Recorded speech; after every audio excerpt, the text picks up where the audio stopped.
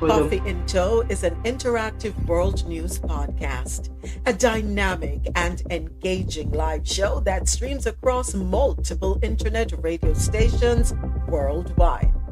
This podcast brings you real-time news updates, in-depth analysis, and interactive discussions on global events, making you a part of the conversation no matter where you are.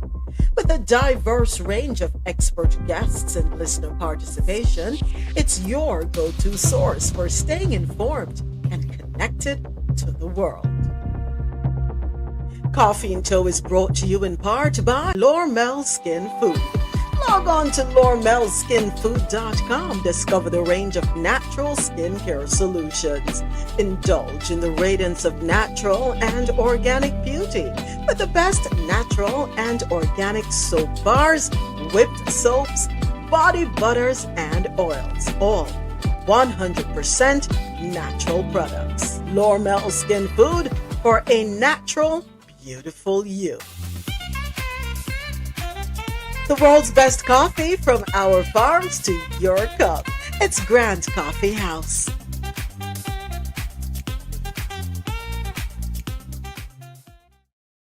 Sharing our genuine opinions. Nobody now cuss up nobody word. Nobody now have FTX live. Nobody I'm a lie, but it happen be true. Nobody now cuss out nobody. Nobody is doing anything. One people could have in our audience. A child could be in our audience. And it's like especially this app, it is geared towards making people just dumb. Somebody report the live man. Not more than people just know want to say Coffee in Tow strive and just know say yo, we're here for the people. We're here to spread the good news, not the bad news. We're here to bring up people, uplift people, not to bring down people. So people don't want that. So you know, see the lady coming at the company yesterday and she said this is refreshing. I felt so good. Who said that yesterday? I heard that one. I think she named something like Kinky Pony. Oh God, I can't remember her name, but she was here because she knew Kirk. Okay. Yes. And she's like, oh, this is refreshing. I'm gonna say, yes, we are a rainforest over here. And she even said at the end of the show, I'll be here tomorrow. Come on now. Well, we not up here beat nobody in them back.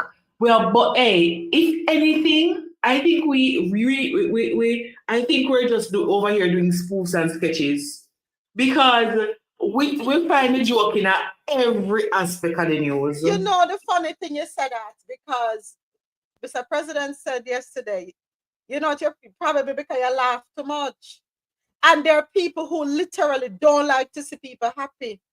They don't like it. It bothers their spirit. With so much negativity going on in the world, we have to promote some amount of positivity, right? What me fit to go on my head top and start twerk and all these things, and then I'll be okay. What me fit to stay on the app and start cuss one heap of bad one, and I'll be okay. I don't know.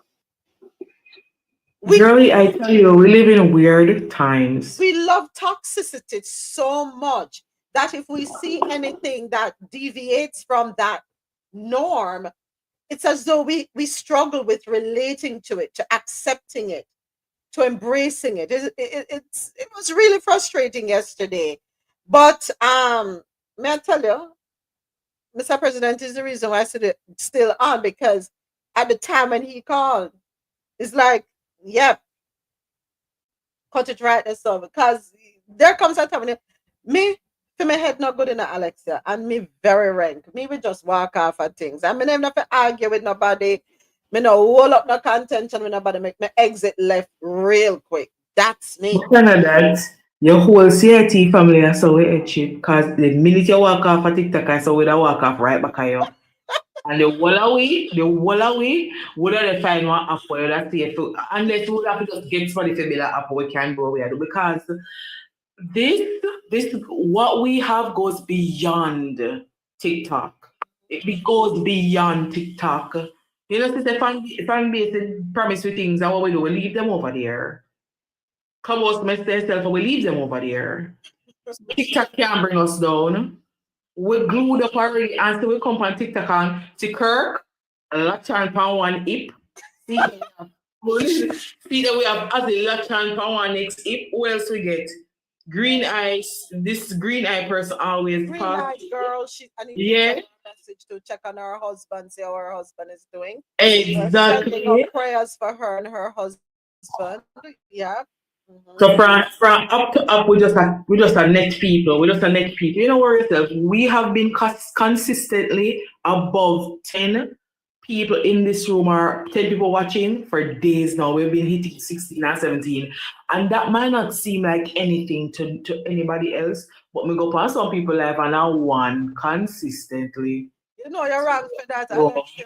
no, we have to acknowledge the growth, no matter how No, it is small true. it I is. appreciate everything and I appreciate everyone because, you could be anywhere else. You could be doing anything else. You could be listening to anyone Actually, else. So I take no one for granted. And my thing is, we came on the app the end of February. You remember the end of mhm. February came on the app, and we have been consistent, and we've been getting a fight. We've been getting a fight since we've had our struggles, and but also it is said that if you're not getting a fight, it means not now You're go not on doing here. something right. You're not doing something Yeah, right. Yeah. yeah. The devil only comes after those who are doing the right thing or moving in the right direction or progressing. And it's not Coffee Tour was never about me. It was always about the people. It was always about imparting knowledge, information, learning. And I want to believe it's a rounded show because it's not just news. We get to talk, we get to laugh, we get to cut up and act a fool sometimes because you need that, with the landscape we have to navigate and how serious everything is. It's also an outlet, right? And yeah, to know that people don't even understand the space, right? You're probably walking at a time or you're scrolling by at a time when you hear something you don't know what we're talking about, and you assume, and you know what I'm saying about assuming, right? You make assumptions and presumptions and then you act on those assumptions, and I don't know, Alexa, but you know what, Kirk, I want we keep moving. Hey, Mel, good morning. Go I ahead. wonder if because they said certain people have worm. I I don't, no, wonder no, if no, no, and no. they ear sweaty ear and say, what? What? What? I report. Hmm? Them lucky. So AT, morning, Mad Libra, they're over on YouTube. AT is asking, oh, Ja just came in. AT, Rosola not here yet. Alexa's here. Thank you so much, Ja. Lexi's here. Kirk is here. These just stepped in the building. All right, so AT's question is, what's the news on TikTok's longevity? Last week, they gave us an additional 75 days. Quite honestly, I don't, thank you, niece. Quite honestly, I don't see TikTok going anywhere because of the economic impact, right? A lot of money is made on TikTok and taxes are paid based on the revenue generated. Um, I don't see TikTok going anywhere. That's me, honestly. I think it's just kicking the ball down the road. In 75 days, I see it being kicked further down the road again. That's me. I may be wrong. I may be wrong, but that's where I see it. But yeah, and then Alexa, then this morning, no pure internet connection problems. The internet just would not connect this morning. And then the music after me sit down and build up the playlist. And the playlist, me make sure me have me select the clean versions of the songs. Because Lord knows sometimes it's hard to find the clean version. Back said it looked like SoundCloud said, no, not today. And give me back the And them give me the unclean versions, the unedited versions. So it was like one song after another with the expletives. Then if I never that and the song them must glitch, glitch, glitch. Let me tell you something. What a day, what a day, what a day. But we shall push through, we shall rise, and we shall get the job done. Yes, AT. Amazon put in a last minute bid for TikTok. Let's see how it goes. I mean, Amazon don't have everybody information already. Anyway, um, I don't know how to feel about it. At this point, I don't care. The information me have, then can do what they want with it because really and truly, anybody try hack me going to be very disappointed, right? They're gonna vex with themselves because number one, them are gonna say, "But this a girl a broke." Yes, I'm of no service to you. They're going to be, them going angry, cross, miserable, trying to hack me and my dull, sad, boring life. No, sir, they can't trust my dears, not me. All right, but this morning, me need my music. I need my music. I have, oh, sorry, you know what? I need my music. Need my music, need my music, need my music. So I have to bust one song. I'm so sorry, YouTube. Hopefully one day YouTube will go past this thing of copyright infringement. Because you play a song. So I have to play music to get my mind right, people. So now bear with me there. Let me get back, bring up my playlist. But besides that, everybody good. Ja, Alexia Kirk, we good? We good? We good? Good morning. Good morning. Good morning, Ja. You're good. Hope You're good this morning. I slept. When I tell you I slept all day yesterday, when I got off with y'all, I ate and went right back to sleep and didn't wake up till like 6:30 at night. Wow. My body needed it. You Mind, did. body, and soul. Yeah. Yeah. Yeah. Nothing is wrong with disconnecting and just pulling the covers over your head and shutting out the world and take care of you. We all need that every now and again, right? Yes. I listened. I listened to my body. Morning, Alexia. Good. Good What? Hold on. Where's my morning, bell? Kurt. Oh, my bell right there. Gotta have my bell, right? Uh, gonna cut me off already. I'm sorry, AT, but with everything that transpired, I need the music to, reset my mind. What I And miss? What I miss? no, Jam, now go back over it all over again. The drama from yesterday, I get my violation, them. Oh, you got a violation? Well, we said Yeah. a couple of words. Even me said a couple of words. I forgot, so I understand. You got it. You just got to accept it and move on. So accept it. You know what the sad part about the violations is put on the money goes back to TikTok. Well, you know what? It wasn't ours in the first place, so hey. All right, I'll be right back with you, YouTube. I'll be right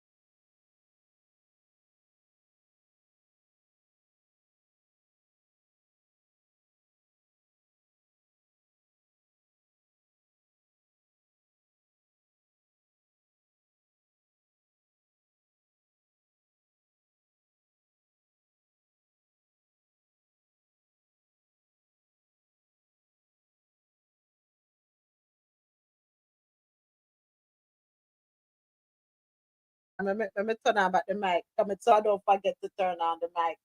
Yes, people. Happy Tuesday.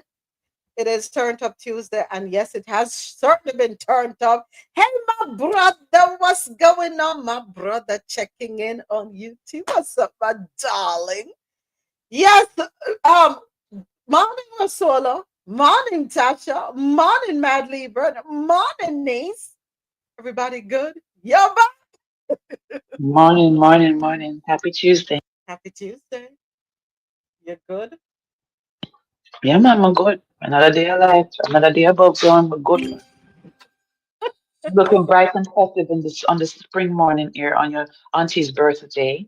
Blessings to my 91-year-old mother. Yes, blessings, blessings, blessings. Birthday. I have to call her after the show. I'll have to call her. You better. I don't want to hear no reports when I see her this evening. I don't want to hear no reports from any of my cousins who don't call. So this all who listening, please call my auntie before we reach over there at 6 o'clock. Thanks. Robin, today is your mother's sister's birthday, your aunt's birthday. She's 91 years old today. Where's Robin? Where's Robin? He's on YouTube. Oh, I'm going over to YouTube to my cousin. Bye. Bye.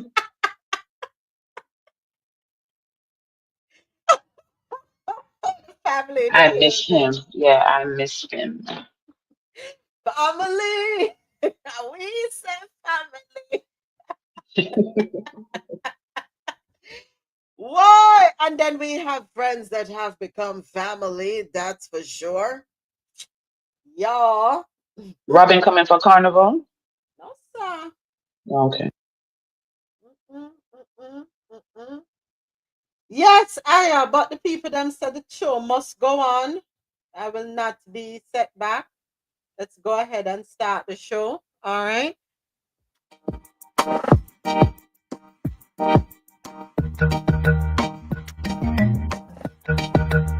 It is Tuesday, April 8th, 2025. Thank you so much to everyone.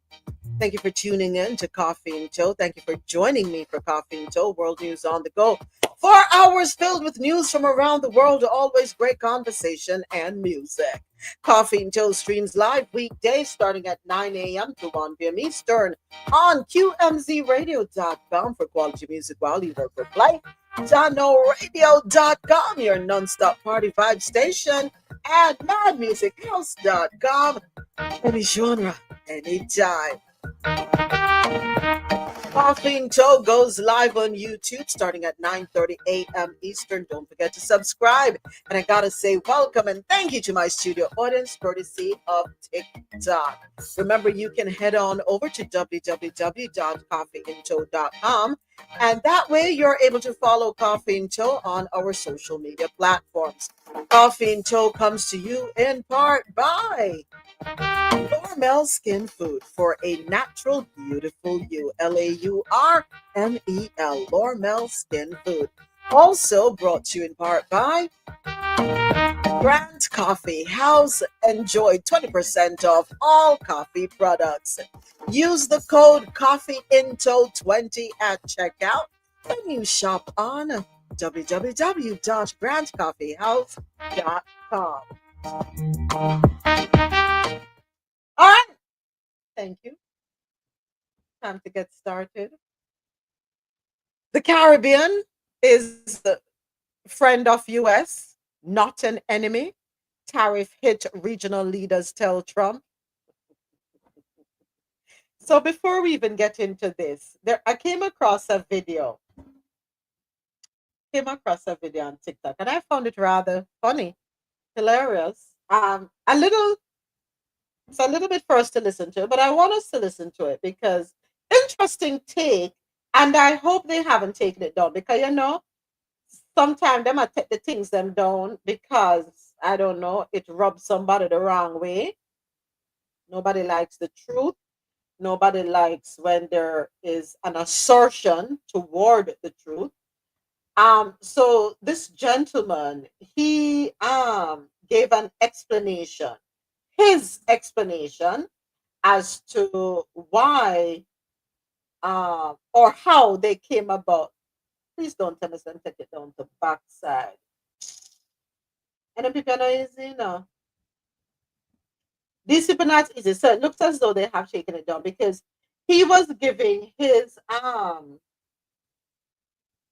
hold on, no, I think I found it. Lies I tell.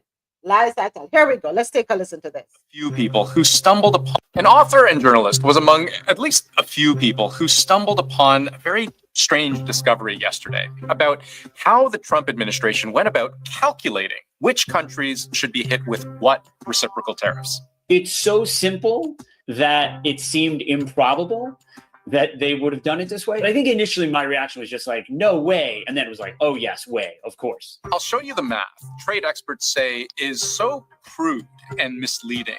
The ones we spoke to all had the same reaction. The way they calculated this just simply doesn't make any sense. I'm surprised that they actually had a formula. It seemed like the tariffs were sort of random and plucked from air, and it wasn't clear what criteria one was going to use. Now, yesterday was a big day for Trump, Liberation Day, the announcement of universal and reciprocal tariffs against almost every single country on Earth.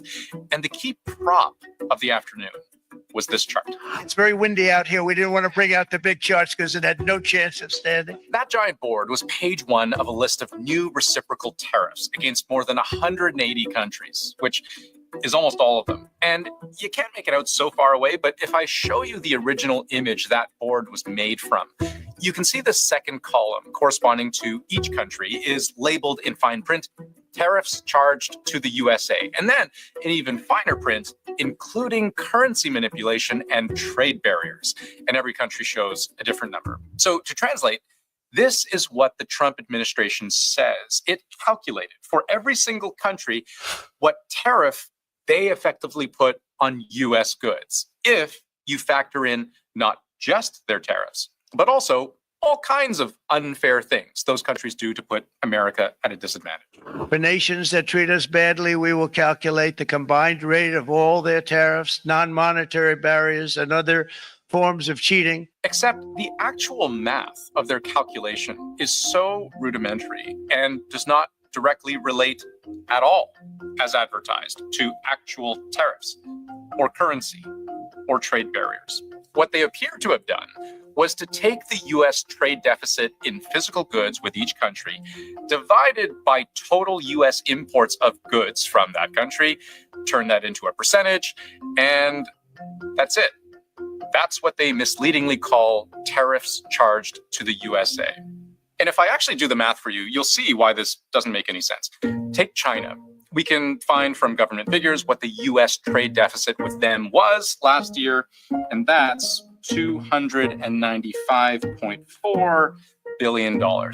If you divide that number by total US imports from China that same year, that's $438.9 billion.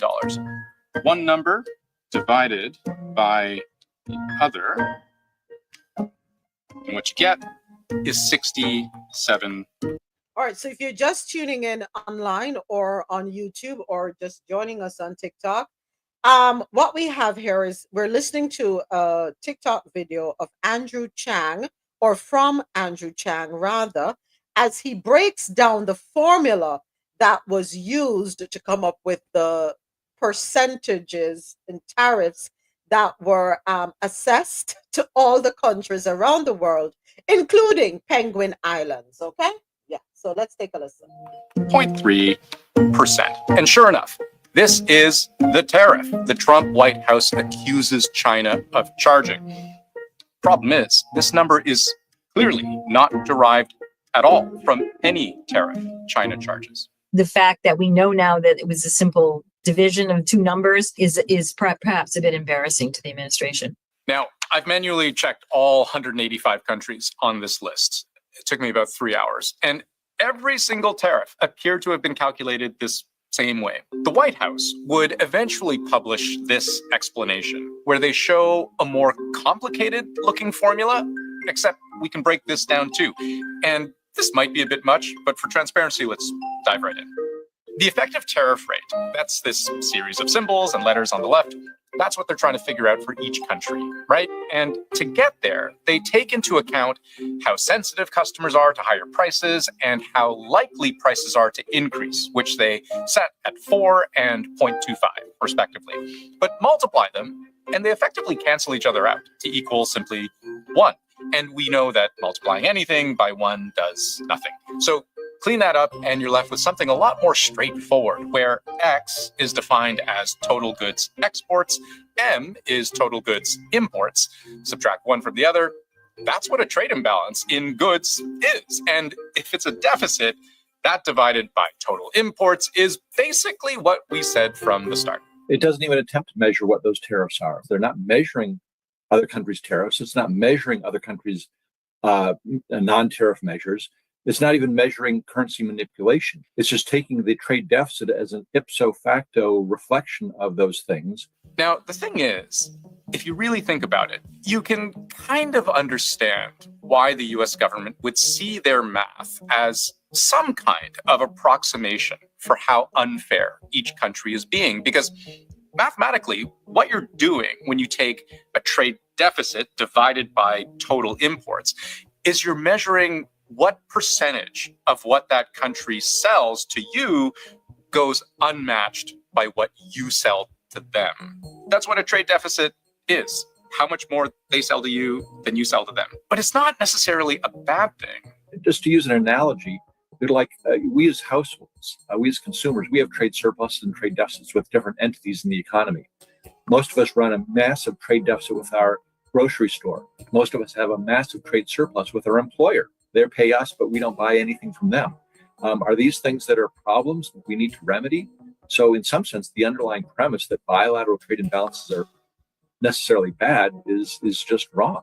But Trump thinks they're bad. He would prefer to be the seller making money as opposed to the buyer spending it, which he's allowed to think. But again, this claim of his that all these numbers on this list are effectively the tariff rates that countries charge the US when they're just not at all.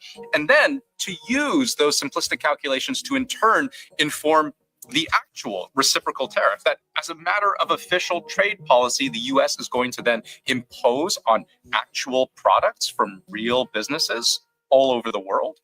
You're going to have a lot of people out there believing something that's not true, namely that Vietnam has a tariff rate of 90% on US exports and Cambodia has a tariff rate of 97%. So that's just bad, right? It just gives people a false view of the world. You know, Trump wields tariffs as a serious weapon of global trade. The word tariff to me is the most beautiful word in the entire dictionary. Okay.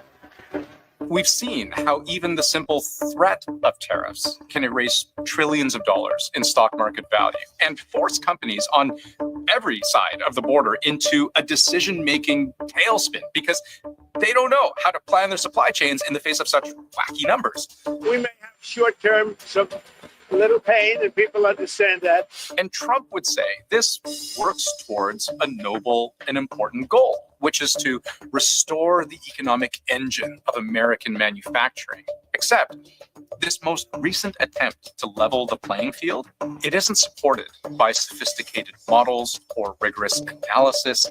It's a shortcut, an oversimplified reduction arbitrarily divided by 2. And because we are being very kind, we're kind people, we will charge them approximately half of what they are and have been charging us. The idea behind them was that Trump could use the tariffs we're imposing and say, oh, you're imposing a 90% tariff, but we're going to impose a 45% tariff. So let's negotiate your tariffs down. But when the 90% number is fake, then what do you do? Like, how do you negotiate it down? If you're Cambodia or Vietnam, how do you know how far to bring it down? And what are you even bringing down? Because the core problem isn't the trade barriers you have in place. The core problem is you're not buying enough stuff from the United States, and we're buying too much stuff, in Trump's mind, from you. I'll show you one last thing. This list, one other thing I found curious was how so many countries have exactly 10% written here as the effective tariff rate that they charge the US. Isn't that weird? Like, all these countries charge the US the exact same 10% rate? Well, again, I checked every single one, and all of them, all 115 of them, actually buy more from the US than they sell, which gives the US a trade surplus. As in, by Trump's definition, these are the countries the US currently rips off.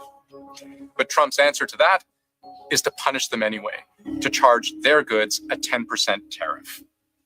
I don't know what logic explains that. I know that was a long listen, but it was worth it in my opinion. Oh. So here's what I'm going to assume, from the news articles that are swirling around saying, oh, they're wanting to meet with him. They're not wanting to meet with him. And this is my opinion based on what I'm seeing now. Okay. It's not that they're wanting to meet with him to beg him to rethink. I think the meeting is about explaining that whatever concoction this is, just doesn't make sense, and that he was ill-advised by programmers who went in with a formula and made up something and gave it to him, sold it to him, packaged it to him in a way that was convincing. And then he said, okay, this is it. And, had them do up these huge, remember you had to do poster boards for your children when they were in school. So somebody took the time to do up these huge boards to convince us that, we're doing the right thing. And I have said this, and I would love for my president to take a hard look at his team around him, the president of the United States. I need him to take a hard look at his team around him and question them. Honestly, question them. Because there is a lot of ill advice swirling around. I'm sorry, there's not a way to put it. And it is time for America to get back in its rightful place of being respected, because right now we're not looking too cute on the global scene, right? Not at all. Not by any means, right? But in the midst of this, not to worry, folks, we do have a potential parade coming up, and I'm not sure what the dress code is going to be yet, but yeah, I think we need to all show up for this parade, Donald Trump is now planning a military parade for himself that will cost taxpayers tens and millions of dollars. And he's planning this in the midst of the economic turmoil that he has created from his tariffs. So back in 2018, Donald Trump tried to have this exact military parade during his first term, but was denied by military leaders as they estimated it would cost $113 million, would tear up the roadways, and would be a logistical nightmare. However, now that Donald Trump has no guardrails, a DC source with knowledge of the plan has confirmed that Donald Trump will get his way this time and will have this military parade, which lands on June 14th, which is the U.S. Army's anniversary, but it's also Donald Trump's birthday. So there you have it. The president of the United States, after wrecking the economy, after destroying the stock market, after crashing people's 401ks, is planning his birthday, a military parade that you and I will have to pay for with our tax dollars. Oh. He robs us blind. Now, imagine, hold on, Jeff. Done any of this. Let me just, I just want to be clear about this. Imagine that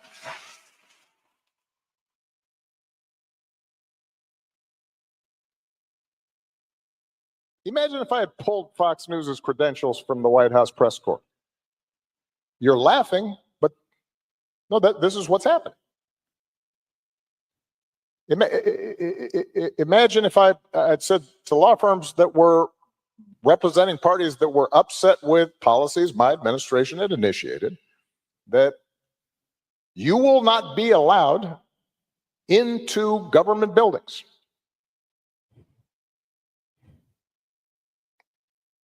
We will punish you economically for dissenting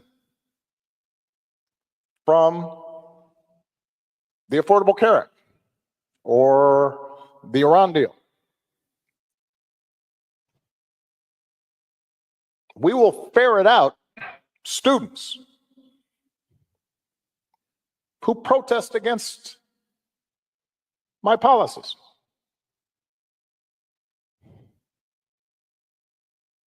It's unimaginable that the same parties that are silent now would have tolerated behavior like that from me or a whole bunch of my predecessors. So, and I say this not on a partisan basis. This has to do with something more precious, which is, who are we as a country and what values do we stand for? Sorry, Ja, I know you were going to say something, but I wanted to play that video right after the military parade video.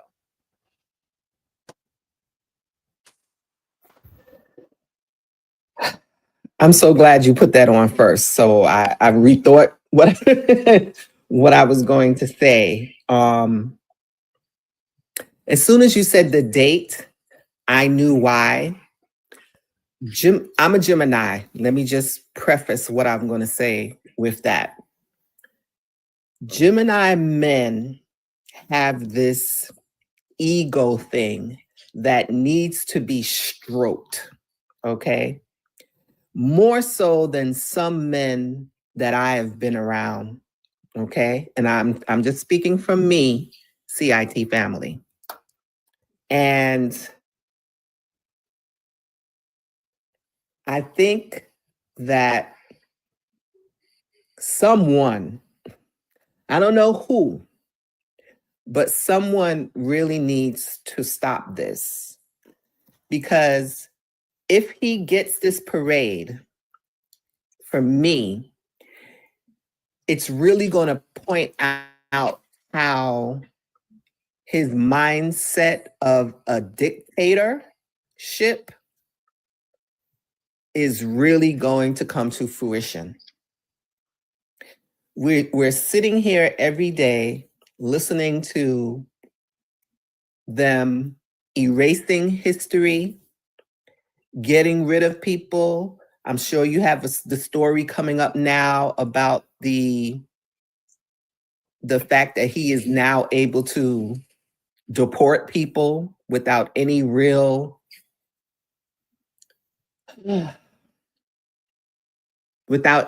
checking. And I know our Mr. President had said these things was not going to happen, but people, you did not like that word we used to use last year, WOKE. I don't know what word we need to say for you to open your eyes and ears, but this man needs to be checked. And I'll just end it there because I was going to say some other stuff and it's not going to be good. It's a shame. It really is a shame. Yes, Rosolo. The audacity, the caucasity. I yield. All right, thank you, Ja. Anyone else has anything they want to say on what's going on? Hey, James. Hey, Adesoji. Millions of dollars. People have lost a lot of money on the stock market. People's 401ks are in shambles. The cost of goods have gone up. Yes, they have gone up already. I have seen it firsthand myself. And now we're planning a military parade. that's going to cost millions of dollars.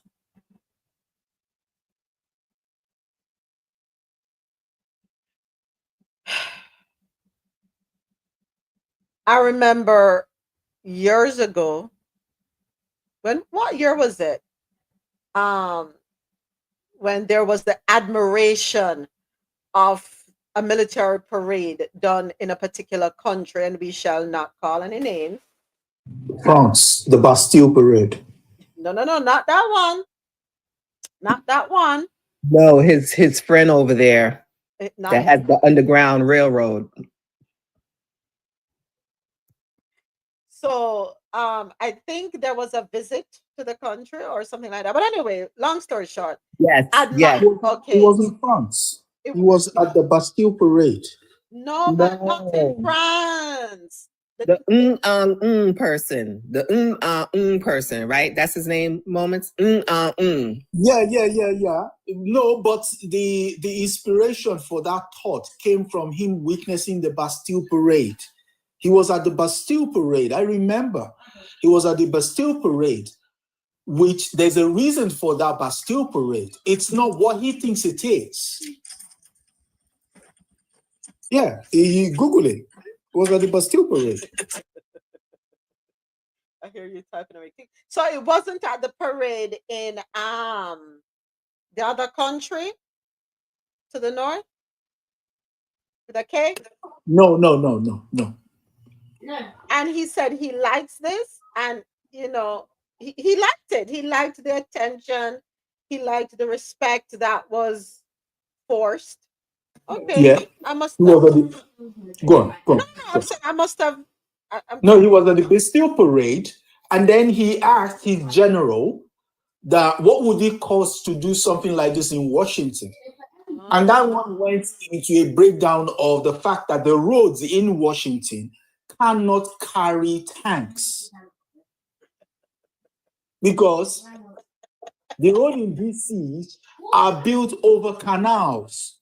They're hollow underneath. Those tanks, if they roll on those roads, they will crack it. So make it crack them.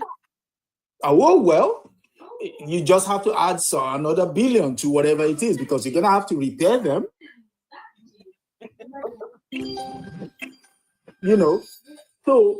So the problem, when someone said, when Lady Ja was saying earlier that he needs his ego stroked, the parade is not so much as the ego. For me, it's the destruction, the waste that lays before the parade. The parade is just a victory lap. Because when Obama said, imagine if this was me, he's not talking about something that might be done. He's talking about something that has already been done. And there is no check for it. There's literally no check for it. Yesterday, a list came out of the Department of Navy, the libraries, to take away 381 books. Again, I keep using, last time when it was said, he was running, somebody's message was not on point and everything. Listen, when you see an existential threat, you don't worry about how language is. You embrace and then navigate. But with this guy is in over his head. And I repeat that word, in over his head. The world will survive. There was also something somebody said yesterday, I think it was on CBS, that no empire gets put down. They unalive themselves. What's he doing? He's basically unaliving the empire. I mean, I want the empire to fall, but when you're basically doing crash and burn, the thing what you're creating is you're creating chaos. Usually other empires, when they falter, when the Roman Empire falter, even what's it called?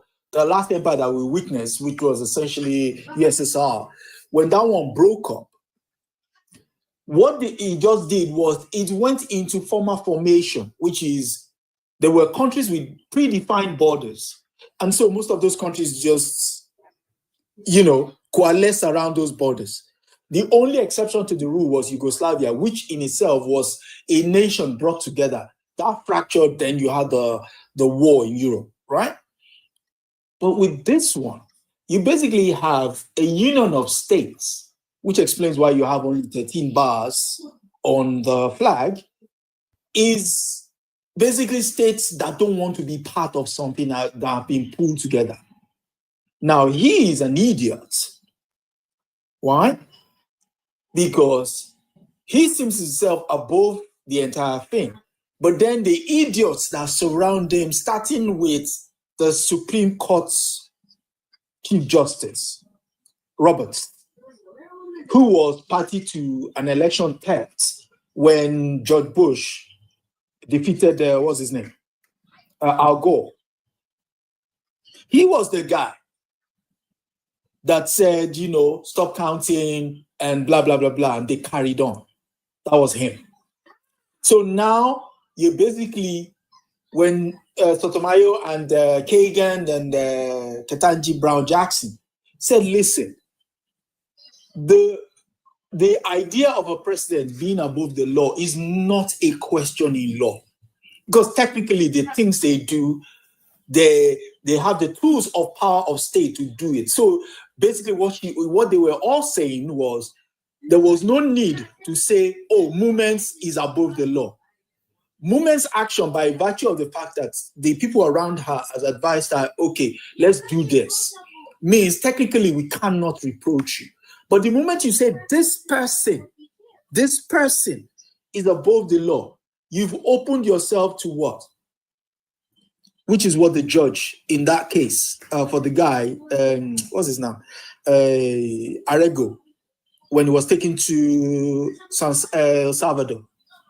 Oh, oops, we made a mistake and we can't rectify the mistake. Go and bring him back. Oh, I'm afraid we can't do that. I beg your pardon? We can't do that. So not only have you defied the original order, because there was an order on him that says you cannot deport him, especially to El Salvador. Now that you've done it, you're now saying, make us bring him back. Because you can't. Who's going to check me, boo? You see? Who's going to check me? And all of this because you cannot live with the sight of a woman in power. I mean, how insecure can you be as a man? How insecure can you be as men?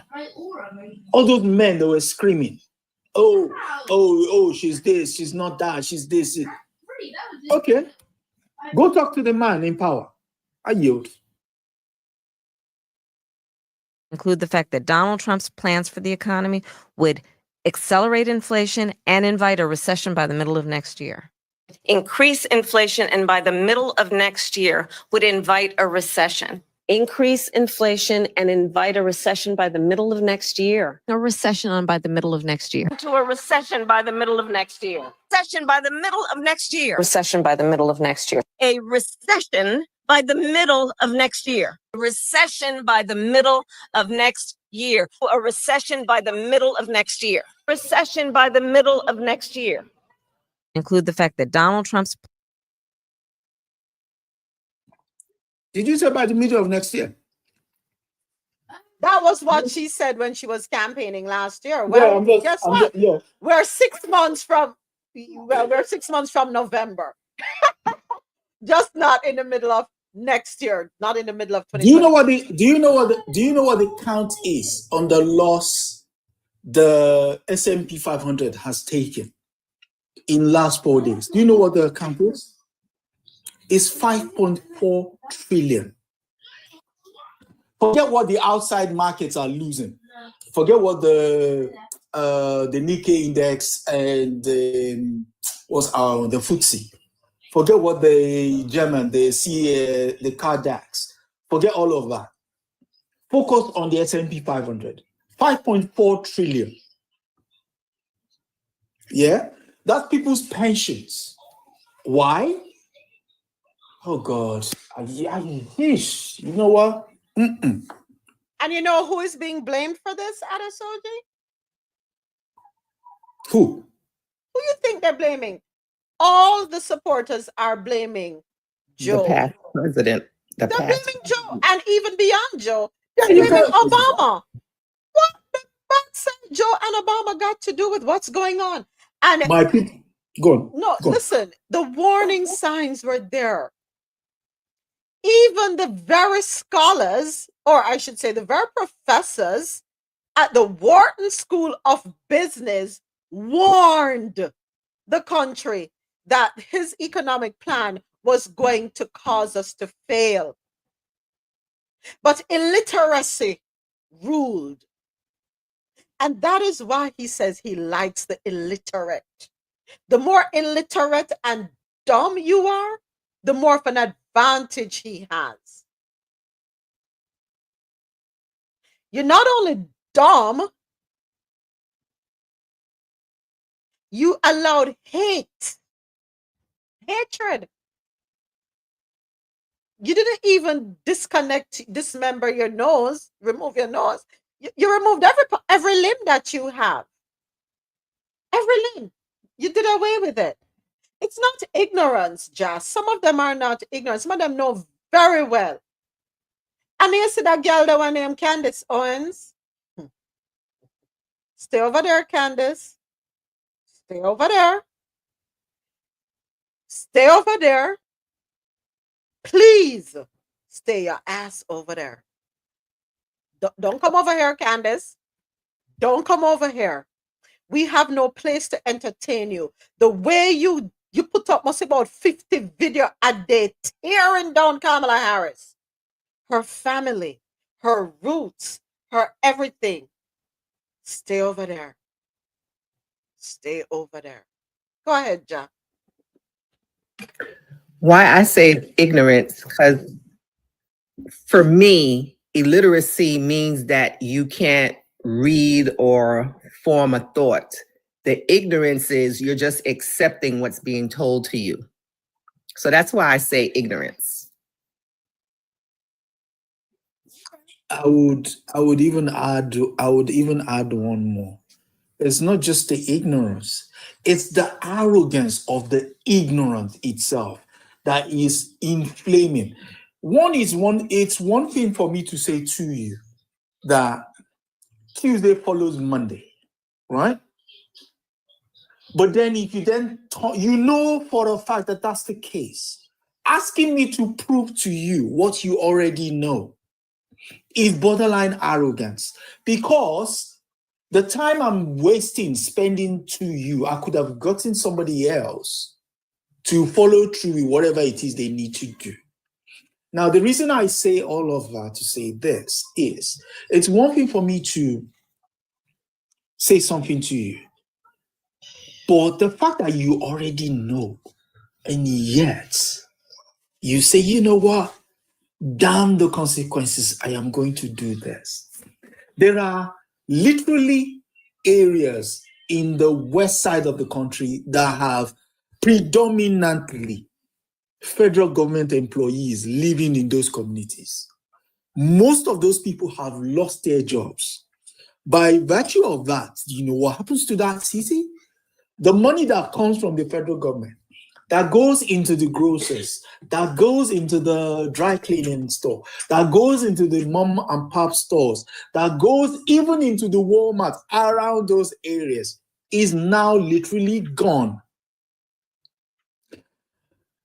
Your mortgages, if you cannot keep, hopefully some of you have paid, or you've paid off those mortgages. If you've not paid them off, those houses are going to be foreclosed. Right? That is, how can I say, that is self-immolation. There is no other way of saying it. Self-immolation. You know what? That's my petard, and I'm going to impale myself on it. I mean, who does that? Who does that? Who does that? You know, you look at, I mean, it's wild. The farmers who, in the first year of Joe, sued the Black Federation of Farmers for them getting $5 billion that they could have gotten, you know, eons away. Lost so much amount of land. Eventually, they get a buy. You then sue them for getting that money. They eventually get the money. You know, they won the money. They got it. The first thing you will do, instead of saying, "Oh, we're all farmers," you know, that kind of thing, so let's work together. What do? You vote against your own very best interest. The workers that used to work on your farms for pittance. I mean, when I watch it, I'm like, okay, see, I listen to you now. See, I hear you. What do you want me to do? Tell me what you know, it's one thing for me to listen to you and say, oh, by the way, moments, if you turn down the volume a bit, you might not get feedback. If you do this, that. That's, you know, that sounds rational. Yeah, that sounds rational. But knowing fully well, if you crank your volume up to a point, you will constantly get feedback. And after listening to you, you say your recording is bad. But that recording has already been done. What do you want me to do to the recording, knowing fully well that you knew not to turn the volume up? What are we going to do? That is literally what the United States is in right now. For those who don't know, I mean, even the soundtrack, that soundtrack that we used to play, I mean, alone, listen to that. 500,000 people. That's not 500,000 people, 1111. That's 500,000. With the way you recounted the story about how they live in Florida, that's 500,000 that would then have dependents.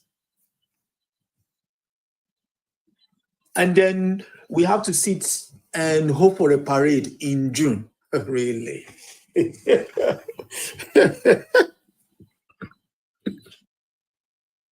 Under Obama, it's happening under Trump, okay? And it is under the guise of fighting anti-Semitism on college campuses. And that this is an epidemic. And you've got the Human Health Secretary, RFK Jr., saying, oh, we have to declare this an epidemic.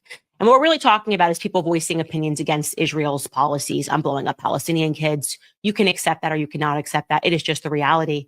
And if you don't understand how close we are inching to them destroying free speech, and once speech goes, everything else goes, then you need to start paying attention. They are redefining anti-Semitism to even be parts of the Bible. They are saying that it is anti-Semitism, and the Trump administration is pushing this on college campuses to even suggest that a Jewish person might be more loyal to Israel than they are to America. That's totally plausible. It's totally plausible that a Black person in America might be more loyal to Uganda than they are to America. Look at that. That is like, why are we redefining this? Portions of the Bible? I mean, it's getting crazy. So I want to show you this Senate hearing. So they had another Senate hearing, like the one that I showed up on, except this one, it was on anti-Semitism on college campuses. And I want you to listen to what this rabbi got up and said as he called for hate speech laws. How is it that Candace Owens, when they go from being this alt-right person to all of a sudden wanted to change her brand? Don't change your brand, Candace Owens. Stay who you are. Because we're going to always remember who you are and what you've said. You've sided with hatred. You've sided with racism. You've sided with misogyny. You've sided with all of these terrible things. Now, all of a sudden, you want to change your brand. You want to jump ship. Don't jump ship. Stay where you are. Because there's an old saying, birds of a feather, they flock together. and you stay right over there with that flock of birds that you have fellowship with. How is it that You know, I watched this woman in some of her videos shredding Kamala Harris and her family to pieces. And as she was doing so, she sat with a cross and a Bible behind her. She was for sale. She was paid very handsomely to tear down Kamala Harris and everything attached to her. Did the money run out, Candace? Nobody, you didn't get a position? You didn't get the position you were expecting? You grew astronomically, and there are other people who joined you, Candace, in tearing down Kamala Harris, positioning her, and the so-called family members that you speak to. We're yet to hear their names. The way you went in, we're still. Let me tell you something. Stay which party there, Candace. Karma is a BR, isn't it? That's the second time she's trying to jump ship. Is it that they have no use for you on that side anymore, Candace? That's exactly what it is. They won't have any use for her again until another vote or something comes up. I saw on, I think it was this weekend, the lady that had worked in Popeyes that was wearing the red cap and was saying how much she loves him and blah, blah, blah. Now her son, unfortunately, is being tried and may get 20 plus years for something. And now she wants to come back to us to say that the police are, is treating her family wrong and they treat our people wrong. Why is she not calling Red Cap for help? That's who she need to be calling. Folks, if we have any connection issues, I'm warning you, we're having thunderstorms right now. So just in case. Go ahead, Ja. Continue. Stand on your SHIT. If you're going to say it, stand on it, stick with it, and stay over there with your flock like whoever it was speaking a few minutes ago. Okay, so... Carry on, other soldier. I'm going to go fix something real quick. Carry on. Okay, so with regards to Miss Owens, I don't want to call her by, because calling her by her first name breeds some sort of familiarity. So you have to treat her as formally as possible. Miss Owens has always been a puppet, a paid puppet. And there is not one opinion she has that the idea that free speech has been under attack only when she suddenly realized it has been shows the level or the lack of historical awareness on her part. That problem has been a long-standing one. Even before the late Edward Said wrote the book Imperialism, Culture and Imperialism, you could go read it. It's all in there. The notion of Aristotle, Plato, Kant, and they've all done all this work. The guy, that lady is not only confused, but is also a dash or a representation of what it is we're talking about today, which is ignorance steeped in arrogance. She doesn't know what she's talking about. Half of the time, she has one talking point that doesn't tie up with what everything else is. And so it's like the old saying, when you look at the tail of an elephant, that is what shapes your worldview. So for her, the worldview of the elephant, her worldview of what an elephant is just a tail wagging in the breeze. The woman is, it pays me to say this, sorry, let me change. That particular lady is annoying. She is silly. She is stupid, unread, unlettered. Yes, you could string sentences together, but if you doesn't have context, or I mean, screaming, they are going to reshape anti-Semitism. You're gonna, while you were at the Daily Wire doing what you did, we knew when you were hired by the Daily Wire, and so all of a sudden now you fell out with them at the Daily Wire. They kicked you out. All of a sudden you found your voice. Oh, bless. You're able to string sentences together now. Oh, so it's funny. But the painful truth is people would be impacted by the shenanigans. Which brings me to the story of you will have heard this expression when they came for the Catholics. I did not speak up when I came for. That is an I did not speak up, and yeah. So the name of the guy is. I know they came for me. Yeah. So is what's his name again? Neumeuller. So he was a German Catholic priest. He believed what these guys also believe, that the world has fallen off a ledge, that God needs to send someone to clean up the mess. And then when H-Man turned up, he signed up with H-Man. So H-Man, initially when they started taking people out, he was like, oh, it's probably necessary because these people represent decadence in society. And eventually they came for him. 6 years later, would he come up with that quote that when they came for, that kind of thing? That was 6 years in prison. Yeah. He was also put on a concentration camp. That was when it dawned on him that you're not special.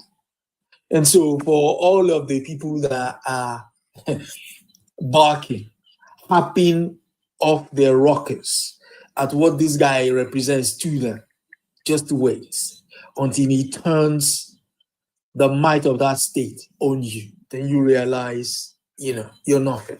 I yield. I'll say this. Oh, and go ahead, John. Then I'll say what I have to say. Go ahead, John. She's a cloud chaser. She is someone who thought when she married into a family that she would have assumed some type of status that allows her to open her mouth in a way that she has. But just like the people in the big house, if your owner needs money, you may be sold as well. I yield.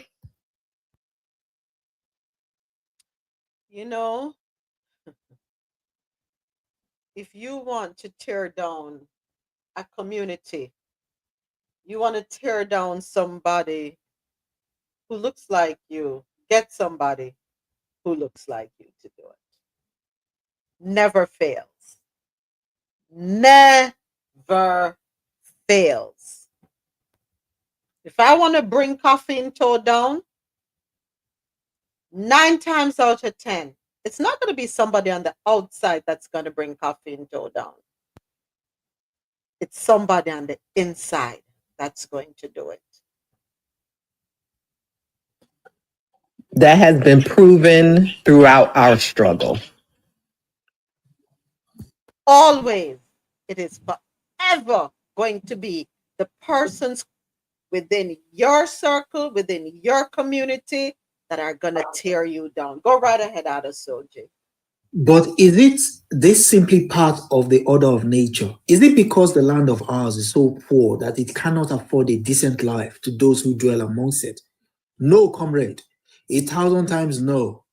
The soil of Feeling Country is fertile. The climate is good. It is capable of affording food in abundance to an enormous greater number of animals than now inhabit it. The answer to all our problems can be summed up in one word: man. Man is the only real enemy we have. Do you know where that comes from? George Orwell's The Animal Farm.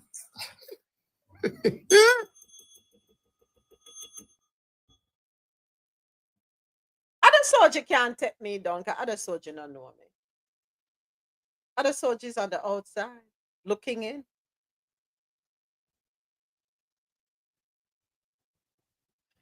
Rasola can't take me down. Rasola's on the outside looking in. Javed can't take me down. She's up on the outside looking in. They all want to take me down, but they recognize it's going to be hard for them. So what them do, them have to find somebody who knows me, who is on the inside, get to them, get to that person, and then that's it. We all have a Judas in our lives. We all have a Peter that shall deny us 3 times. Yeah, we all have them now. We all have them. We use our own to ruin our own. And in ruining our own, we don't even realize that we are also next up. Yeah, we're next in line. We don't realize that. My peace. May peace be with you. That's all I can say, Candice. We're taught that we must forgive because forgiveness is not for them, it is for us. Forgiveness is not for the person who has created the problem that has caused, that inflicted the pain. No, it's not for them. It's for me and my spirituality and where I will end up ultimately. I mean, because of them. Can we say it can happen in a culture? What do you mean, Ja? Any culture can be brought down by. Yeah, but that's what. Okay. Yeah, that's what. Okay. So, me, when I forgive her for what she has done, it's for my well-being. It's for my well-being. So I forgive her. I won't forget. And let's remember this. Forgiveness is not about them. It's always about us. Whoever offended you, it's about you and your reconciliation. Because we are going to meet our maker one day. I mean, because of what she do, I want anybody else to prevent me from living a good life in the afterlife. I hope she asks for forgiveness for what she has done. I hope that's what she has done. Sitting there. You see, when them are wear them cross and them chests are in them ears or wherever, that means nothing to me. It does not impress me. I'm not impressed by it because that's a show. That's just for show. Are you living in accordance with the values of the cross? Go ahead. Go right ahead. No, I wanted to say something. Also, to those, you remember one of the battle cries when this guy was going to be elected was also about the trans community, right? Where is that drum now? Where's that drum now? You see, when people use the immigrant as what's it called? As a battle cry. They use the fear of the minorities as a battle cry. They then use the trans community as a battle cry. I keep saying something to people. Be a friend and a parent to your child. when you do that, there is no influence out there that would turn them away from the path they need to be on. It is when you do the bully boy tactics. Yeah, I'm not saying be buddy to the point where there is no delineation, but be the best friend and listening ear to your child. Nobody can influence your child, knowing fully well that that child has a bouncing board in you and your hobby, your partner, for their ears, for their attention. Oh, daddy, uncle, this baffles me. Could you explain it to me? Once you create that kind of avenue, no one can. So all of that scare tactics does so much that people who themselves are marginalized will then buy into the rhetoric pushed out by somebody seeking to use their quote-unquote fears to garner their votes. Would not have happened. Would not have happened. Would not have happened. This, I mean, this is no grandstanding. Okay, yeah, we all don't like our governments. But in not liking our governments, you don't jump into the fire because you don't like your government. You change it. You know, you move it little by little. We strategize to survive. Yeah. I'm not, listen, with the greatest of respect to any, any and of the overall narrative out there, you will never see me beat the drum for them. Never. Mm-mm. Because history tells me that, listen, they only need to curry favor. Once they've curried favor, they've done it over and over and over and over again.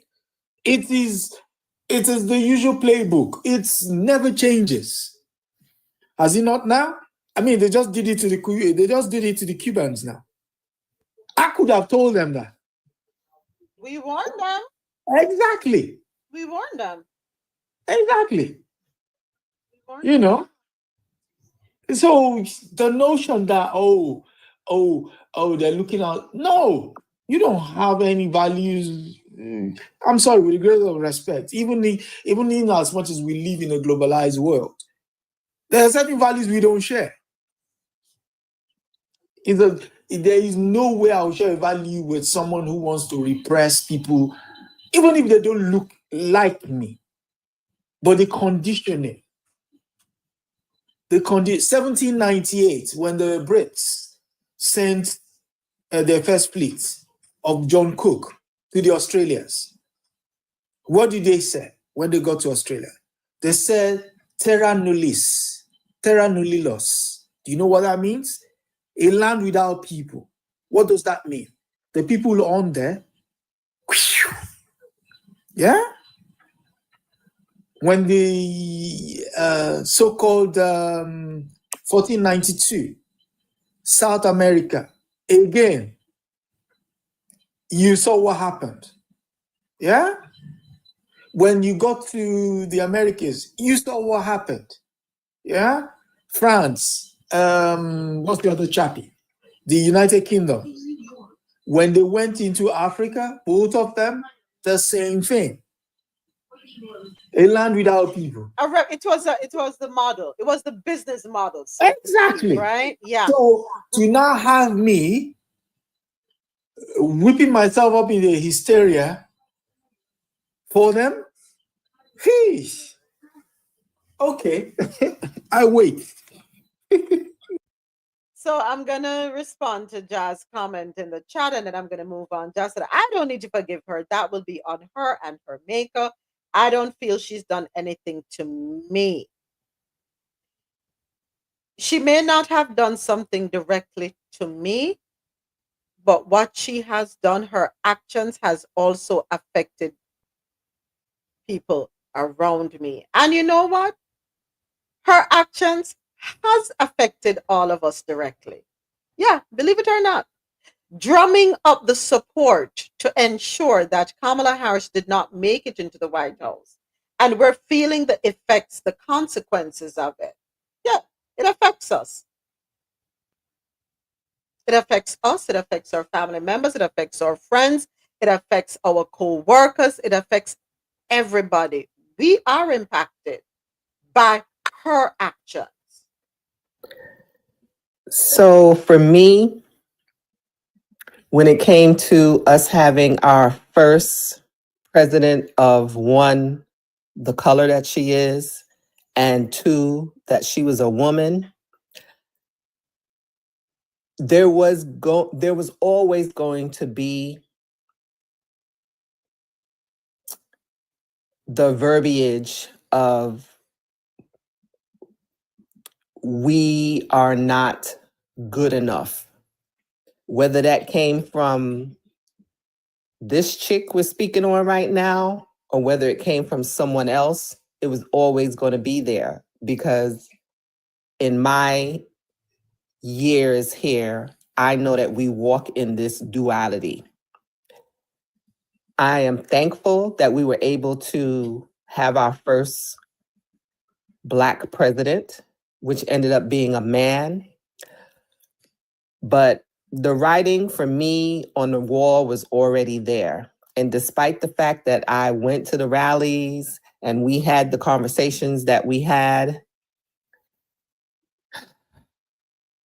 I knew it was going to happen. I didn't want to put it out in the universe because you know I am that person that don't want to say things to put it out in the universe. And maybe I did not have maybe my faith wavered a bit, but it was going to come. Whether it came from this chick or the next chick or the next guy and the other guy, it was going to come. So honestly, she ain't do nothing. Like I said, she's going to have to atone with her maker, but not to us, because we've been there, done that, and we'll be walking through this for a minute. I yield. All right, thank you, John. Mr. President, not sure if you're able to speak. I saw your comment. The me complex is what got us here.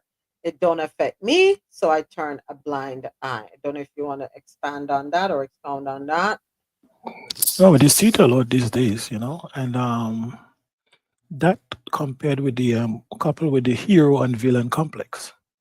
So when people want to do things that is bad, what they do is they create villains and heroes. So they create a problem and they come up with a cape to allegedly solve the problem. So everybody look at everything in terms of black and white. And black and white is manipulated. Now the me complex is where you see bad things happening, you say nothing, you partake not in it because it doesn't affect you. The same thing that was surgery referred to earlier. When they come for this person, you say nothing, they come until they come to you. Now, when you come to you, that's when you're screaming, kicking, and so. But before that, you turn a blind eye. And it's like almost that we have lost our humanity in that we do not look beyond ourselves. And that is when evil reigns. When we become so selfish and self-centered, when good men see bad things happening and do nothing, that is what you find evil reign, because then the collective force of good that should be there to rein in the power of the collective evil is not there. So it creates an imbalance and give unjust power to the oppressors. Because they keep, and that has been the modus operandi forever, keep the oppressed divided. As such, a small group of oppressors could continue to reign. I just wanted to bring that point out there. Yeah. There's a point earlier when you're talking about the recession. If I'm not mistaken, the US, we already saw a recession, a decline in GDP in the first quarter. A recession is essentially an extensive decline in GDP or reduction in GDP, massive reduction, right? So if you see a decline in the first quarter and at the current rate we're going, it's more than likely we would have a decline in the second quarter. So we could be looking at a recession in July. Yeah, in August. absolutely. So that would be on point with what Kamala Harris said by in 6 months, right? We'll be all in, literally. The difference of that me you're speaking on and the me that I was speaking on, despite that I feel that she didn't do anything to me, I spoke up, I gave knowledge, I participated. So I just wanted to throw that out there. All right. All right. Thank you, everyone, for the. Jen, it wasn't relating to you. It was just a general. Oh no, a general observation. No, I was just wanting to show that for me, I think there's two sides of that me. That's all. All right. The Caribbean is a friend, not an enemy, leaders in the region have told Donald Trump after the U.S. president's imposition of worldwide import tariffs. This article, courtesy of TheGuardian.com. The Prime Minister of Barbados, Mia Mottley, invited Trump to talk with leaders in the region and work together to keep prices down for all of our people, adding, I simply say to President Trump, our economies are not doing your economy any harm in any way. They are too small to have any negative or distorted impact on your country. Mottley warned Caribbean citizens that the tariffs would mean higher prices for all of us. The finance minister for St. Vincent and the Grenadines, Camilo Gonçalves, who is visiting the UK to promote foreign investment, particularly from the Caribbean diaspora, said the US tariffs, which range from 10% to 38% on Caribbean countries, could have a detrimental impact on his country's agricultural and fisheries sectors, and also drive up the prices of imports, leading to unsustainable inflation and rises in the cost of living. He went on to add, we import many, many products, fruits, vegetables, manufactured goods, meats, cement, steel through Miami and other US ports. And not all of those products are of American origin, but it's a convenient point of transit for the Caribbean. Going through these ports, he added, these US ports, meant they would be subject to the increased US tariffs. Those tariffs will come at a cost. They'll become a tax, essentially to Caribbean consumers. The minister said SVG was working closely with other countries in the region who are part of the Caribbean Community CARICOM to engage with the US on the matter, and that it was also looking at solutions such as developing partnerships with other countries in the Commonwealth. He added, I think that if the United States has made a policy decision to withdraw from global trade, it does not mean that global trade is dead, unalive. It simply means that one major player has withdrawn from the game. I believe that other countries that continue to see the advantages of global trade and globalization will adapt. And I think that the Commonwealth connection is advantageous. Investment from SVG nationals living abroad could drive rapid growth, estimating that their economic strength was about 5 times that of their fellow citizens at home. On Friday, Mottley, who is also the chair of CARICOM, issued a statement stressing that the Caribbean was already reaping the benefits of work to diversify economies and shake off the legacy of our colonial dependence, but admitting that the region was still largely reliant on imports, as she expressed her concerns about the impact of the tariffs. Them say something when me stand 10 toes down, pan. 100, how many countries in the world? Even including the penguins? These tariffs is going to prove to the world that the United States is not as big or don't have a big stick as they think they do. So we have 195 countries in the world, including 193 nation member states and 2 non-member observer states. Those are Vatican and Palestine. So yeah, we have 195 countries in the world. -2, and we know which two we're minusing because they go hand in hand. Birds of a feather. So 193 countries in the world. So you're trying to tell me that one particular country, is responsible for the economy going around? One country? Is one country alone doing all the importing and having the wheels of industry turning continuously around the globe? One country? Is that what you're really trying to tell me? One country? That's why they're trying to get their hands on the different trade routes to control. We've said that here several times. I mean, you have to understand the reason why, one of the main reasons why the US is so influential in the world. One is the biggest consumer market. So it's a big consumer market. So every supplier want to supply that market and sell in that market, all right? The also thing is, you're looking at the US has been the global currency for a long period of time. So a lot of what we do was centered around the US and how it operates and so on. So you cannot just decouple from the US overnight. As much as, for instance, look at the SWIFT system, right? International banking system. They literally has a monopoly in it. They control that. Hence the reason why they could sanction countries and put restrictions and so on. Now the process of decoupling has begun and is speeding up because of the current administration or in recent years. But it will take time. And hence the reason why so much people would feel it in the short term.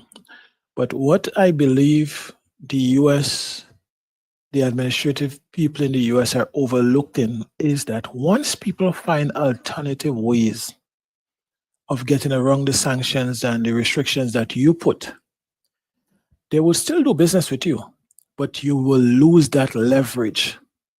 And once you lose that leverage, especially since that your dollar is only backed by good faith. That is what kept it strong. It was backed by good faith. Now you weaponize the dollar, you're putting tariffs and turning even your allies against you.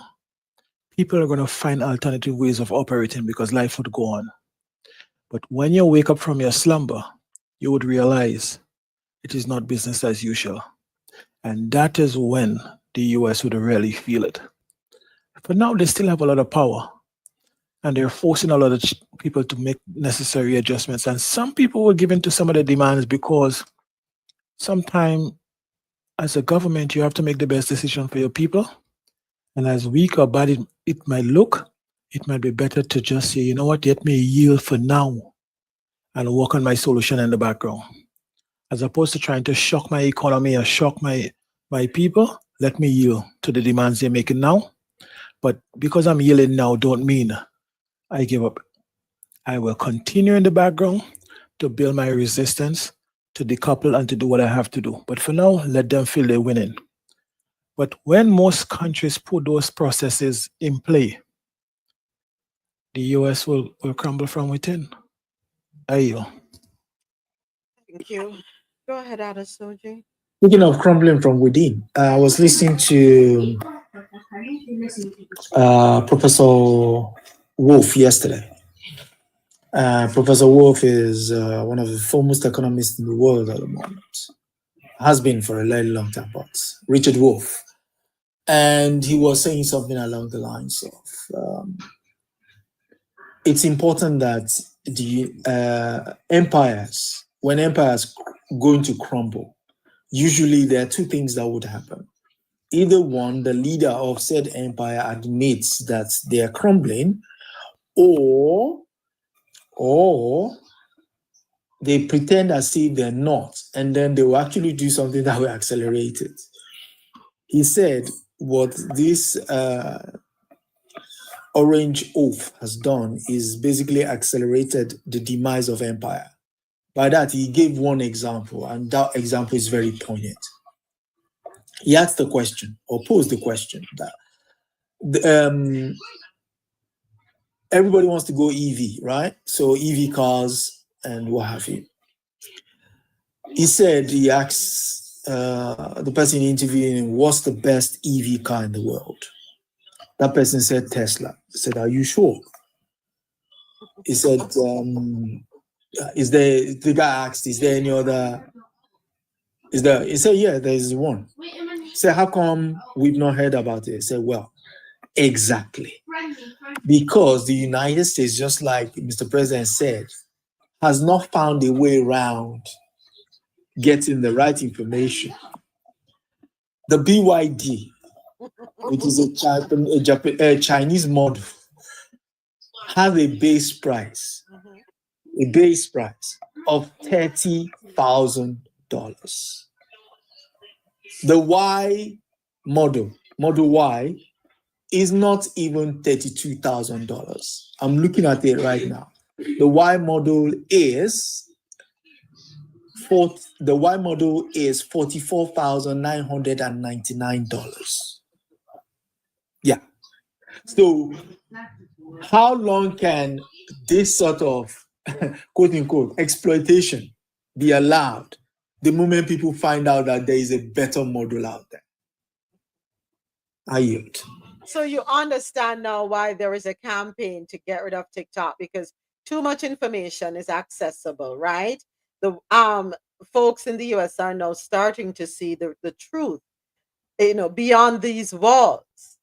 Yeah, that there is more going on out there. Hey, James, morning. Go ahead. Moment. Oh, sorry. Go ahead, Mr. President.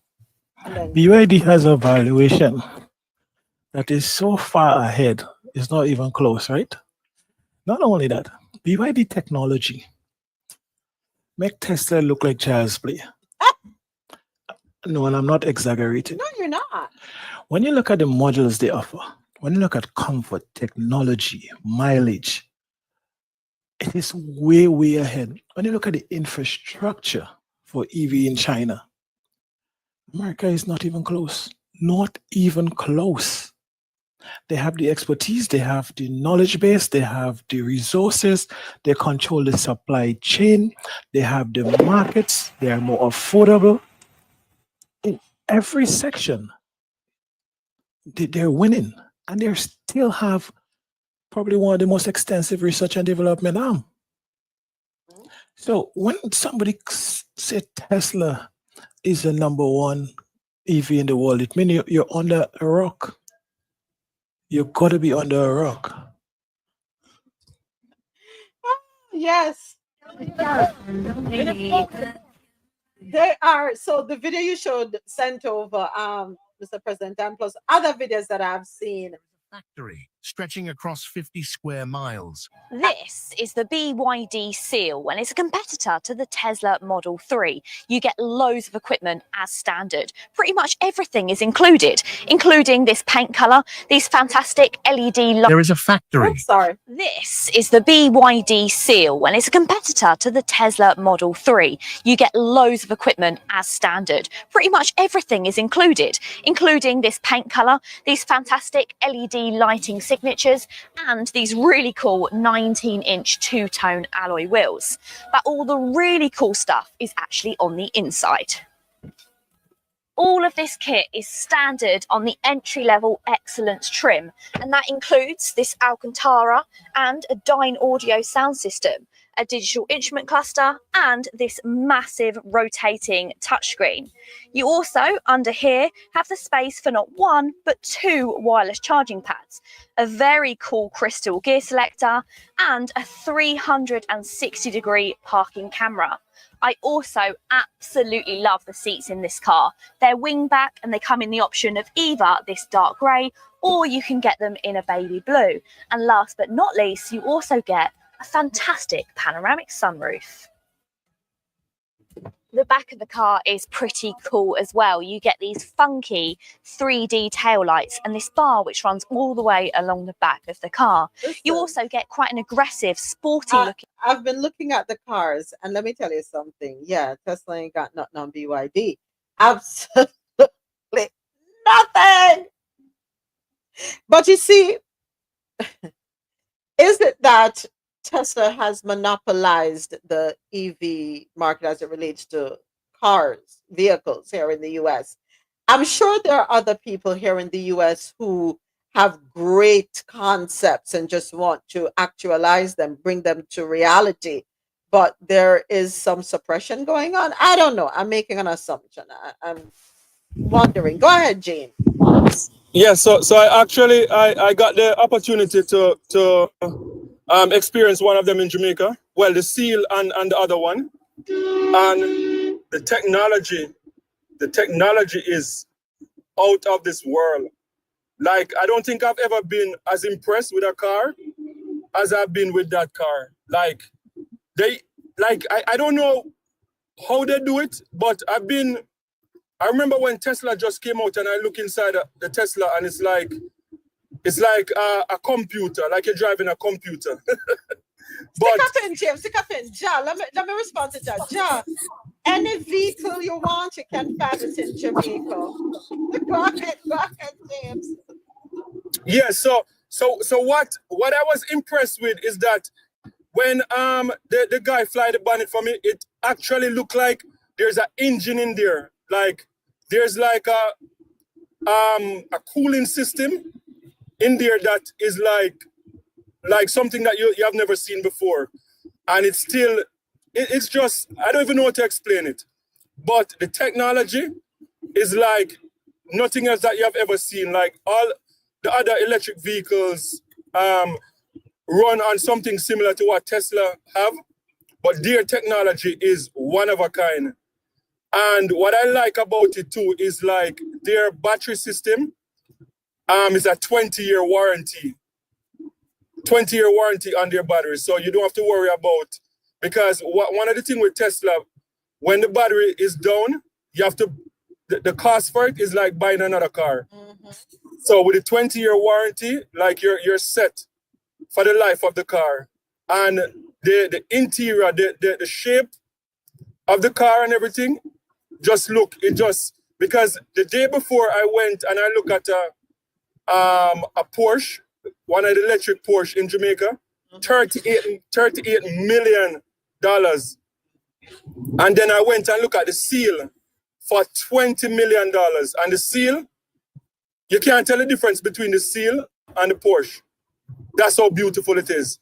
And the entry level vehicle that they have is for $7 million, which is actually a cheap vehicle compared to the other, like to buy like a Honda, a regular Honda, like a 2024, 2025 Honda, you're paying more than 7 million Jamaican. And you're getting the entry level EV from BYD for 7 million. So it is actually an amazing price. Yeah, I'm doing a video on it. So it's hurry up and put it up. You can't yeah, it's amazing. Yeah, but we just had a Bugatti touchdown in Jamaica. Every vehicle is in Jamaica. As a matter of fact, I think it is good that that car is in Jamaica because we can take advantage of solar energy. And even before that, what's her name? Your girl at a soldier, Flor Cubana. She has EV vehicles from China. Yeah. So I spot in one of them. Yep. Yeah. Go ahead, Mr. President. Yeah, moment. Okay, so on the whole EV battery stuff, when NEO years ago decided to come up with a battery swap system where they sell the car for one thing. If you want to buy the car with the battery, you could purchase it that way. But what they did is they had a battery swap, like a leasing system where you subscribe to that. And whenever your battery is low, you just pull up off a charging station and you swap it out for you in a couple of minutes, right? Yes. Now, when they come up with that technology, everybody thought it was a joke. But now everybody realizing that was a win strategy, because not only has the battery been evolving quickly, the resale value of electric cars is low, because by the time you're ready to sell it, the battery life is down. So now you see BYD give you how much? 20 years, right? Mm-hmm. Now, fast forward. BYD has there are charging stations in China. That's why I talk about the infrastructure, right, for the EV. That when you go there, you would not even see much cars charging. You know why? They have like a port, like a garage. You back into that garage. And when you're back into the garage, you just take off your hands off the steering wheel. AI would park the vehicle properly and change your battery within 4 to 5 minutes without you doing anything. You have to come out the car though. No, You don't have to come out the car? you don't have to come out of the car. You just back. You have to come out the car. I've seen one recently, one of the latest one, you just back in. You don't have to come out of the car. And they will just change your battery within 4 to 5 minutes and you drive on. You don't have to do anything. And the one I saw, the battery was already at 90-something% charged. And I think that's the way to go. That's the way to go. You know, China is leaps and bounds ahead of us. Go right ahead, James. And another thing that was impressive with the one in Jamaica, like all of them come with like an adapter charger system. So it comes with the car and you can take it home and plug it in your home right away. Like you don't have to go to any charging station in Jamaica. It comes with one and you can travel with it in the car also. So that one was impressive also. Do they have it, for example, like I have a mute up 1 second, James, mute up 1 second. Do they have it where they can install the unit at home? For example, some of my neighbors, they have Teslas and they have the thing attached to the outside, to the side of the house where the charging station. Do they have that in Jamaica where you can have this charging station at your house? So when you park at home, you just plug it in and it charge overnight? The BYD, you don't need the ones that I see in Jamaica, you don't need a station. As I said, the system, the charging system, you can plug it into your regular plug. It has some converter system in it. Okay. You can plug it into your regular house and you can even travel with it and plug it in.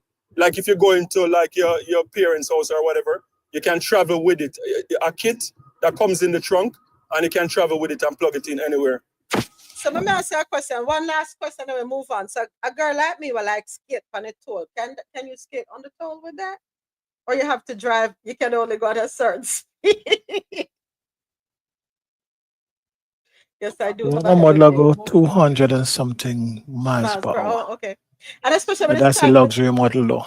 And especially when it's time to take the hill, you know, because you can't go up the hill slow, you have to press gas to go up the hill. So I just want to know that we won't have any issues when it's time to take it into the hills of the country. No, I know so you have to slow down or the vehicle's struggling. But thank you for letting me know. Up to 200 miles per hour. Sound good to me. Just say, I wonder what that does to the electricity bill. That's a good question, James. Any word on that? I hope you're addressing that in the video that you're going to be uploading. And James, you can check out James's YouTube channel, Carib 21 Network. He goes so far he has been going across the Caribbean. It's not just showing you touristy things.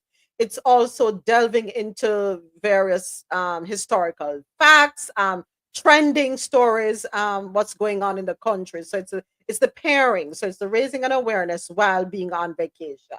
So check out his channel, Carib 21 Network. Yes, James, did you hear them say anything about the light bill and how it will impact one's JPS bill?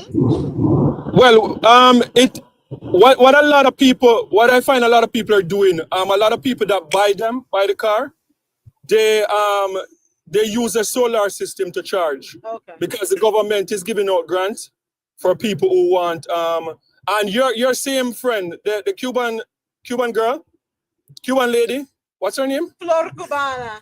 Yes, so they have this unique because her husband owns a solar company. So they have a solar kit that's you can install it yourself, and it's for like 150,000 Jamaican dollars. And it can charge like a fridge, and a lot of people using those to charge a car. Okay. Because it's just like a little solar box, and you just open it yourself and install it. Okay. All right. Yeah. All right. Thank you, James. Again, looking forward to that video. Thank you for coming up on stage, niece. How you do this morning? I'm good. I have something to input here. Oh. So Gone through. Okay, so I wanted to say, for those of us who remember Lada was You can back in high depend on a school. ladder. Lada, back in the days, Lada, right? Lada has gone off the grid in Jamaica how many years ago? A recent trip, when I say recent, I mean like maybe last 8 years, 10 years. I saw a Lada that has been what do you call it, decommissioned under a tree, intact. The metal was intact, the glass was intact, everything was intact. And I'm like, why would they leave it there? I wonder how long it has been there and why is it still intact?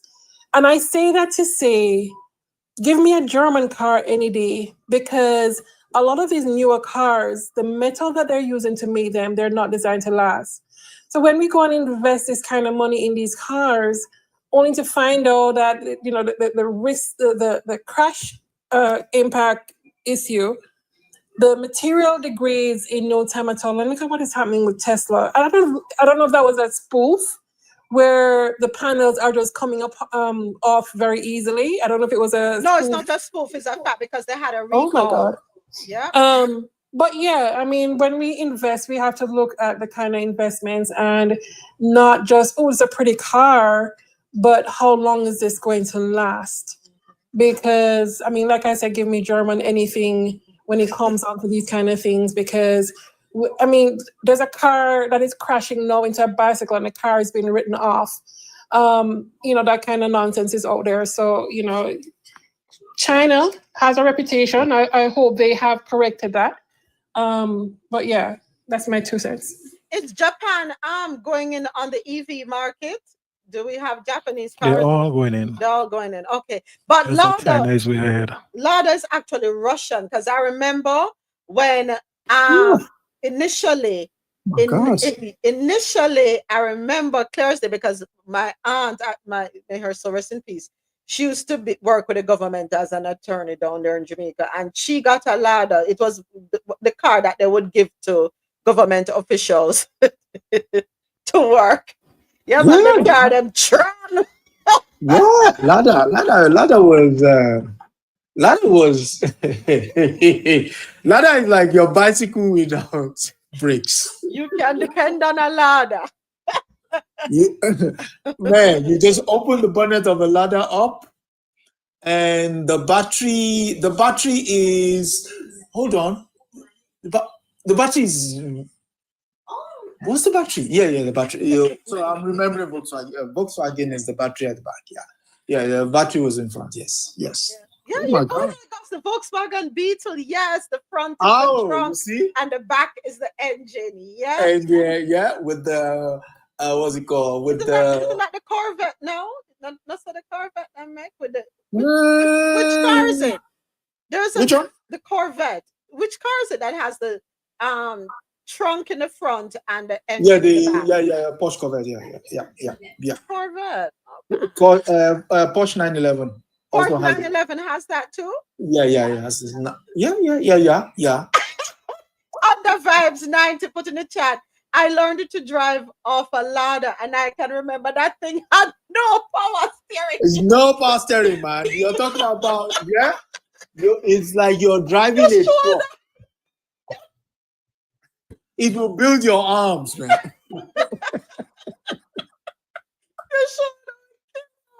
Oh, Jesus. But they halted production of the ladder in 2022. Thereabout.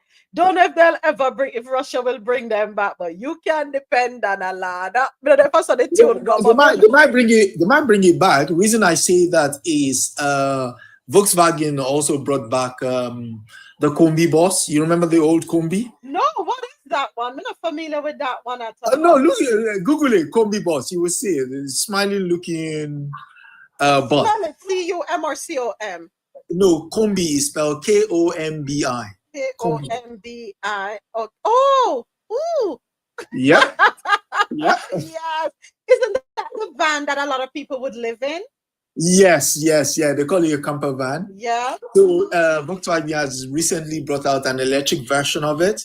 If you see the new one, people are like, whoa, I want one of that. So yeah.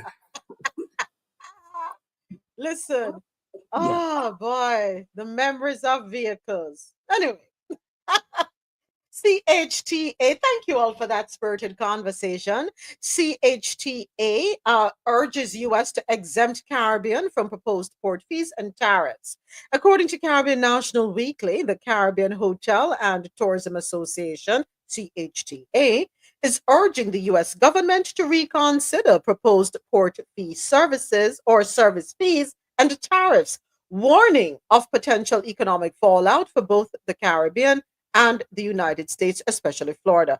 The port fee is ridiculous because remember they talk about how much $1 million fine for ships made in China docking at US ports when quite possibly that's the only ship around. And of course, the shipping company has to pass off that expense to somebody, right? And it's going to ultimately be us, the consumer. Anyway, hey, Jamaica not easy, no. Jamaicans in the United States are urged to use their tax refunds strategically. Yes, Jamaicans, be very strategic. As the tax season winds down in the United States, many Jamaicans living in the country have received or are anticipating their tax refunds, which serve as a financial windfall. Windfall? Me think when you talk about windfall, me I think $1 million. But anyway, it's a windfall for many. However, the global economic pressures and financial obligations, both in Jamaica and abroad, stakeholders are urging members of the diaspora to think strategically about how they use this cash. Historically, many Jamaicans have used their tax refunds to pay down debt, contribute to projects like home renovations, or support family members in Jamaica. Let me interpret this for the Jamaicans in Jamaica who knows a tax time for the Jamaicans in the US. Nobody call them. Them have a whole lot for every penny. And another thing, the barrel them might not come so regular. Another thing, the Western Union MoneyGram might cut down a little bit because we are feel it up here. So please understand. If we tell us that we not have it, we don't have it. Okay? All right. Next. Antigua and Barbuda launches a pew-pew amnesty amid tougher firearms laws. Article courtesy of Caribbean National Weekly. The government of Antigua and Barbuda is appealing to citizens to take full advantage of a nationwide gun amnesty that begins April 7 and runs until the end of April, offering a final window for individuals to surrender illegal firearms without facing prosecution. The initiative, approved by Cabinet, is part of ongoing efforts to curb gun violence and remove illegal weapons and ammunition from the streets.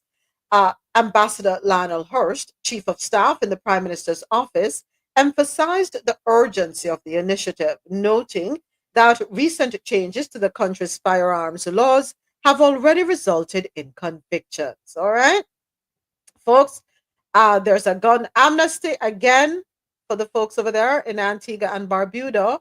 You can surrender your illicit firearms without facing prosecution.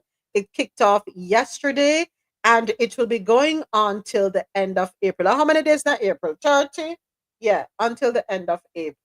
Yeah, until the end of April. I have to check for a second. You see, as we strip away and dismantle things here in the US as it relates to education, please have a little patience with me if I go and come, right? All right, next up, out of Jamaica, Prime Minister says the education system is in need of radical reform.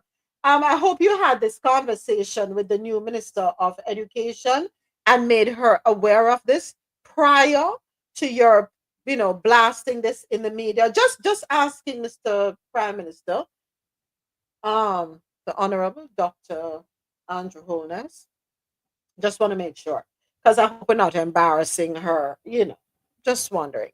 All right, so according to Nationwide Radio, JM.com, Prime Minister Dr. Andrew Holness says Jamaica's current education system is in urgent need of far-reaching reform. He made the admission while addressing members of the Jamaican diaspora in Florida on Friday. I'm not of the view that our current education system is sufficient to take us to the level of growth that we need. And I think generally parents are of that view as well. The education system is in dire need of radical reform. We have put in place a program to build 7 new schools. We're going to call them STEAM schools. Science, technology, education, arts, and mathematics. That's what they're going to be focused on. They're going to be state-of-the-art schools, purpose-built with all the labs and the modern functioning classroom to introduce all kinds of new teaching and learning styles and to integrate and incorporate technology from the root up. So that is in the works to come.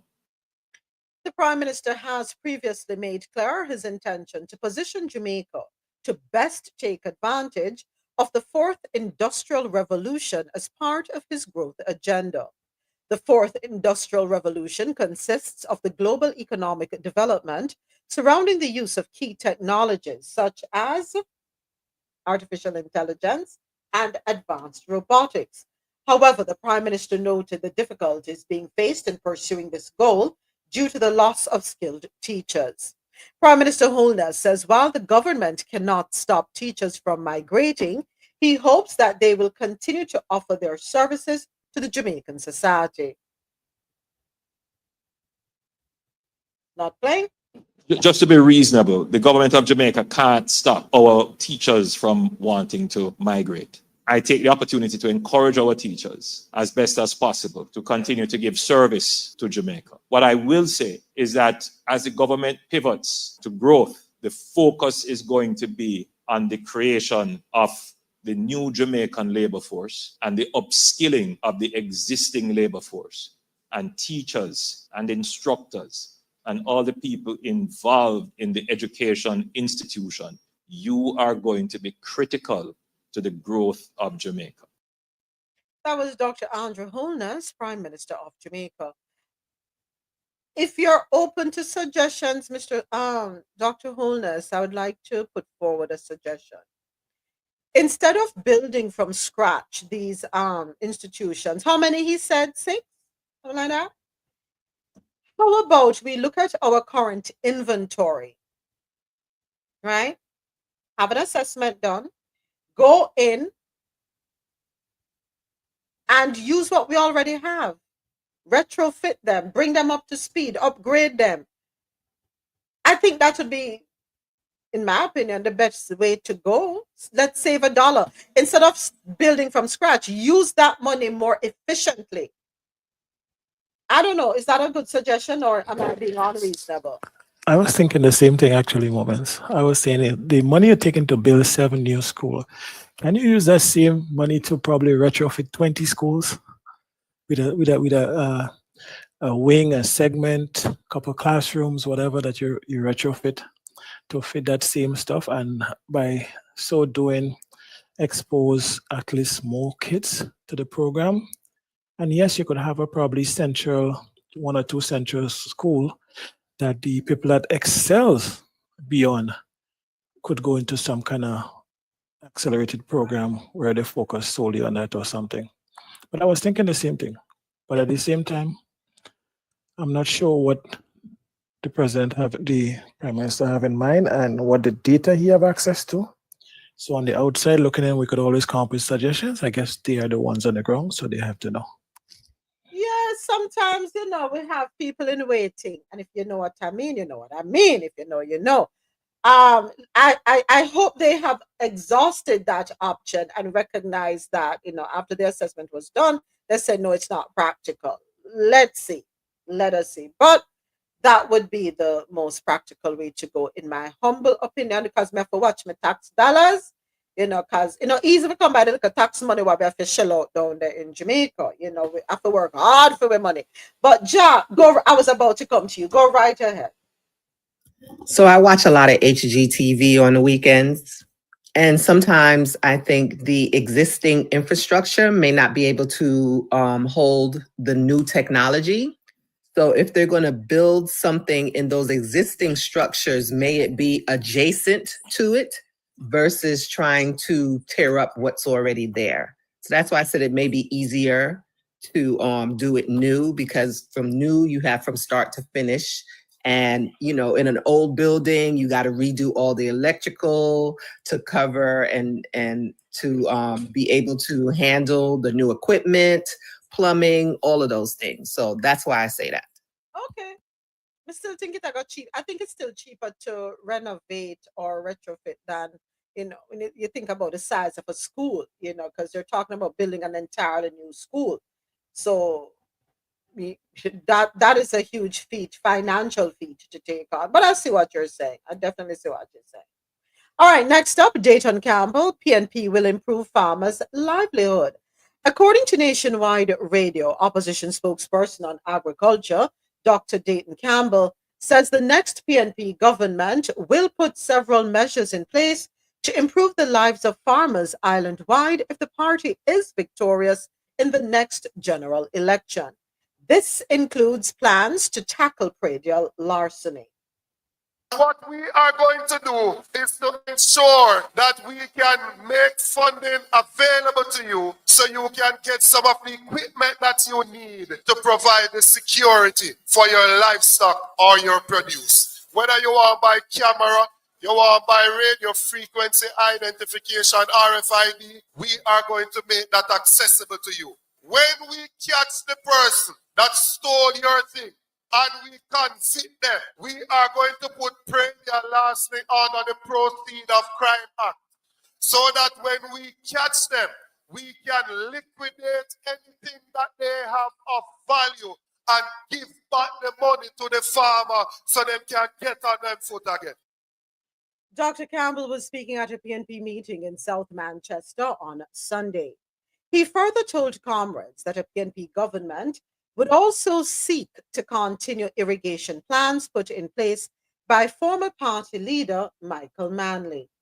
We have proposed that every child in school wrong one. Going to ensure that the National Irrigation Development Plan that was developed by the PNP in 1998 to build 51 systems across the country. We're going to put a special company in place to execute on those projects. But we are also going to help our farmers in Grovetown and elsewhere with the construction of ponds and give them pond liners.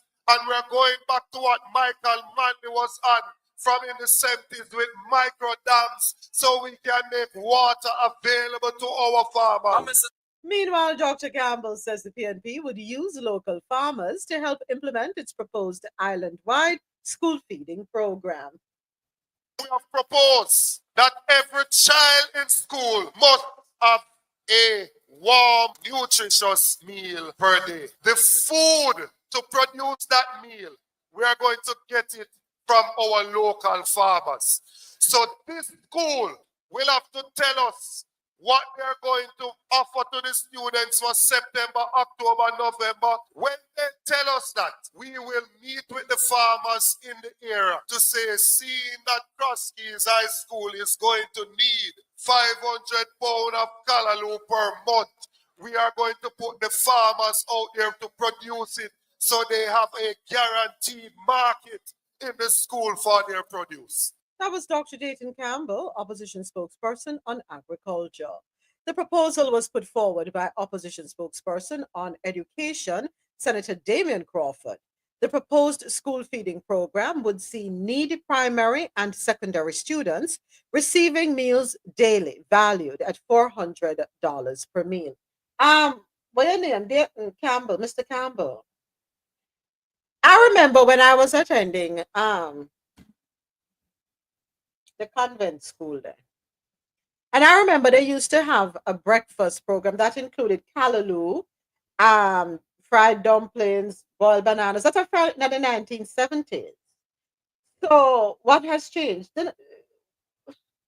You know, just not sort of thing and say, yeah, this we're gonna do. You already know what the schools need.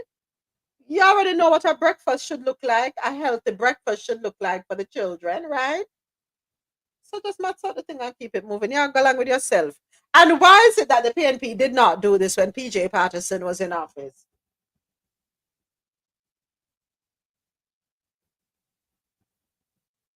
care to answer that, Mr. Campbell?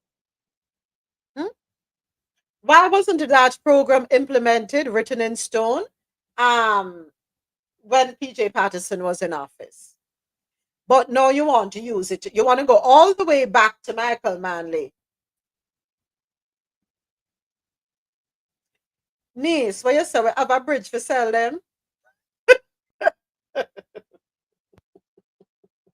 Flat bridge and Cave Valley Bridge I tell. Disgusting little man. What else we can sell them, Niece? Let us take inventory and let's see what else we can sell them down there. We have a couple of things can put on the roster. But you know what is disappointing? I mean, he was from Bamboo. And Bamboo's has, I think, the soil is so rich, and he never developed that area, not even the library, not even the town center.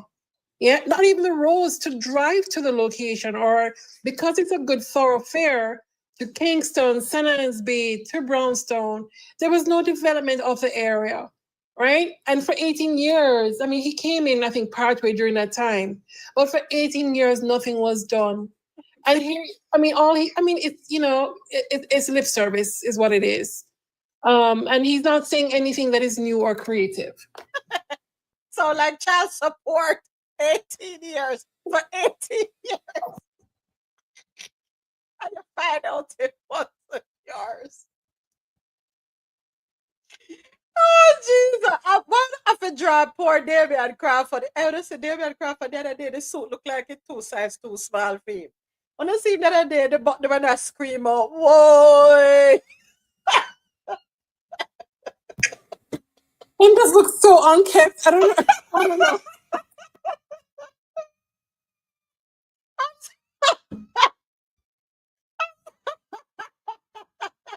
What a blue soap name? Somebody need to draw some blue soap name. No, man. No, man. I saw the suit, you know, and then it shot up everybody, but what? Okay. Damian, you never get a salary? I'm sorry. With all due respect. Mr. Crawford, did you get a salary increase? Or you weren't included in the salary increase package to take advantage of a new suit? Just asking because I want to look like a Barrett. It was a huge distraction. Me not hear nothing about you when I say when he when I talk. I heard absolutely nothing. I was so taken up criticizing the suit. Then me say him have a woman. By the way, is he married? Is he in a relationship? Because me not gonna make my man left the house look so in a suit. He had a recent child. So somebody somewhere nearby. The woman don't love him. That woman that don't love him, she's a wicked. Oh, I didn't mean to digress, folks. I really didn't mean to digress. It's a whatless behavior.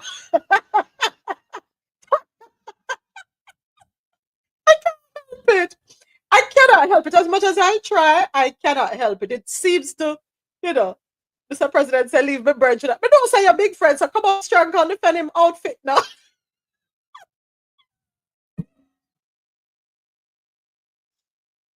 Oh, Jesus. Okay. I go down a JC Penny. Get me in size. I mean, I go down a JC Penny because JC Penny always have good deal per suit. So, let me see what I can find. You always taking on stray projects. You always taking on stray projects. But I need him to look good because it taught no sense. But I was distracted by his suit that he was squeeze. You know, like He was distracted by his attire. Me go to the closet and take out my True Religion jeans because I want to the next side of the take it to the back. But the girl said she had True Religion jeans. And the jeans couldn't go up on me. I saw him did looking at the suit. Where him struggle figure. He must have greased up his like a cork at that aisle. Morning. You know what? Let me behave myself. I need to get it together. And ladies and gentlemen, yes, my mother tried with me. She really tried. She really tried. She tried to raise me as a decent young lady with class and decorum, but somewhere Something went wrong. I don't know if I hip a beat never me used to get knock it right out. But anyway, let me be serious for a second. So Dr. Campbell, in all seriousness, we appreciate your wanting to revisit something that Mr. Manley started as it relates to irrigation plans for farmers, because absolutely we shouldn't have drought issues. We shouldn't have water shortage issues in the land of wood and water. WOOD, on to get to the minds out the gutter. We should not have issues as it relates to water, as I was saying, in the land of wood and water. So we appreciate that. And yes, it's really good that you're seeking to pair the feeding program in the schools with the farmers. That's the best way to use what we have locally grown. We talk about that quite a bit here on Coffee and Toe. Eat what we grow, grow what we eat. And that's an excellent place to start. That way we're able to keep down our import bill. Right, Mr. President? Yeah. Okay. I don't know if he's taking a page out of the book. Which island is it over there in the Eastern Caribbean? Was it Antigua and Barbuda? Was it Grenada? Was it SVG? Was it St. Lucia? But the whole of them over there get up to the time. So it could quite possibly be that, they're waking up in Jamaica. But Mr. Campbell, here Omega said, oh, sorry, respectfully, Dr. Campbell, go ahead and make the suggestion to the JLP.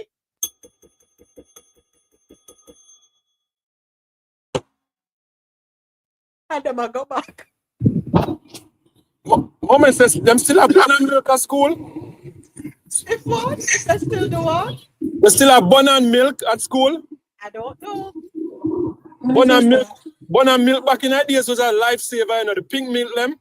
Oh gosh, man. That used to save my life. Go ahead, please. I was gonna say that what was I gonna say? James, that you caused that to know. What was I gonna say? All right, when we come back. You did not go say I love the pink milk.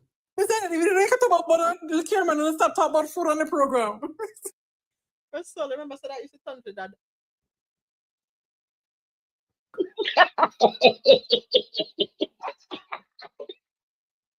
Remember, no.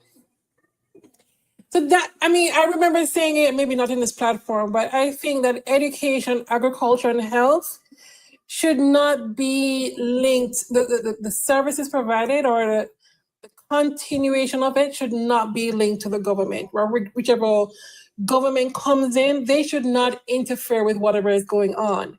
It should just be funded and the services offered.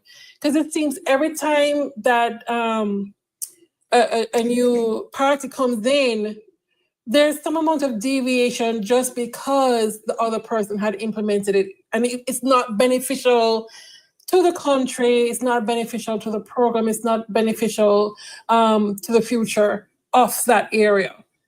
So it would be nice if, education, agriculture, and health is not affected by whomever is in power. Yeah, agreed. It's all political. It's a political game that they play with the people, and they need to put a stop to it. If it works, leave it alone. If it ain't broke, don't fix it, in other words. All right, moving right along. It's time for us to go down into the islands. Our lifestyle features and travel segment. Barbados, come to the front. So Barbados tops the global list of most expensive travel destinations in 2025. This article courtesy of CaribbeanNationalWeekly.com. Barbados, talk to me there. If you're planning a Caribbean getaway in 2025, you may want to take a closer look at your travel budget. A new global ranking from HelloSafe, a price comparison site, has placed 3 Caribbean nations at the very top of its list of the world's most expensive travel destinations for the year, with Barbados, Antigua and Barbuda, and St. Kitts and Nevis claiming the top 3 spots. According to HelloSafe's comprehensive study, Barbados emerged as the most expensive country for tourists, with an average daily budget of £264, approximately $335 per person. The report highlights the island's luxury appeal, from its pristine beaches and upscale resorts to fine dining and high-end excursions, as key reasons for the high price tag. Antigua and Barbuda isn't far behind, taking second place with an average spend of £248 or 315 US dollars, followed by St. Kitts and Nevis at £217, approximately 275 US dollars. Grenada also made the top 5. Don't be feeling yourself, Mr. President. Grenada also made the top 5, coming in just behind the Maldives, which ranked 4th globally. HelloSafe attributes the Caribbean's dominance on this list to its high-quality tourism accommodation sector, which includes world-class resorts, boutique villas, and all-inclusive experiences that tend to come with premium prices. The region's focus on upscale hospitality, paired with the often limited availability of budget options, contributes significantly to the higher daily costs for visitors. I'm kind of skeptical about this. It's a double-edged sword. Mr. President, you really are going to take what Gilles about your country? Gilles said Grenada only has 3 traffic lights.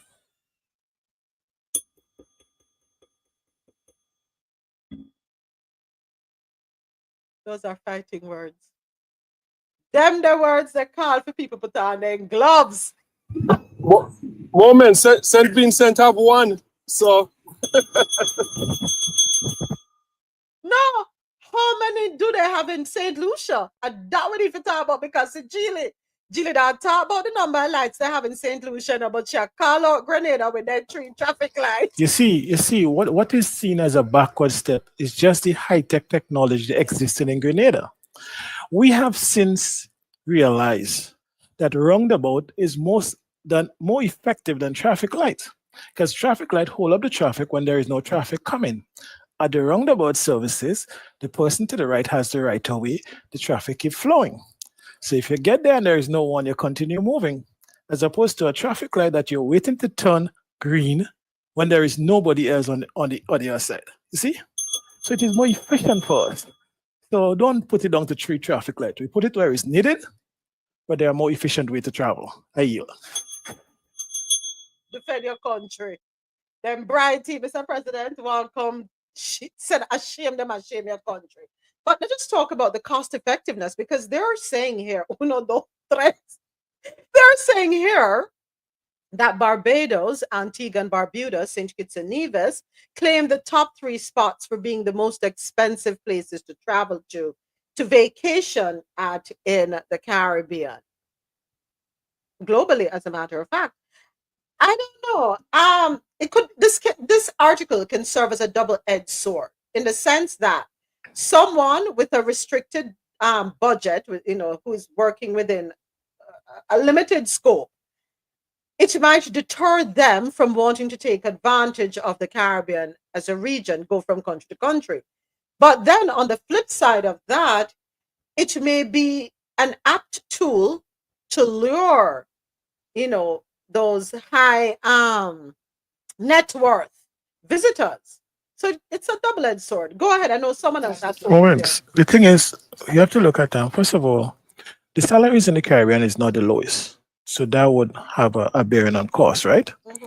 But also, these people, if you're coming to get premium service, you have to pay a premium price. So you cannot rate a premium service at the regular price. There are affordable packages in each of the countries you mentioned, all right?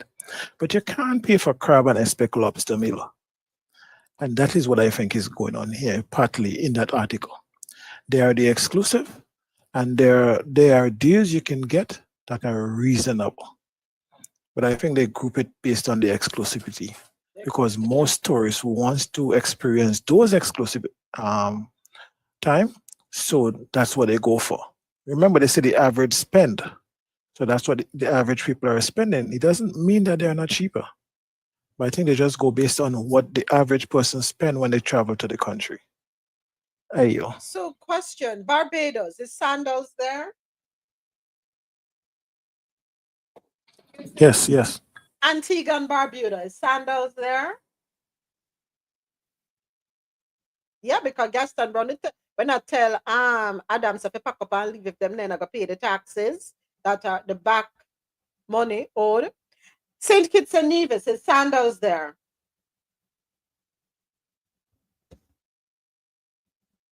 Because that could have something to do with it too.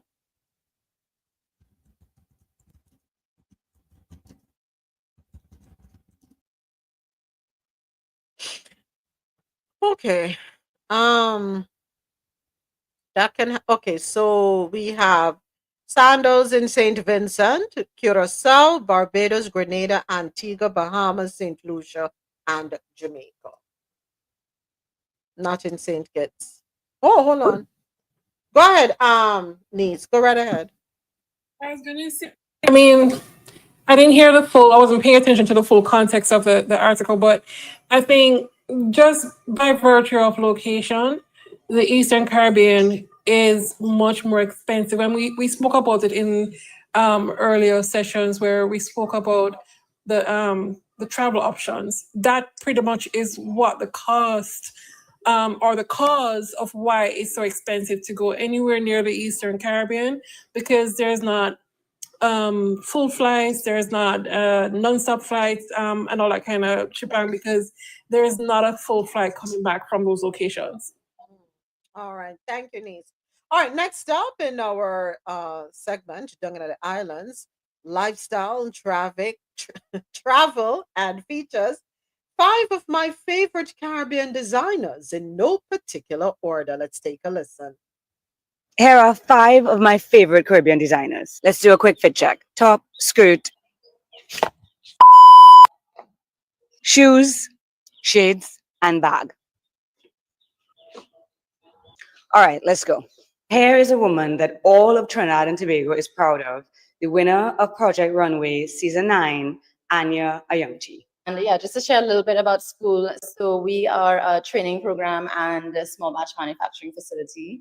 Over the period of 2022 to 23, we trained about 100 women from at-risk backgrounds, both Venezuelan and Trinidadian. And yep, this is just what being over 40 looks like in the Caribbean.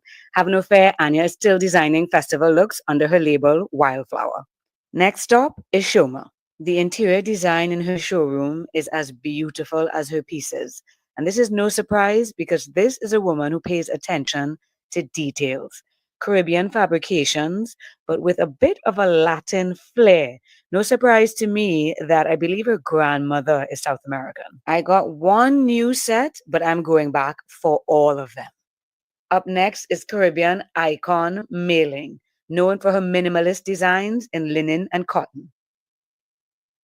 Her boutique houses other local designers, and this is where I got introduced to Zidell. And last, but certainly not least, the cloth. This man is known for his cottons, his linens, his prints, and his extreme silhouettes. It's the elegance in the movement of the fabrication and the sophistication in his lines, the intentional pleats and darts and oversized pockets. It's the wearability of his pieces and multiple uses for each. He's almost a maximalist minimalist. Don't sleep on my island designers. They are all tagged in the caption. So absolutely love, excuse me, the pieces that I'm seeing. I invite you to check them out on, let me give you the handle on TikTok. Her name is Toni Fifi, F-I-F-I, first name Toni, T-O-N-I. Absolutely gorgeous pieces. And what I liked about the last 2 designers that she mentioned, the gentleman, his boutique is Cloth. Hold on, let me make sure. Yeah, the Cloth Official is the handle. What I like about them, for people who don't have the best bodies like myself, or we don't have these flattering shapes, his pieces seem to do us justice, serve people like me good. You're covered up and still look, nice. Zidell, I like those pieces as well as Mailing. Yeah, check them out, folks. And if you're in Trinidad and Tobago, and if you plan to visit Trinidad and Tobago, take advantage of shopping locally. We have brilliant designers across the Caribbean. Whatever island you go to, invest in local talent. Please. You know, everything doesn't have to come from Italy and the US and all the Western countries. All right. So put on the clothing and stroll through the 3 stoplights over there in Grenada. How many stoplights they have in Trinidad? Probably about 10, no? I mean, probably about 10 or so. I mean, Jamaica, we're full of stoplights. 1, 2, 3 stoplight, go. Anyway, red light, go. But yeah, you know, it's so important that we support our own, definitely. All right, moving right along out of the Latin American corner, Dominican Republic ramps up security at the Haiti border. According to Caribbean National Weekly, Dominican Republic President Luis Abinader has announced a sweeping set of measures to tighten border security and immigration controls in response to the spiraling crisis in neighboring Haiti, where gang violence and political instability has displaced or have displaced over 1 million people. Just don't stop at a light in the wrong area. In a national address on Sunday, Abinader said the Dominican Republic would deploy 1,500. That number sounds similar to what we said we would deploy here in the US. But anyway, let me not digress. Would deploy 1,500 additional troops to the Haitian border, adding to the 9,500 already stationed there. The move is part of a broader crackdown on irregular migration and border crossings, which formed a central pillar of his successful re-election campaign in 2024. So Abinader and Trump campaigned on the same promises, border crossings. So how many miles long is the border between the DR and Haiti? Hold on there, because this don't make no sense to me that you would need 9,500 plus pilot at 10 plus 1, 11,000 troops. Really? You need that many people on the border? Hold on a second. I'm going to Google because I need to know.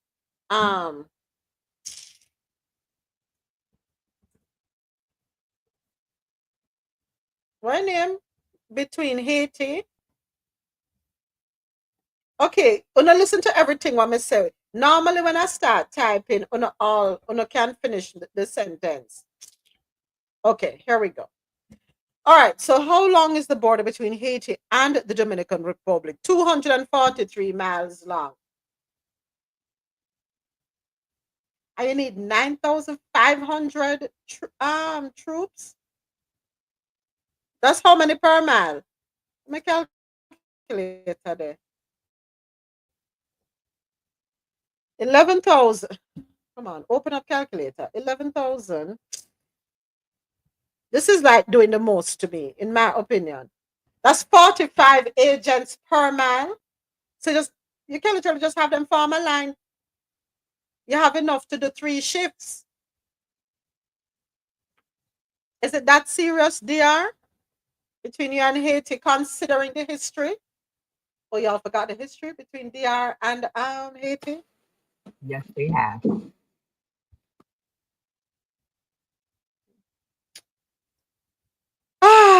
The border was agreed upon in the 1929 Dominican-Haitian Border Treaty. The border is a complex area with significant socioeconomic differences between the two countries, leading to irregular migration. And the Dominican Republic has taken measures to increase security on the border. Okay. I see how you do. I think whilst I understand the need for security, whilst I understand that you can't just have people coming across your border, what the message this is sending to me is that Haitians are a people that are to be feared. Yeah, that's the message I'm getting. But I get it. I get it. So Haiti and the Dominican Republic's division stems from the island of Hispaniola's colonization by Spain and France. With Spain controlling the eastern part, now the Dominican Republic, and France controlling the western part, now Haiti. The Peace of Ryswick in 1697 formalized this division, and later, the Haitian Revolution led to Haiti's independence from France in 1804, followed by the Dominican Republic declaring independence from Haiti in 1844. And folks, I would implore you to jump on Google. We all have a phone in our hand. Jump on Google and do a deep dive into the history of Hispaniola. That's the name of the island, aka Dominican Republic and Haiti. Yeah. Do some research on that. Don't be quick to jump up and say anything. Um excuse me, assailants unalive at least 52 in Nigeria's Plateau State. This article, courtesy of northweststar.com, and I need some water because my throat is going. Hold on 1 second, folks. I'll excuse me, I'll be right back. I have to go get some.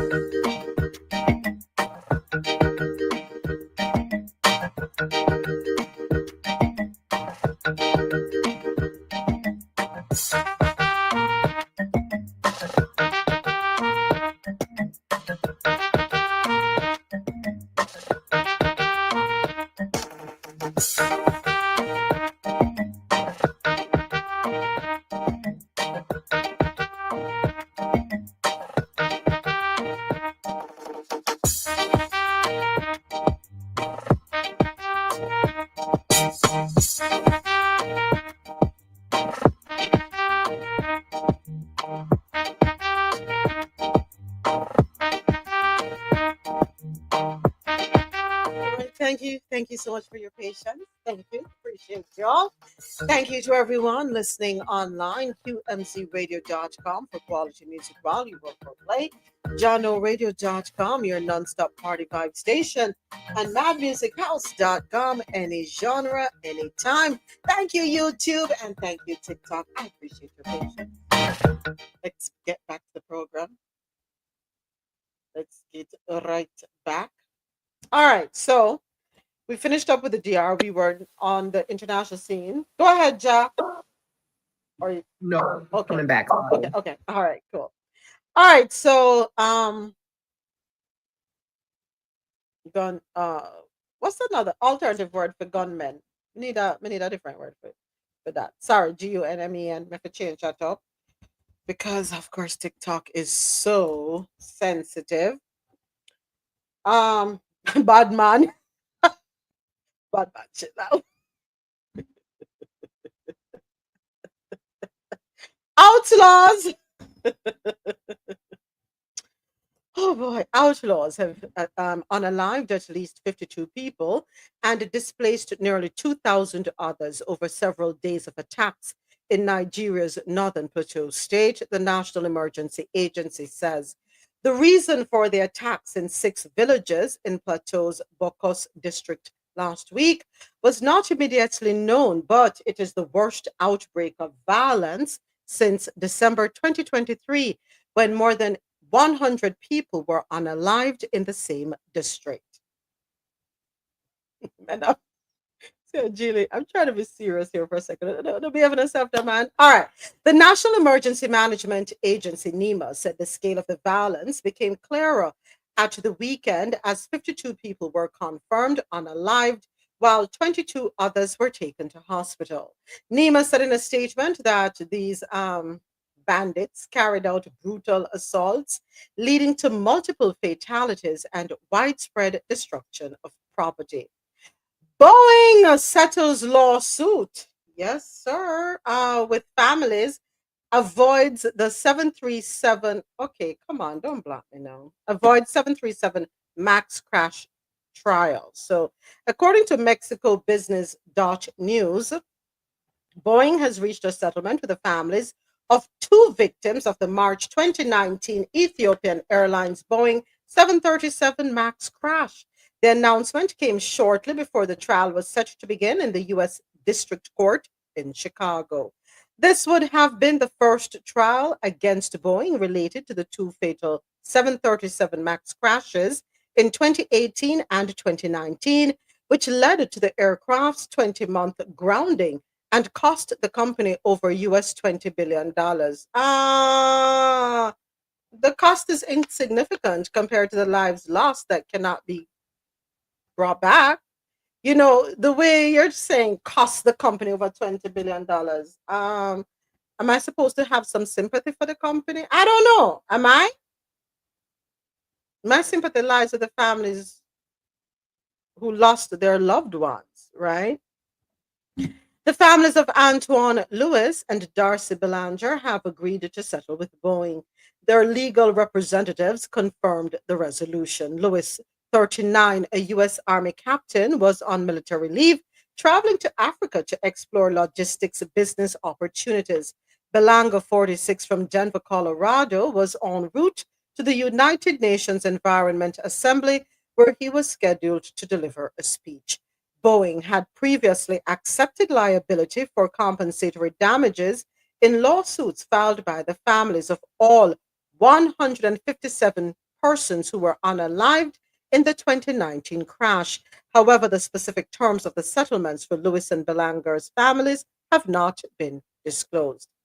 In other news out of the international news segment, South African lawmaker accuses minister of trying to change the law for Starlink, for Musk's Starlink.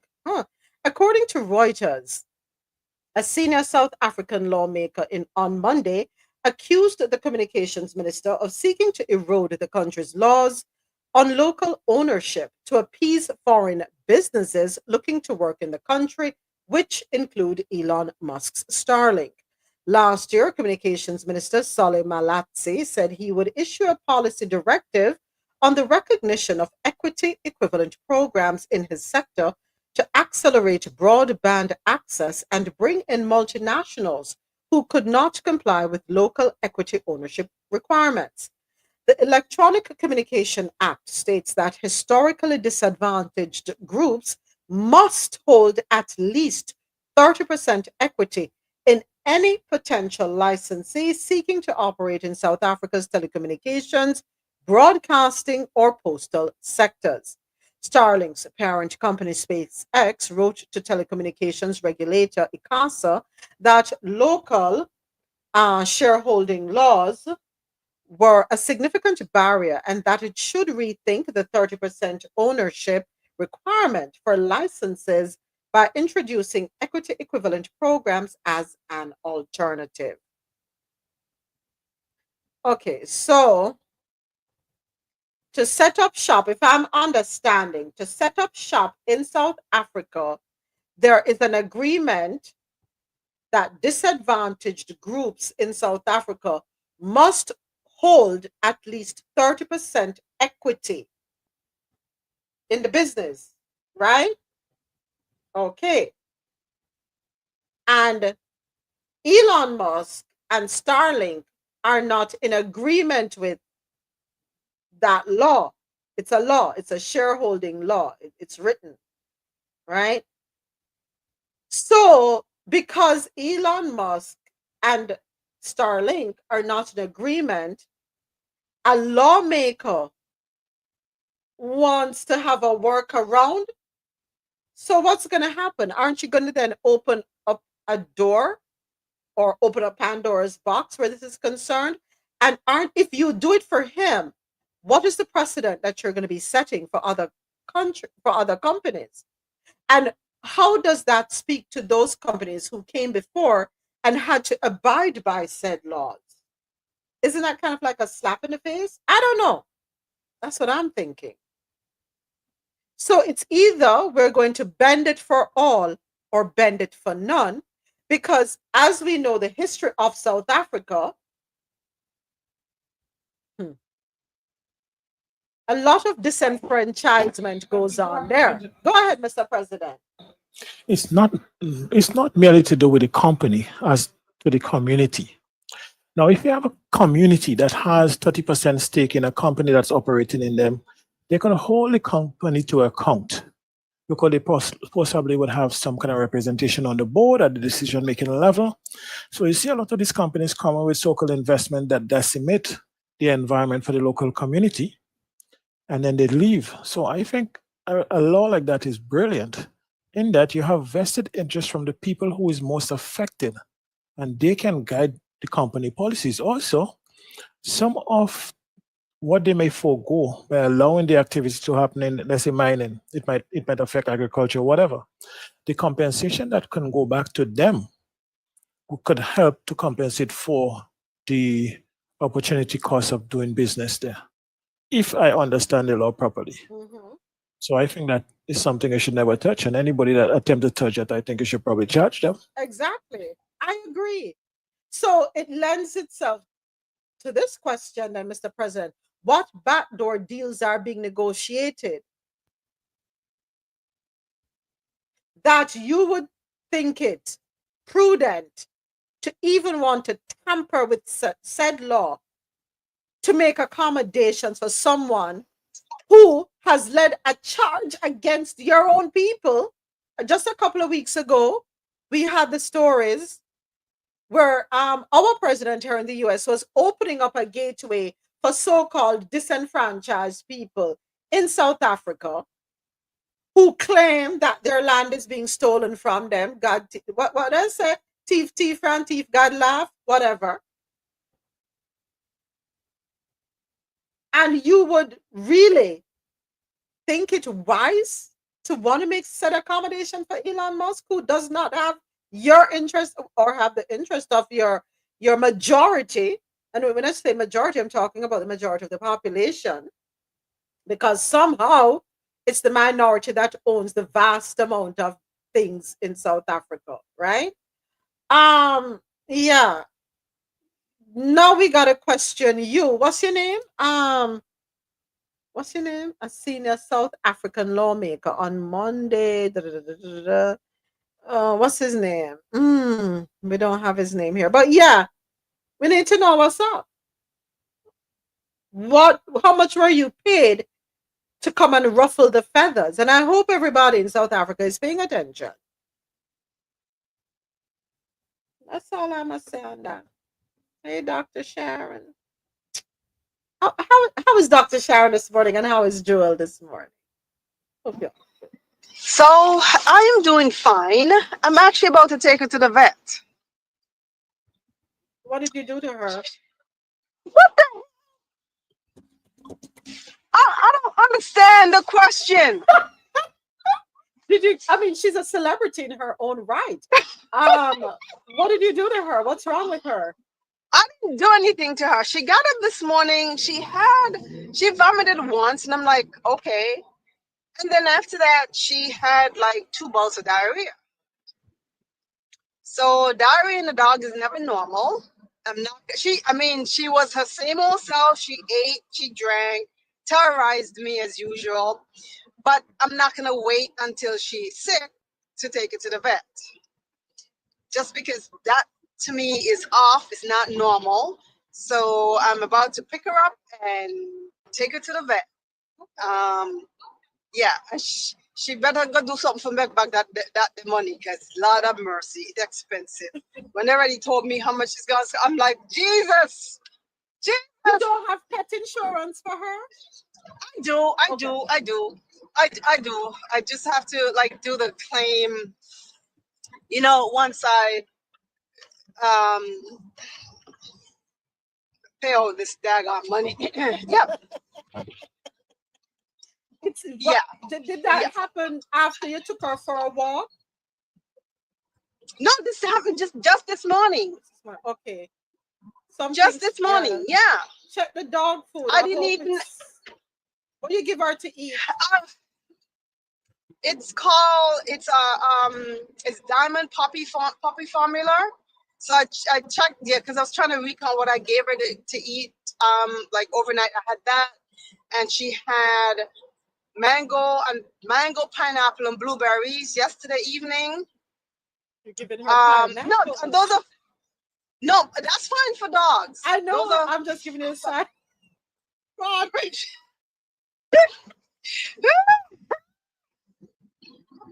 You're giving her diced pineapples? Yeah, she got diced pineapple and mango and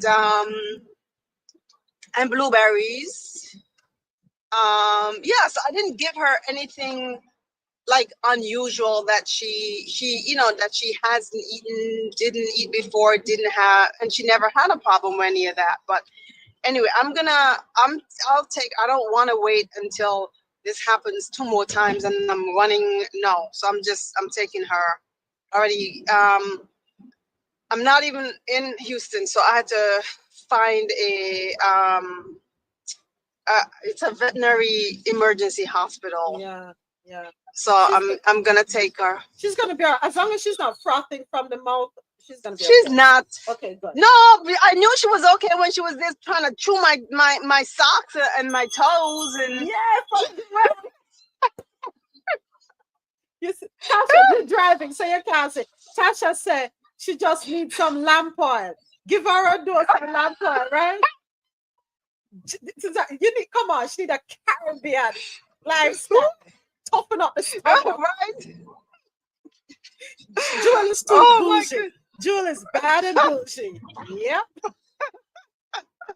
Well, Hans, please give me an update. I need an update on my celebrity dog. I will. I'm about to pick her up and take her for 12 o'clock. So yeah. Yeah, please handle that expeditiously. Thank you. We can't have anything happening to her. All right, next up on the international scene, Defense Secretary meets family of Kenyan woman allegedly unalived by British soldiers. This article courtesy of theguardian.com. The family of a Kenyan woman who was allegedly unalived by British soldiers have said their 13-year fight for justice has taken a heavy toll and that they have been offered too many empty promises after a meeting with Defense Secretary. Agnes was 21 when she disappeared in March 2012. She was last seen in the company of British soldiers in a bar in a hotel in Nanyuki, a town in eastern Kenya, where the British Army has a military base. Her body was found 2 months later, stuffed inside a septic tank at the Lions Court Hotel. 6 years ago, an inquest in Kenya found she had been unalived by more than 1 British soldiers.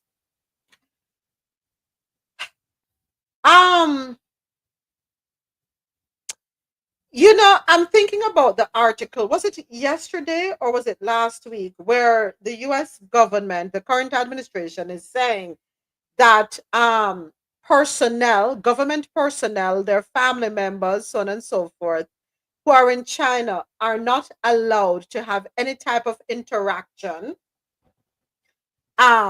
intimacy with Chinese citizens. And you know, we were here saying, oh, you can't tell people who feel love and blah, blah, blah. But this article here bothers me in the sense that when we think about international bodies, army personnel in other countries, there is always a bitter taste left in the mouth of the citizens. There is always the taking advantage of women and children. It seems to be a part of the mandate when they go to countries. They don't know how to conduct themselves with decorum and dignity. And it's nothing new. This is something that has been going on for a long time. Decades, if not centuries. I dare to say the pillaging of women and thinking you can get away with it. You take this woman, and after whatever happened. I don't know if she gave in or did not give in. This is what you do to her?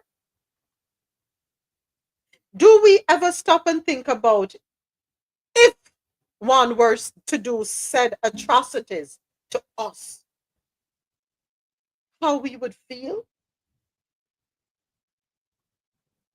Scant regard for human life. You get off base. There needs to be a rule then that you can't leave the base, because we hear about this too often with soldiers. You're on the base, stay on the base. That's it. I'm sorry, because I'm sick and tired of hearing about these stories. Many of them I don't even bring to the forefront because they're so gruesome and disturbing and unsettling. There needs to be a rule. Countries that have bases in other countries, your personnel are not allowed to leave base. And don't think it only happened when them come off base. Now, these atrocities happen on the bases too, but they don't want to talk about it. So I don't know if a study has been done. If one has not been done, we need a study conducted to determine the reason behind this kind of behavior, what it is that promotes this disgusting act.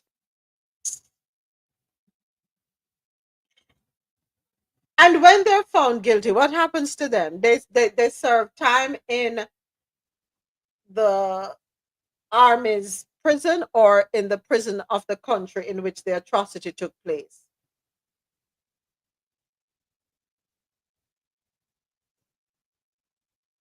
For far too long, on a move around this world, studies have been done for years just with men in general. But John, that's who we need it done with, because they're the ones, unfortunately, every time you read one of these stories, it's them committing the crime against the women in these countries. The United Nations is another one too. What I'm saying is it's not necessarily just because they're in the army. It is the mind of some men to control a woman's body, despite what she may say, despite what she may do. Unfortunately, that's what I mean by they have studied the mind of the men. And I'm just going to say that they've studied the minds of men, but not just in the army. It's the world, unfortunately. It's some in the male species. But let us hone in on the army. let's hone in on the army, where your goal should be to, you would think, yes, you're there to fight and defend your country, but at the same time, shouldn't it be being a protector? Because they all came from a woman. They all have mothers back home. Some of them have wives, grandmothers, aunts, daughters, sisters. And you think this behavior is okay? When the North and the South fought, and either army went to other places, they took over the homes of people. They've took over their assets. Control. That's all it is. Who can show the greatest force? And that is for centuries, unfortunately. How you? Oh, thank you, Jeff. Conqueror mentality. Indeed. Thank you for the follow, F. Delmar. Thank you. Conqueror mentality, indeed, Peg. Indeed. And it's a shame. We need to have the rules rewritten. There needs to be the rewriting. You go through and then you boast and you brag about the pain that you inflict on someone, their families, their communities.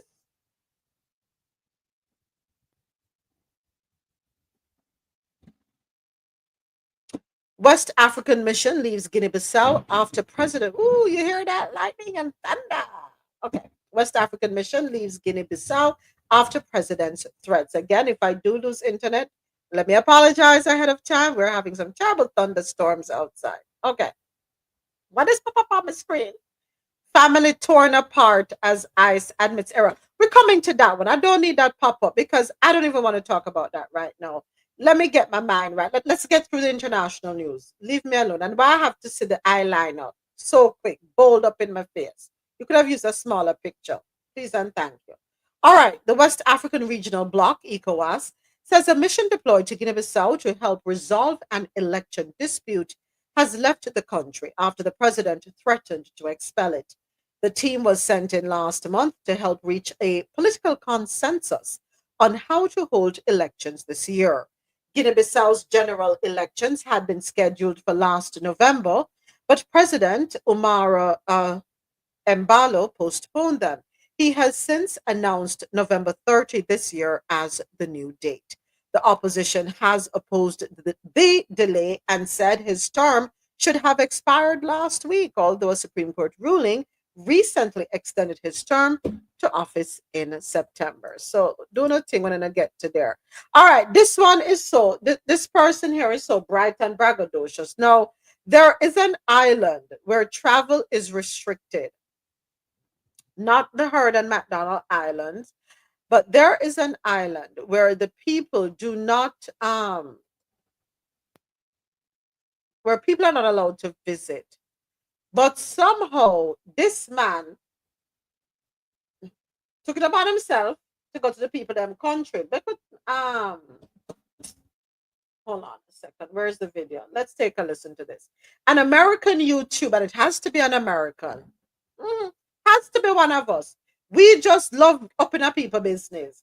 And but we learned that from the Brits and the Portuguese and the Dutch and the the history. An American YouTuber has been arrested after traveling to a restricted island. An American YouTuber has been arrested after traveling to a restricted island and leaving a can of Diet Coke as a gift for the world's most isolated tribe.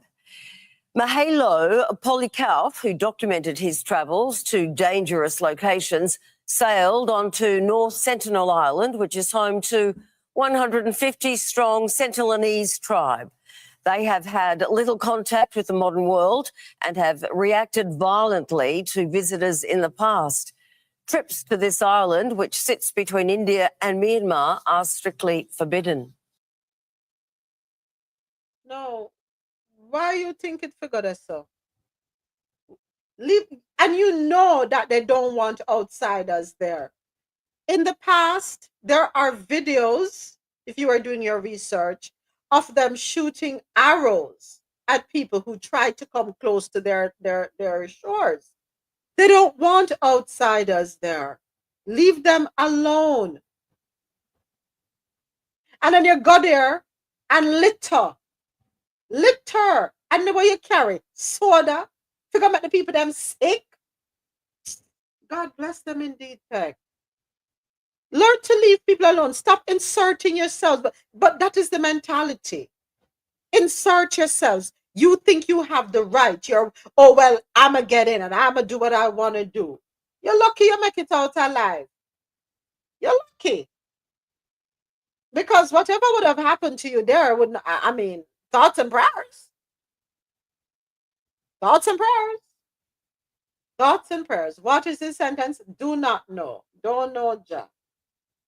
That was a little tip I was able to get from 10 News out of First Australia. I mean, lock up in backside and leave the people them alone. Learn to leave people alone. All right, in stories out of North America, very disturbing stories out of North America, as per the usual. At least one thing, we're staying consistent since January.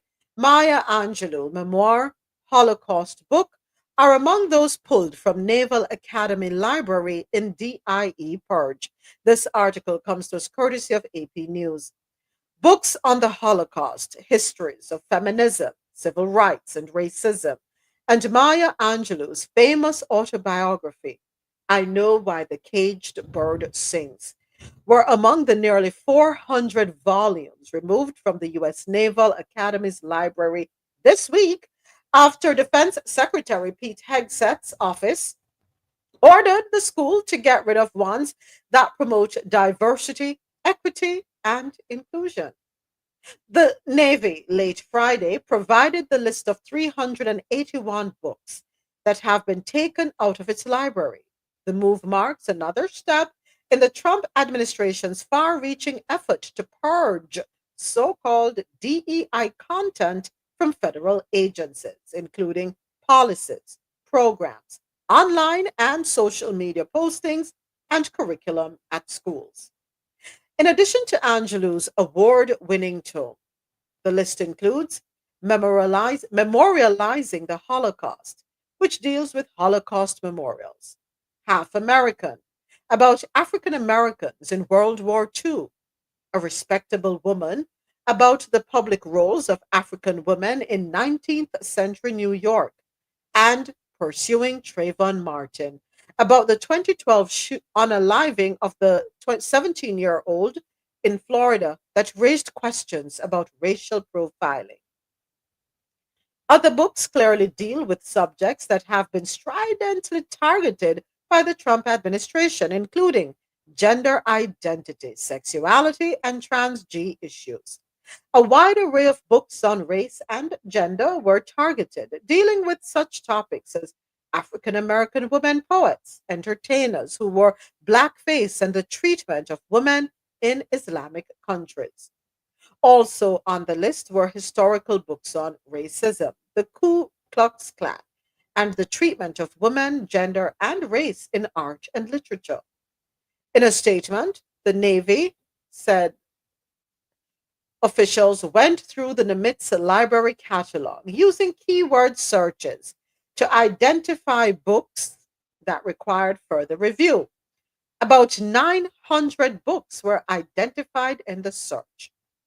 Departmental officials then closely examined the preliminary list to determine which books required removal. Nearly 400 books were removed from the Nimitz library to comply with directives outlined in executive orders issued by the president. The books were removed shortly before Hegseth arrived on Tuesday for a visit to the academy, which had already been planned and was not connected to the library purge, officials said. The Pentagon has said the academies are fully committed to executing and implementing President Trump's executive orders. Where can we find these books I'd like to add to my library? Do they say? No, it doesn't. This Let is me so see if I can scroll down some more and see where the books were sent to, and I wouldn't be surprised if they were burned. want to say that, but this is so effing laughable.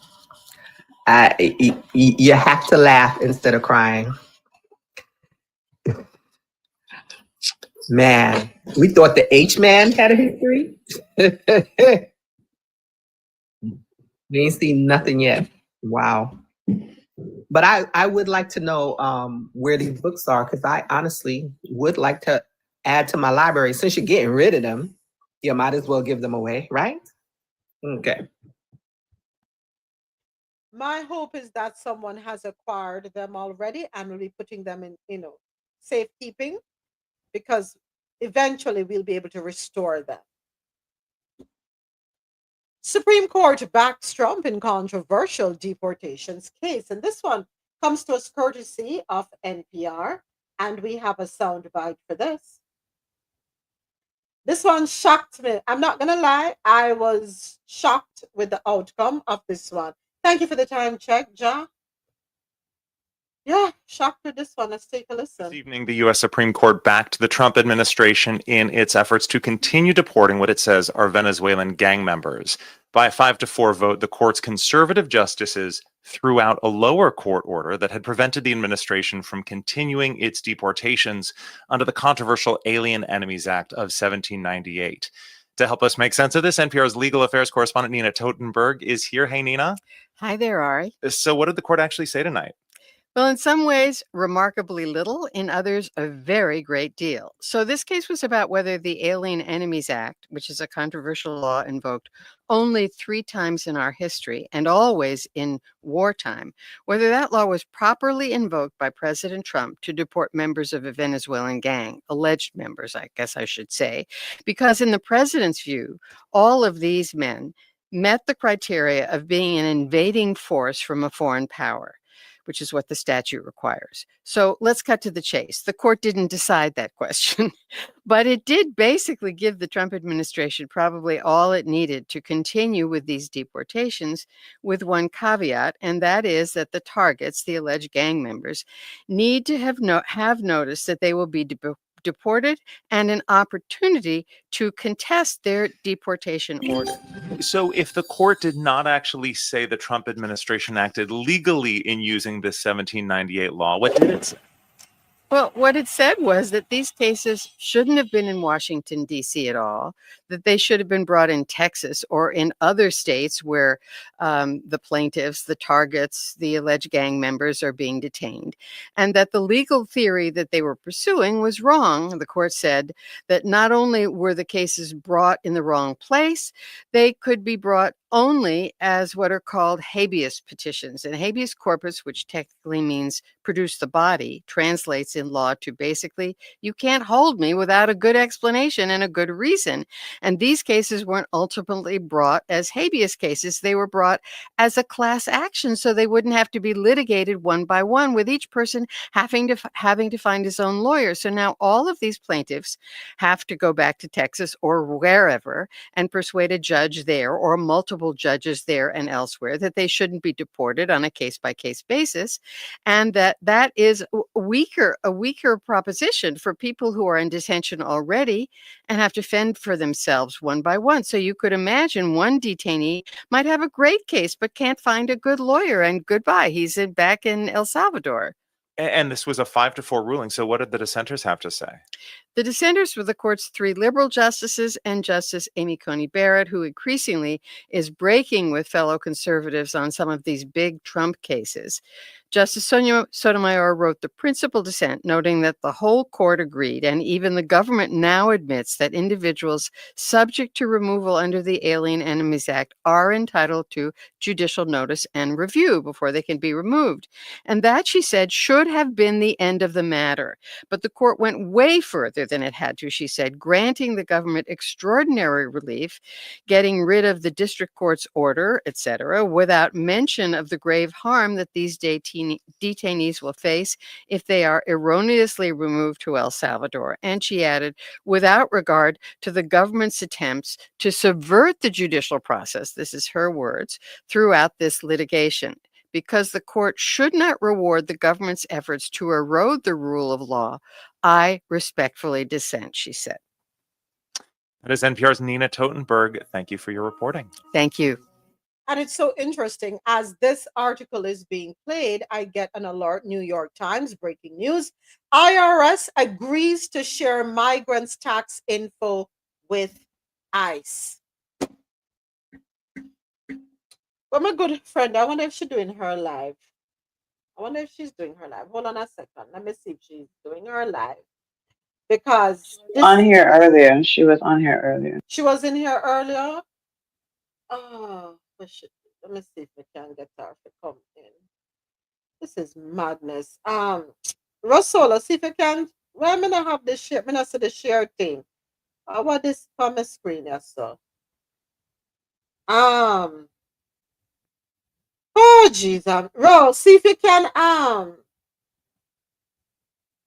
get her to come in there for me, please. And thank you. Share the live with her for me, please. Because this don't make no sense to me.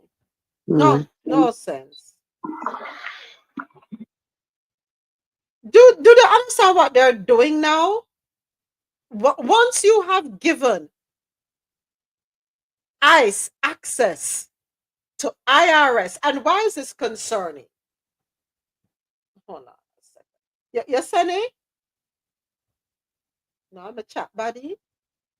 Can take the girl out of the country. You can't take the girl out of the country out of the girl. She's having a little me time, basically, of what she just sent back. It's not she. I don't think she can come on. I don't think she can. Okay. All right. Get it.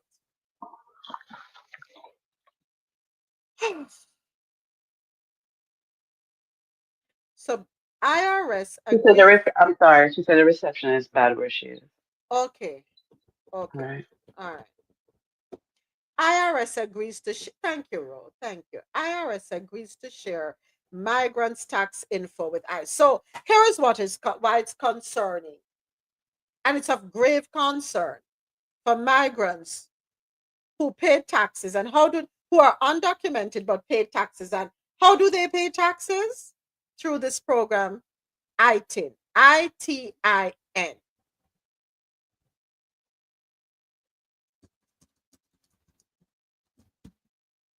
When the professionals can talk about it. But anyway, so the ITIN is a 9-digit number that the IRS issues if you need a U.S. taxpayer identification number for federal tax purposes, but you are not eligible for Social Security or any federal benefits. You cannot get a tax return. In 2023, the government collected almost $100 billion from undocumented residents in the United States who do not have a Social Security number. What's up, Ozzy? But them work and them pay taxes. The same taxes that them pay, citizens can benefit from.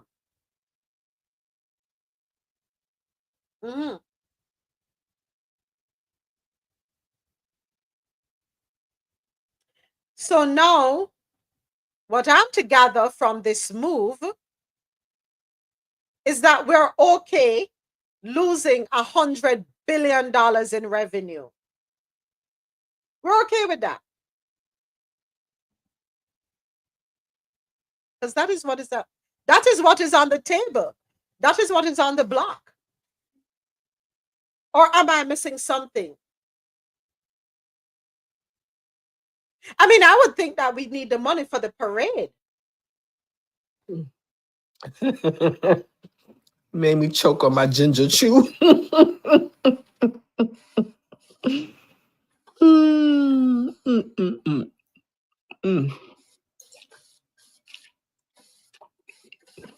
ITIN applicants are required to provide proof of their identity, foreign nationality status, and residency. Proof must be submitted that any applicant claimed as a dependent resides in the U.S. unless they're from Mexico or Canada or a dependent of U.S. military personnel.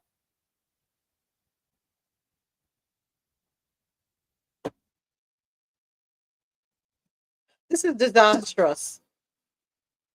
Go ahead, John. Go right ahead. They know exactly what they're doing.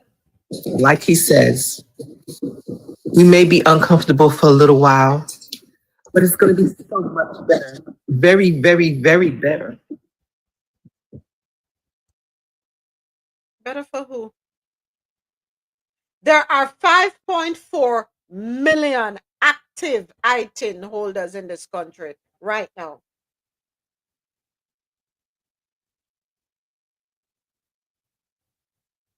Let that number sink in. 5.4 million active ITIN holders. 5.4 million people paying taxes into our coffers. You don't care. You're going to get rid of the IRS anyway.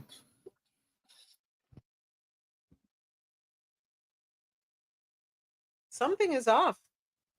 What is the plan? Where are we going to get this money from? Because investors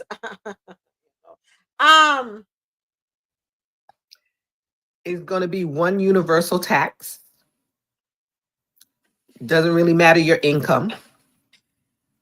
But that's still not going to compensate for the $100 billion that's going to be lost, because we're going to tax us out the yin yang, where everything we earn go back in taxes. That's the plan. So what's the point of working then? Hey.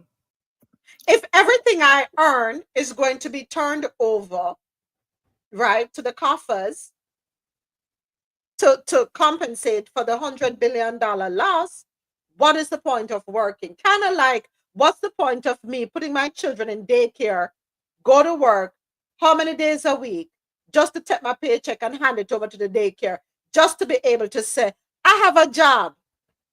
We're all going to be servants. I yield.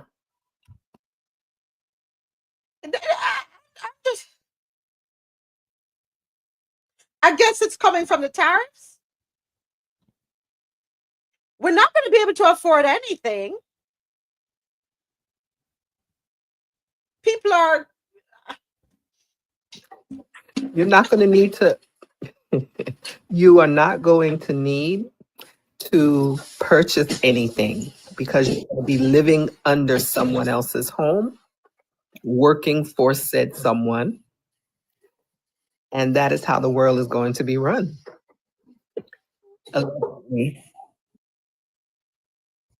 Why was the ITIN created? The ITIN program was created in July 1996 for the purpose of allowing tax return filing by individuals without a social security number.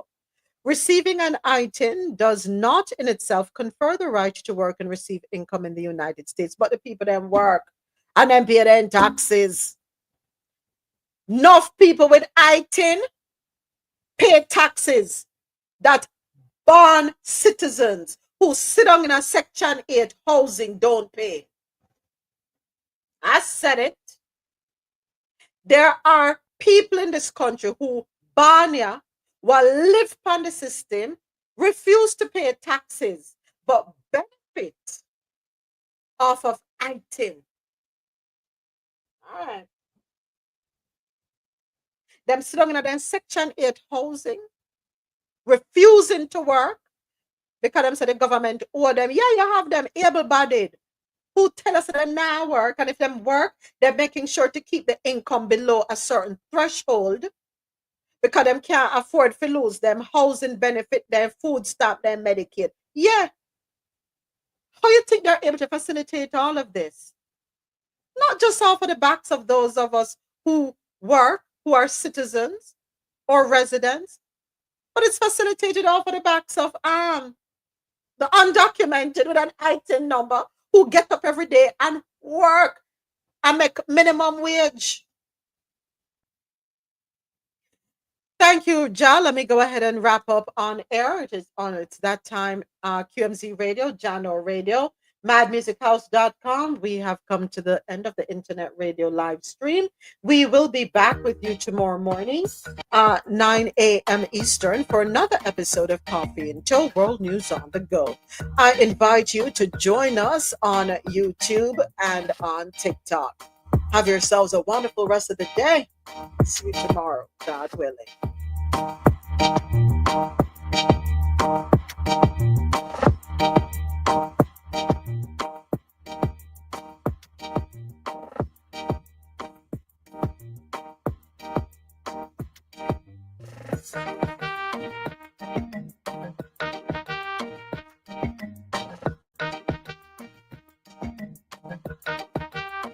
All right, we're officially off the air.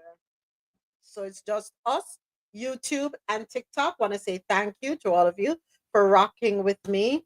YouTube 9:30, TikTok 9:15. Thank you, thank you, thank you. No, make this make sense. So we're talking about the first article was from NPR, where the Supreme Court has backed Trump in controversial deportation cases. The ruling was 5-4, 5 in favor of, 4 against. And on the heels of that, we had a breaking story coming through from the New York Times that the IRS has agreed to share migrants' tax information with ICE.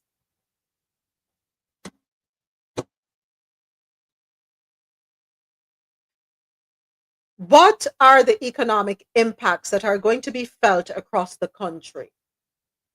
Where do we start? Because there's a long list. Food. Who is going out there and picking the fruits and the vegetables from before sun come up until sun go down? Who is out there doing that? Is it the college educated? Who? Who is out there doing it? Who is cleaning the bathrooms, the restrooms in the hotels, restaurants, public facilities? Who?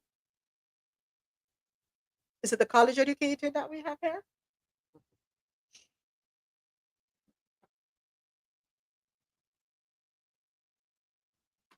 Who is building your houses, doing the renovations?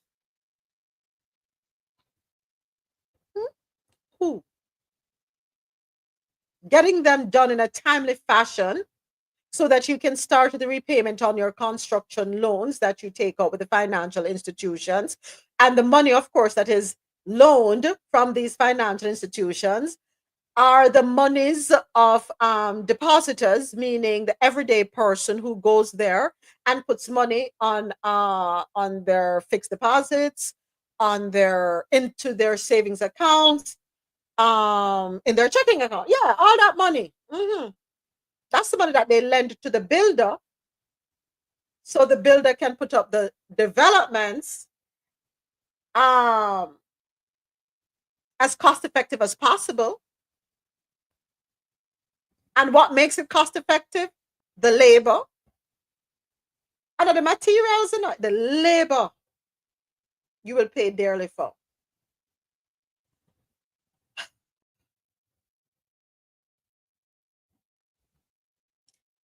Who is going to do it? Who's going to do the work?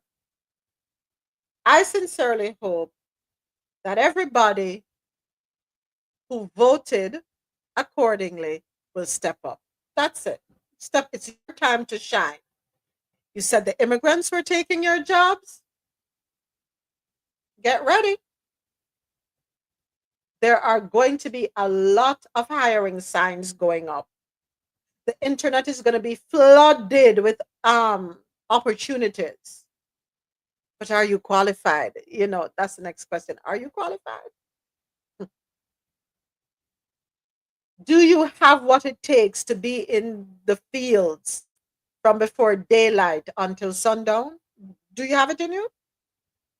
Do you have it in you to be up on the roofs in the sweltering heat, especially during the summer, where you can get the houses quickly built, at least the exterior quickly done before fall. Yeah, because here what too, if the on a building of houses, most of the houses in this country are built out of lumber. Yeah. If too much moisture hits the lumber, it can create a problem with the infrastructure. You didn't know. Yeah. Qualified for what skill? Kirk, I laugh. Kirk said qualified for what skills? Are they qualified? Are you qualified? I mean, you said the immigrants were taking your jobs. Well, get ready for the jobs. I hope you are good at what we need masons, carpenters, roofers, we need plumbers, electricians, we need everything.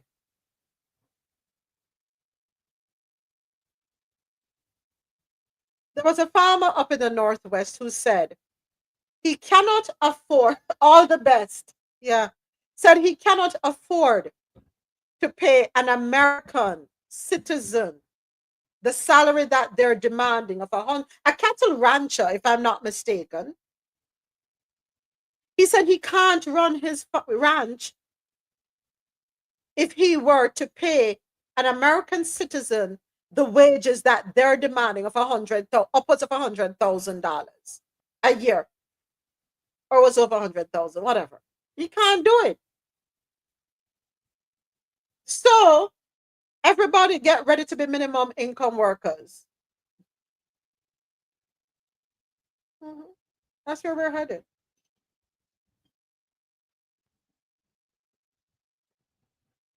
The vineyards that them pluck the grapes from, who gonna pick the grapes? So get ready to, all of us who like to drink wine, where the wine come from? Because damn, the tariffs are on the wine. So we're not gonna be able to afford it if it's imported. We're not gonna be able to afford it if it's grown locally.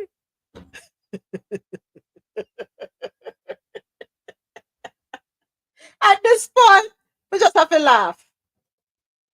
Just have to laugh. So habeas corpus it's Latin for you have a body, and it is a court order that requires law enforcement to produce a prisoner and justify their detention.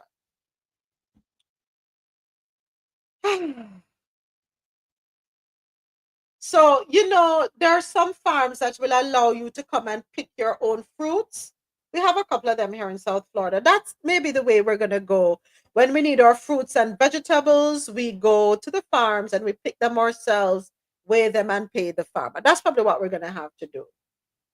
So, away with the conveniences. You know what? There goes a business idea for somebody who may want to do that. Go out there and pick them and take them through the suburbs into the communities.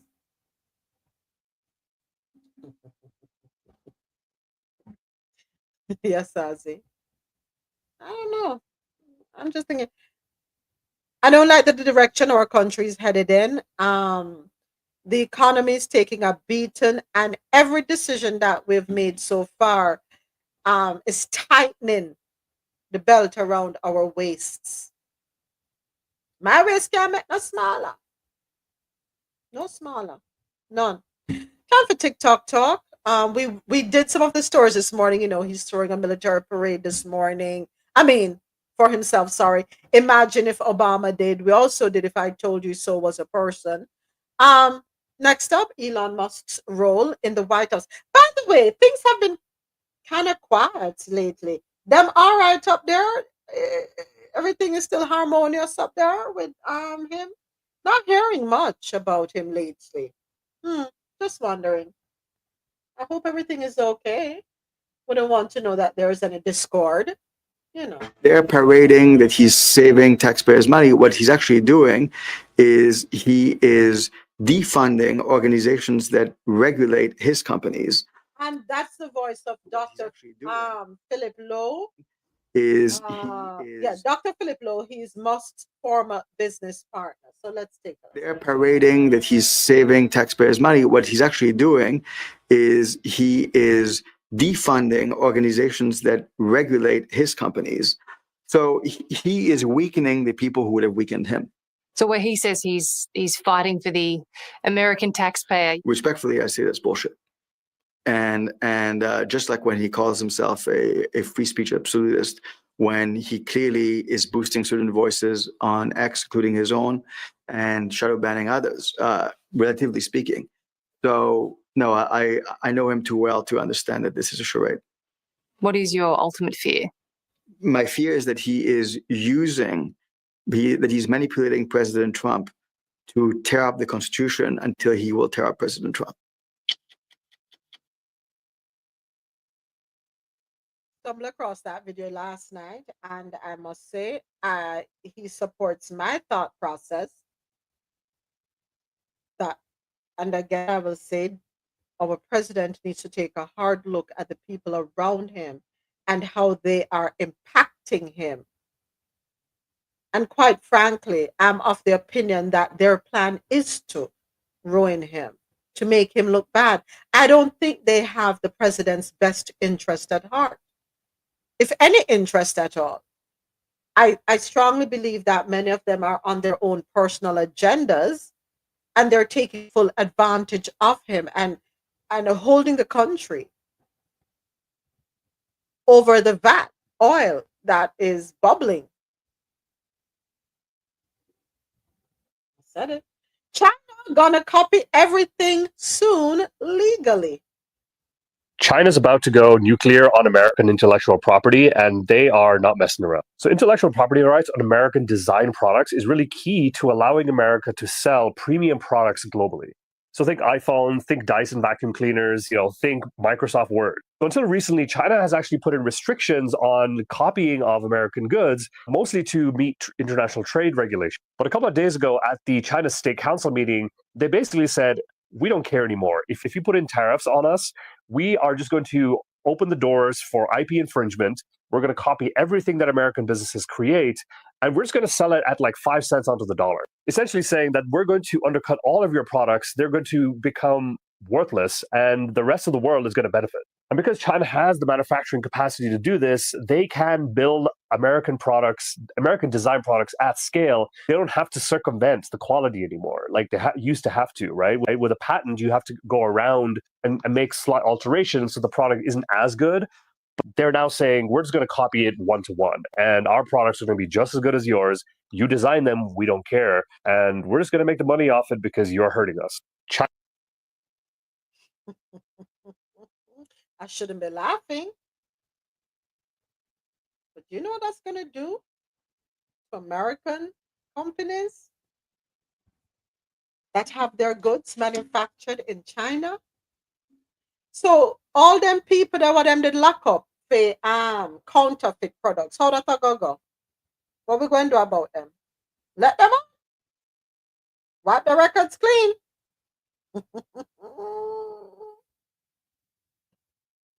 And there's nothing we can do about it, right? We flipped the switch and had nothing in lined up. It's like, oh my gosh, somebody came and offered me $100,000 on my house. Yeah, let me take it. That's the most I've ever been offered. So I take the 100,000. I have to move out. I have nowhere to go. I didn't think. I have nowhere to go because the $100,000 can't pay for the houses on the market that are valued at $200,000. So now I'm homeless. That is what is going to happen to a lot of American companies, absolutely, as in most American companies. We weren't thinking. We weren't being rational. Not at all. Far from it. Good luck to all of us. So now, when them start pumping out these things, and we're told here, let us say, God forbid, an iPhone goes up to $2,400. God forbid. Just throwing out an arbitrary figure. Imagine an iPhone going up to $400, and China busy over there making the iPhone that you can get for $100.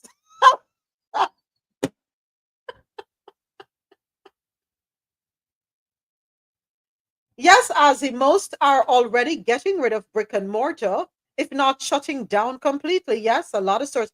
I think Kohl's is going, if I'm not mistaken, don't quote me, but yeah, a lot of stores are closing their doors.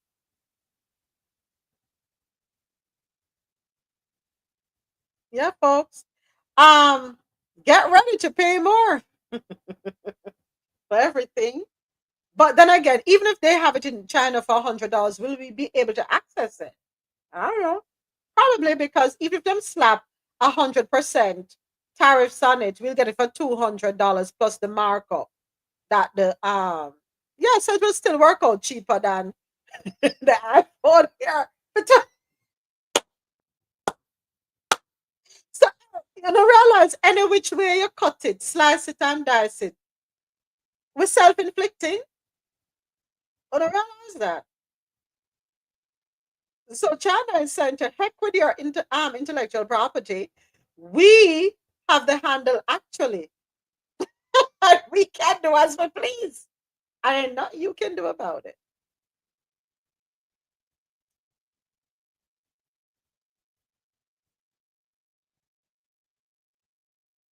Who is don't ask me? Don't ask me. You have to declare yourself because CIT family, this is my backup account. Don't ask me. You have to declare yourself into the people them space. My main account got blocked. Okay, don't ask me. You have to declare yourself. You have to let us know who you are. What? Wait there. So that Alexia? Yeah. Alexia, what happened? How did block you on your birthday, girl? My birthday season. What happened? What happened? Out of nowhere, I'm on here and I get a call. I come off and then come back, trying to come back to the room, and I'm having issues. So I'm gonna come off of the app, I'll go back on, and it's like, your account has been blocked. Don't ask me why. Just don't ask me why. Okay? Don't ask me why. So every time I tap into, every time I try to touch, when I touch the icon on my main phone, I get, you have been blocked. And no You know, reason. Do you get no, no. So here what? Are you able to appeal the block? They don't have that. You see, once I touch, all right, normally when I touch the app icon, it just come up on your main page, your FYP, I say name, FY, whatever you want name. FYP? So, right. So it's not giving me that. It's not giving me that. It's just the TikTok icon in the back with a notification. Your account has been banned, has been blocked for community violation. Somebody report you. But what did you do today? Nothing. Girlie, you know what? Me feel like then just I report everything. Listen, I'm tired. This is the new me now. Just build this, as in just know. Just know. Okay? Just know. I use different email and everything. Just know. Look what Ozzy put in the chat. She actually no. What? True, as in me no know. And that's why I said don't ask me at this point. All right, so here's a funny thing. I went on TikTok on my other thing. I'm seeing your profile. Your profile is there. Okay. Your following is there. Your followers are there.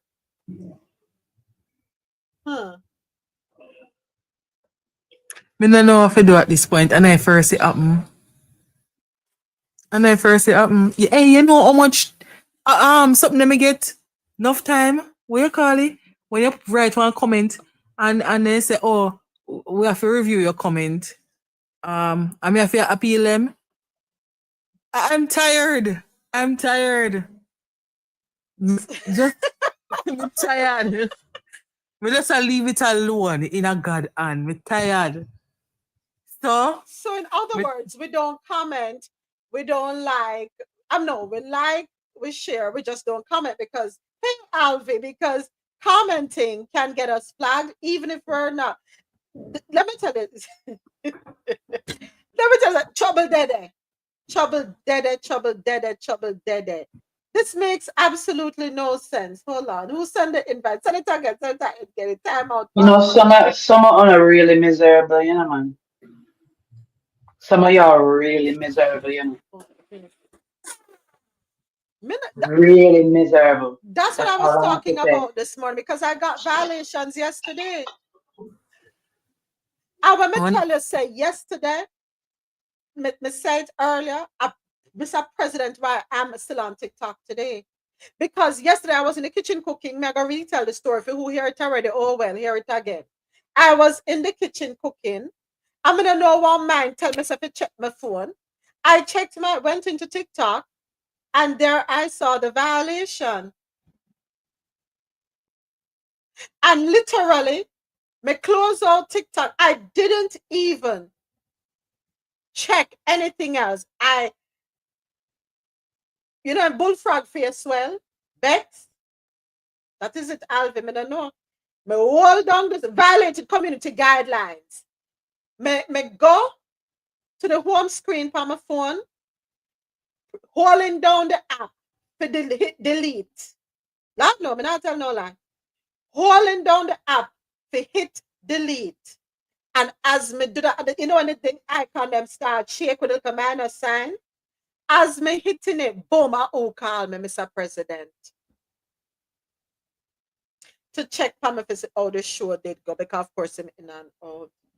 I'm let it go on him and tell us I'm hang up the phone for me. I vented. And he sobered me back up. Reminded me of why I'm doing what I'm doing, and that you're gonna have people who are going to be doing what they are doing. But interestingly enough, remember me tell us then it backs the money out of my food the last time because of community violations. So me do a deeper dive now. And me notice the money they are the same thing again.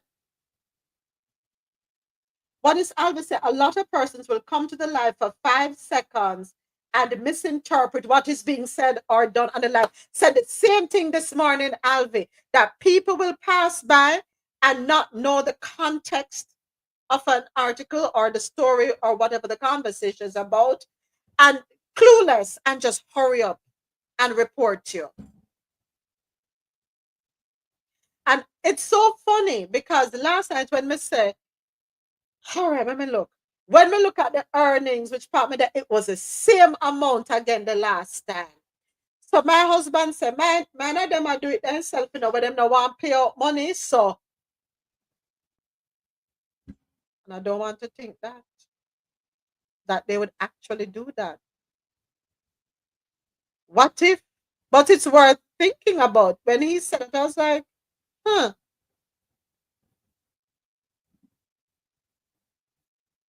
I think the same sometimes. Yes, I don't know.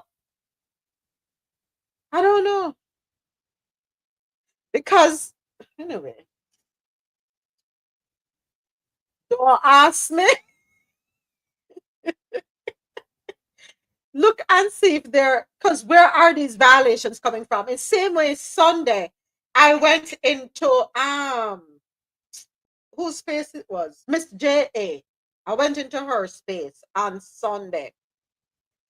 And right soon after she started her live, you remember Ja and Rasola, the same person that came in saying with the bell as their PTR, saying violation. Yes. Okay. That same person popped up in her space, and she had the same reaction I had. She was saying, oh my gosh, do I need to close the live? What do I do? And I put the thing in the chat. No, it's a troll. Fake account. They create these accounts and go around wreaking havoc.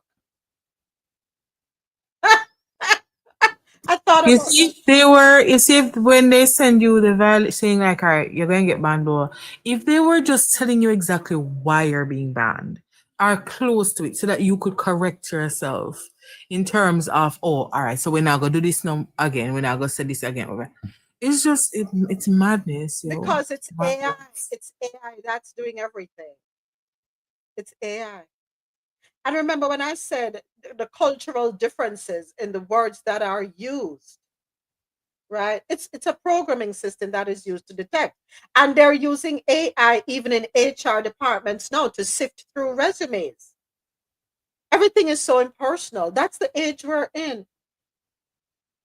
So, there could be so many different factors. It could be somebody who just don't like us because we're too happy. It could be somebody who hear a story, don't know what we're talking about, not understanding, don't like it, complain. And guess what? You have people out there in life but just don't like you for no reason at all. Then see you, then I like you. Me don't like that name then. Me don't like how that girl they look. Just say, go ahead, Rosolo. I don't necessarily believe it's all AI. I know that AI has is a part of it. I understand that, but I just feel that there are people out there that are just miserable. They're just miserable. And like I said to the gentleman that came in the day that lost his money and he was upset and he wanted to take it out on us, I said you could have all freedom to keep scrolling. You have all freedom because I went on lives yesterday and we hear people cursing, people saying whatever they want to say. They're doing all kind. And I don't see them getting blocked. I watched the whole thing. They're still on there. They're still going. The fake preacher them, the fake priests, the preachers who praying for somebody and only when you send them a gift, them know, oh, God sent me a message for you. Oh, I don't. It's a bunch of nonsense. So I just feel that there are people that are just miserable. Yeah. And if you come on here and you hear us saying something and you don't understand, just sit for a minute and try and get a better perspective on what we're talking about before you report for somebody. Or like I said to the gentleman, use your fingers and scroll on. I get AI as part of it. I do. I get AI as part of it. But I don't see where Alexia said any comments in the chat or verbally today that caused that. Nothing. Nothing. Nothing. There's a lot of vindictiveness going on around. A lot. If you go into a space, AT is saying let us go back to fan base. AT, No. I have my issues with fan base. I have my issues with fan base. Fan base has collected $11.8 million as of last week. All right. And every week he goes on. And I'm listen, I will support everybody who knows me knows. I will support my people. But when you go on with the nonsense, I'm not supporting you. Fanbase has collected $11.8 million and you can't fix an emoji. I am sorry. I am sorry. And Moment is your show. Wherever you go, I have your back 5,000%. I'll sit here and I'll stay quiet and I'll do my thing, work and listen to the show and learn from all of you. But no. AT, I love you though. Love you. Listen, remember, when did we start on TikTok? End of February? Oh, let me tell you this. Let me forget this because this was funny. I saved it. I deliberately saved it. So it was the Alvi beginning. said who is Fanbase. Exactly, Alvi. Alvi. It's an audio app similar to Clubhouse. It's a blending of, it's a mixture of Clubhouse, Instagram, YouTube. It's an all-in-one. It's not, the concept is great, not gonna lie, but it needs some fixing. So we left over there February, near the end of February, right? Last week of February. Do you know when I got a response about the complaints that I had regarding the technical difficulties? The 27th of March. And you're telling me you can't take a little of that $11.8 million, pay somebody $50,000 a year and let them be your person to respond to complaints? Hold on a second, Jad. Did you say at least you got a response? Unacceptable. Never received a response. Unacceptable. You More than never get one response. I said more than one and never got a response.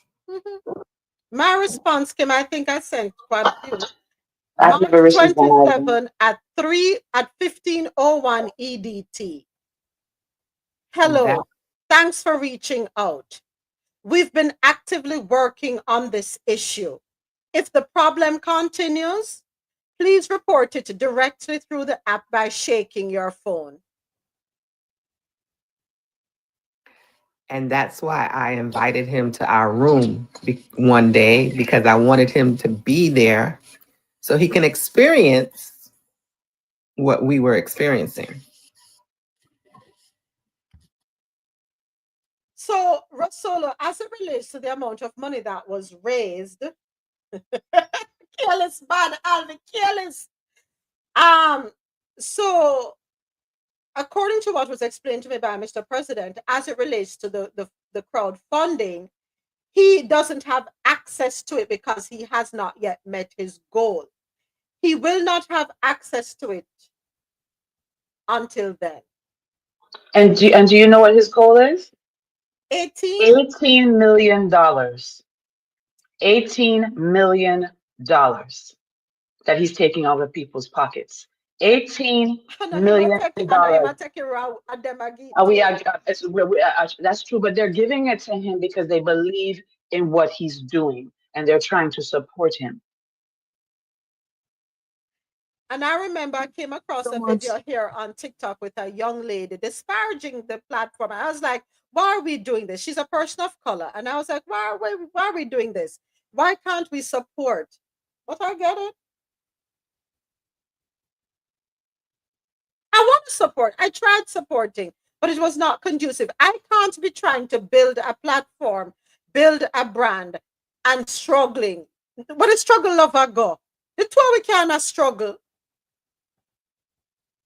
And it was doing me a disservice.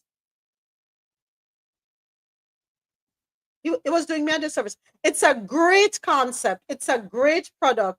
It's just that they need to put more money into it. And here's the thing.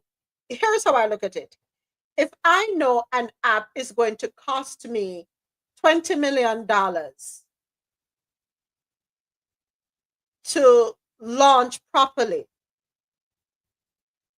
I mean, I would think he would have it, or even if you don't have it, round up a group of friends of you and everybody chip in, 20 friends of you, put in $1 million, get it going the right way so that you can take advantage of the market share. Now, when TikTok had the 24-hour downtime, right? It was a huge missed opportunity for them. Huge missed opportunity. How much of that market did he garner?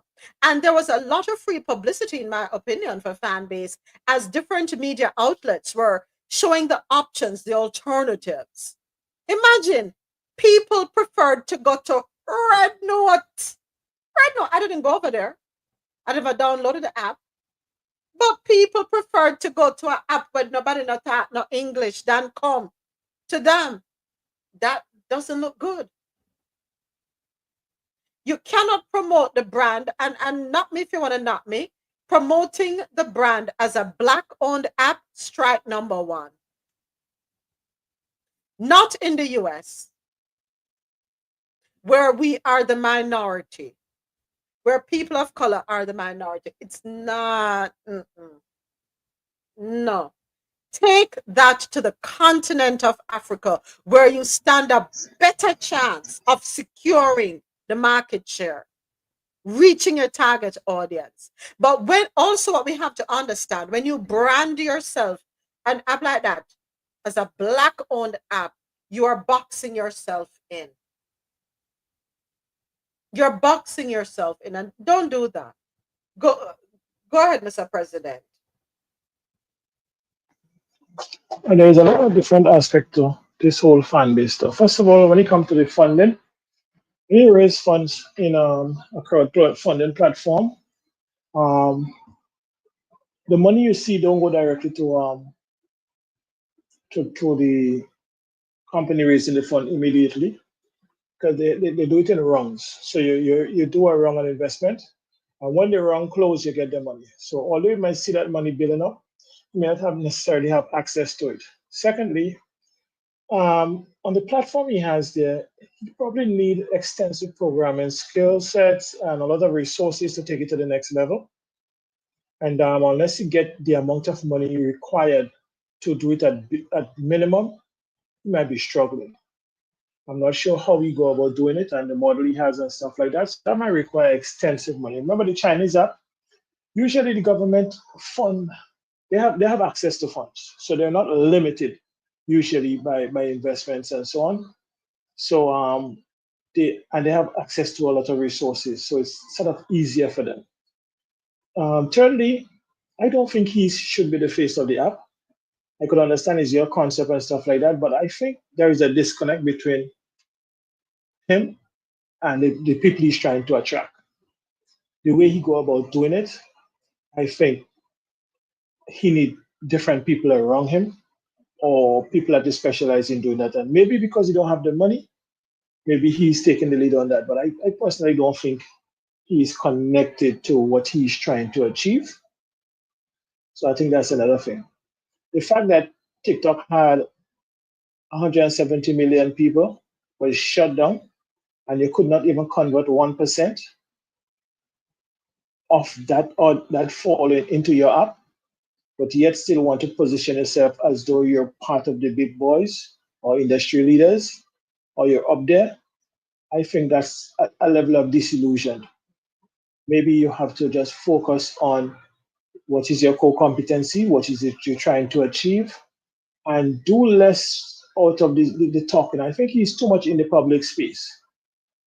Fourthly, you can't be running an app and looking at the trajectory that you're trying to get and jumping in everybody that have a room going on the app. I could understand you could come in as a ghost user to get a feel for what's happening on the ground.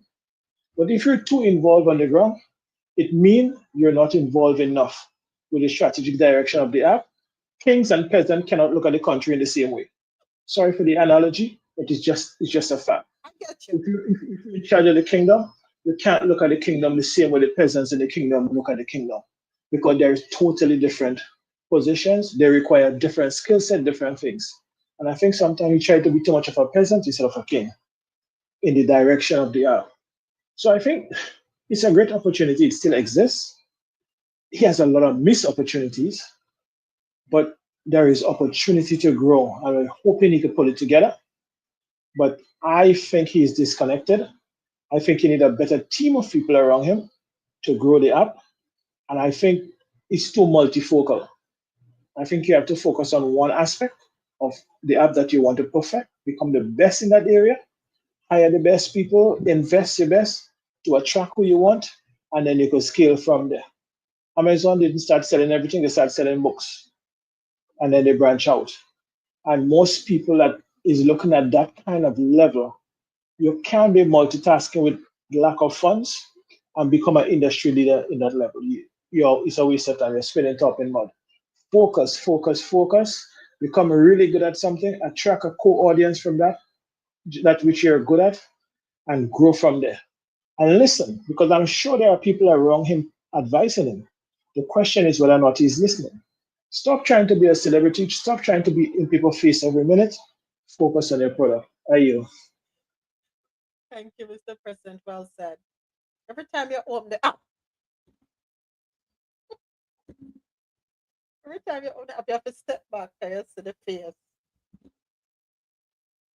Yeah. Thank you for understanding. 80 says, I agree, moments. If you want to do business for all or openly, never say Black owned openly. That's a huge no-no. It's business one-on-one. Nothing personal, but it is business. And if you care about your money, which is your business, you will look at that model and move away from it. All right. Where were we? What was the last thing? China gonna copy everything. We're talking about intellectual property and how China is going to be making strides now. All right, business and tech news. We did it this morning. We played the video that Andrew Chang was breaking down the formula that was used to come up with how the tariffs were being assessed.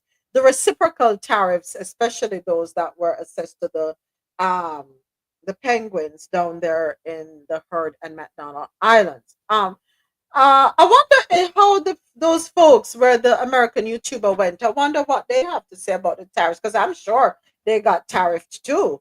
You know, everybody got tariff. Tariff for you. You get a tariff. You get a tariff. You get a tariff. All right. Let's move on to our concepts of a depression video, which is also in our business and tech segment, brought to you by Grand Coffee House. Head on over to grandcoffeehouse.com and enjoy 20% off all coffee products. Use the code CoffeeInto20 at checkout. Let's take a listen. Is about to go nuclear on American intellectual property. Oh, not this one. Not this one. Not this one. I clicked the wrong one. Sorry. Hold on a second. Where are you? This one. Concepts of a depression. So this isn't a switch that you flip and suddenly manufacturing is back in the United States of America. It's also not a switch that you should wish to flip.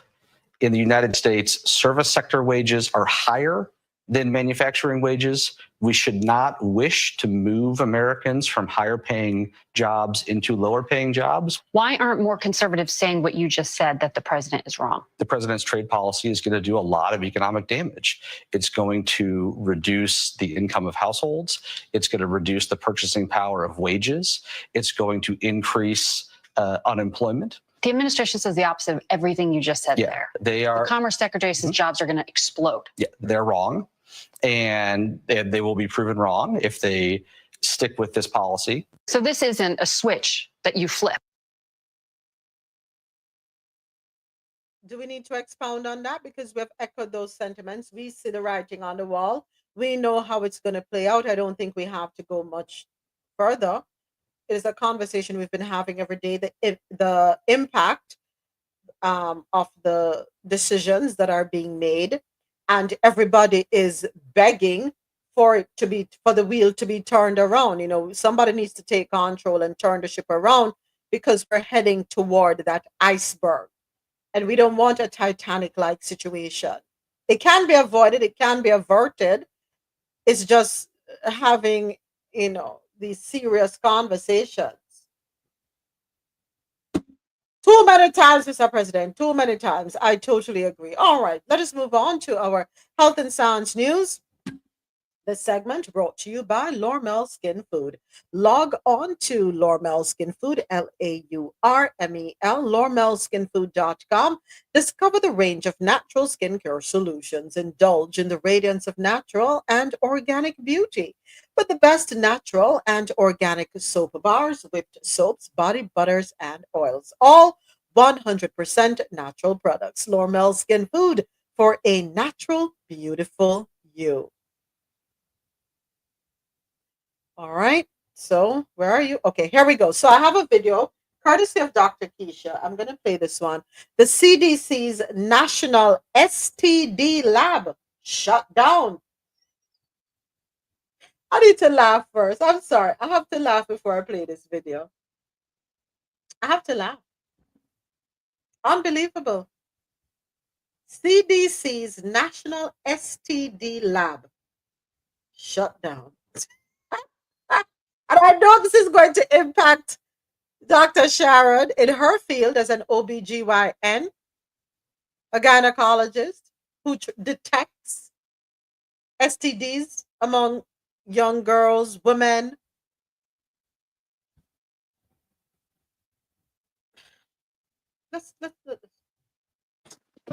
Happy Monday, everybody.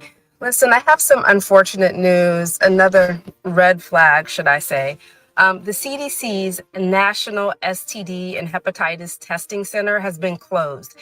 All 28 employees were fired on the spot, no notice, no backup plan. This lab was critical. It was tracking drug-resistant gonorrhea. It guided national STD treatment and handled cases that nobody else really could. The center is closed, but specimens are still arriving there, and then hazardous material is still sitting there unmonitored. According to Stat News and CBS, some of the employees were told to leave and weren't even able to collect their belongings. Many are saying this is a shocking blow to public health. And as these cuts continue, this is not about efficiency, this is about control. When science is silenced, people suffer. Remember to follow Dr. Keisha on the Medical Collective right here on TikTok and on YouTube. Dr. Sharon, so what we're going to do about the STD situation then now? Because I would, God forbid, my poor Jewel should ever mate and get an STD. Please, please, Jewel is gonna be a virgin for the rest of her life. please, Thank you please. very much. Can't afford for anything to happen to Jewel. Let me tell you. So the CDC is actually one of my go-to places when I need an answer, right? The reason why they do the research, they're on top of it, they're cutting edge. So sometimes I don't have the time. I'm not a researcher, right? So when I have something that needs immediate attention, for example, syphilis has been rampant in Texas, in Harris County, in Houston. I ain't never see somebody daggone his syphilis in my life, right? So because of that, penicillin was actually back ordered. We didn't have enough penicillin. So I need an alternative, a go-to, a different medicine to treat patients, right? Where do I go? Our CDC website, right? With the recent, in the past few years, a new recommendation for the treatment of gonorrhea, where do I go? CDC. So the CDC is not just a figurehead that sits there and do nothing. They actually do a lot, and I and other physicians like me use that information to take care of actual real people. So closing that lab, because sometimes you may have someone who's resistant, who, they keep coming back with the same thing, and you've treated them, you treated their partner. Where do we turn to? The CDC. So I don't know what what are we going to do now? Is that all free, Dr. Sharon? Good morning. Yes. Okay, so now you have to go pay your fees. No, you have to No. Pay for what? There's not, the information is not going to be out there. They dismantled the department, so it's not going to be there. So where am I going to get this information from? Am I just going to pull something out of a hat and hope this shit works? How are we going to treat and take care of people in that way? And it shouldn't be privatized. This is public health. Exactly. It should not be privatized. This is public health.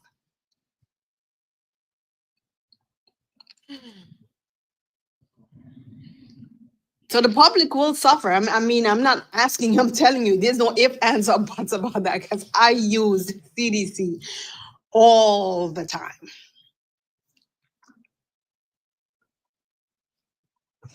I yield. This is concerning. This is concerning. Deeply concerning. So everybody, is this a way to scare people into refraining from intercourse? The only way you're able to indulge is if you're ready to procreate. Is this a tactic? I don't know. Just asking. Because I don't know what to think. And even then, there can still be the transmission from partner to partner, from mother to child. I thought the goal would be to protect as much as we can, to keep safe as much as we can, everyone. But apparently not, Why should we? China is in 2025. We, hey Twiggles, we are in what year? What year are we in? Because we're not in 2025. And the reason I'm saying China's in 2025, I remember as a child going to Epcot Center and seeing some of the very things that, the concepts, the very things that China, is doing. And they're right on target. We are just, at this point, we're not even trying to play catch up. We cut funding from research universities, funding that is necessary to facilitate the transgenic, GENIC, mice that are used when we talk about science and research. We talk about DNA, genetics, all of that, and how we will respond, how our bodies will respond, so on and so forth, to any medication. It's a lot of study that goes into, but because they heard TRANS, the smartest and the brightest decided to tell our president, yes, do away with it because they're making the mice change. Jesus said the sailor battery's about to go up. Girl, you're wrong for that. I just caught on to what you mean. Everybody better get one that them can plug in and charge up. That part. I mean, now we shut down. We have RFK backpedaling because remember when they were having the conversation about measles parties? 2 children, unfortunately, in Texas, no longer with us. He goes to the funeral for what? And now he's saying vaccine is important to save lives. This CDC is not even just for STDs, any type of foodborne illness that people get sick from. It's not even just that. It's Hold on there. Where's Popskull? I don't see Deacon Popskull come in the building today now, and we need a prayer. We need a blessing in the place today. We don't see Deacon Popskull. I hope Deacon is okay. How we need a blessing in the place? With what is happening, we need a blessing. So I ask one question. American are the panelists too when they say birth rate low also? They're on the list? We know Jamaica the panelists, we just ask because if you are gonna make people in this part of it, I go resort to sterility, because that's a go happen. Then we just go there and live out until the land just become bare again. Enough people are go afraid. If you not have no way for viable information like what Dr. Sharon said, what we're gonna do? So the US birth rate has been declining, reaching a record low in 2023, with the number of births dropping by 2% from 2022. That's according to the CDC.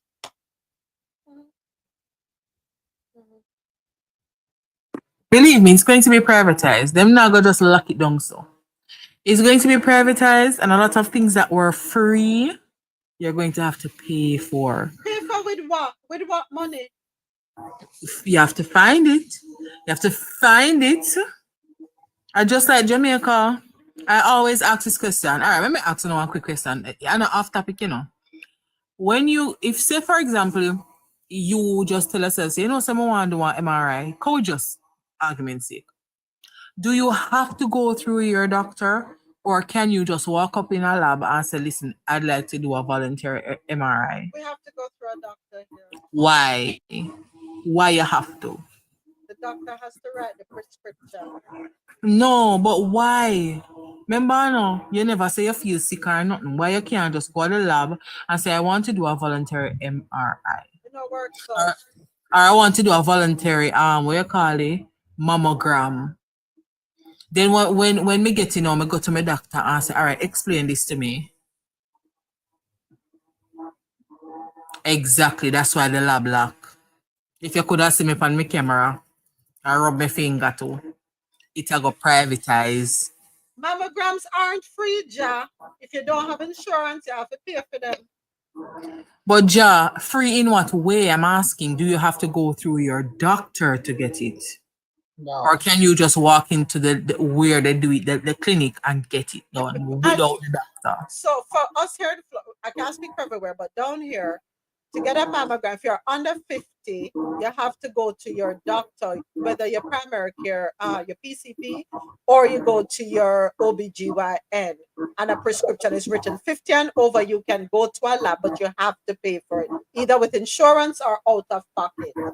So, and it does depend on your, I personally don't Hold on use- a second. Alexa, close your mic 1 second. Yeah, go ahead, Ja. Sorry, I couldn't hear you. Go ahead, Ja. Ever since the mammogram has been part of a woman's annual, I haven't had to get a prescription. I can just go into a place and get it done. And that started at what age for you? I don't remember how long it's been, but I just know when they enacted that law for your annual. Okay, probably in Texas, because over here in Florida, I remember when I had my very first mammogram, I had to go to my OBGYN and had to write the prescription.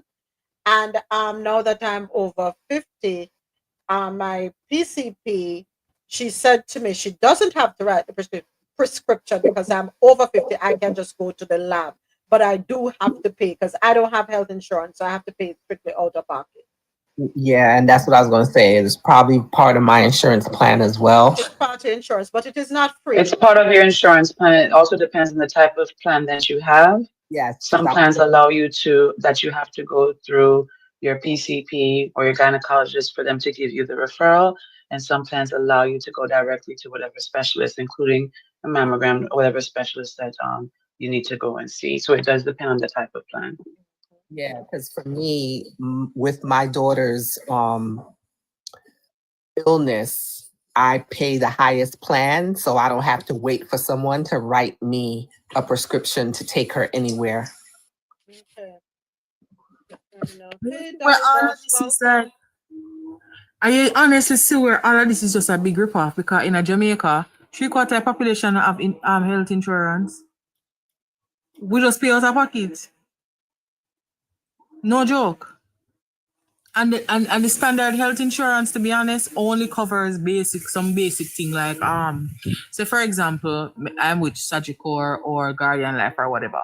You get fit do your eye, your mouth. Folks, eyes. Sorry. Vision. Yeah, vision care, dental care, and to see like your MD, right? There's no speciality. Like if you have to do certain surgeries or whatever, it's out of pocket. Yes, right? And so what I'm trying to understand is this. Why is America so insurance-based?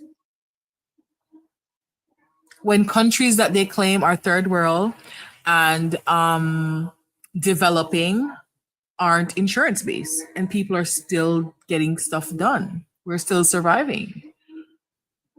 I don't, I know it's money. I understand that, Julie, but it's just crazy how people just went along with it. They just totally just went along with it for years. To this day, you guys are slaves to insurance companies. It's beyond me. No, but am I lying? Am I telling a lie? It's crazy. Why is everybody so serious?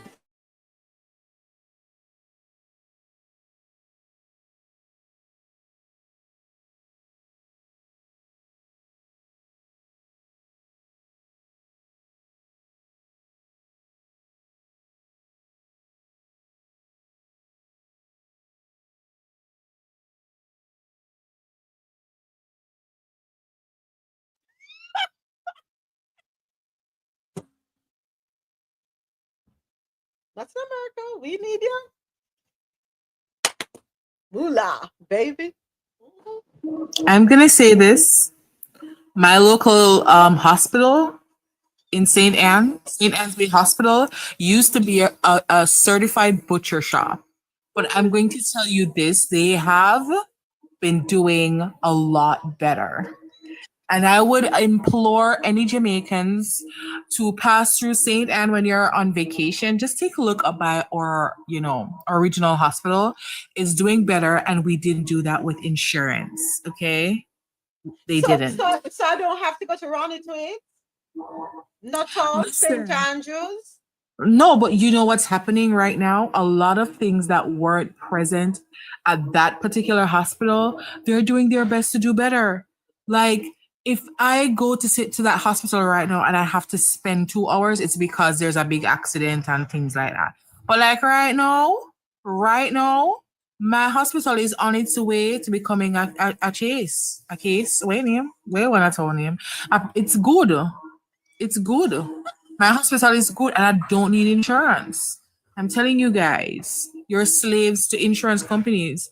I see where they're trying to, they have started to implement this credit score thing in Jamaica, and it's not, yes, Tasha, it's upper St. Andrew. Upper St. Andrew. Come on now, get it right. Upper St. Andrew. Yeah, they're trying to do the credit score based thing in Jamaica, and it's just not happening.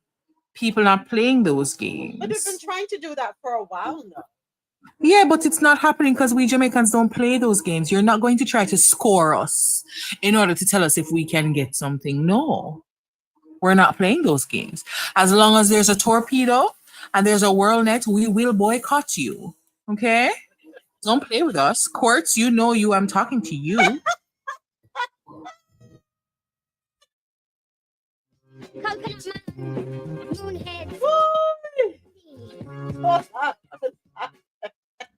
Sorry, you two.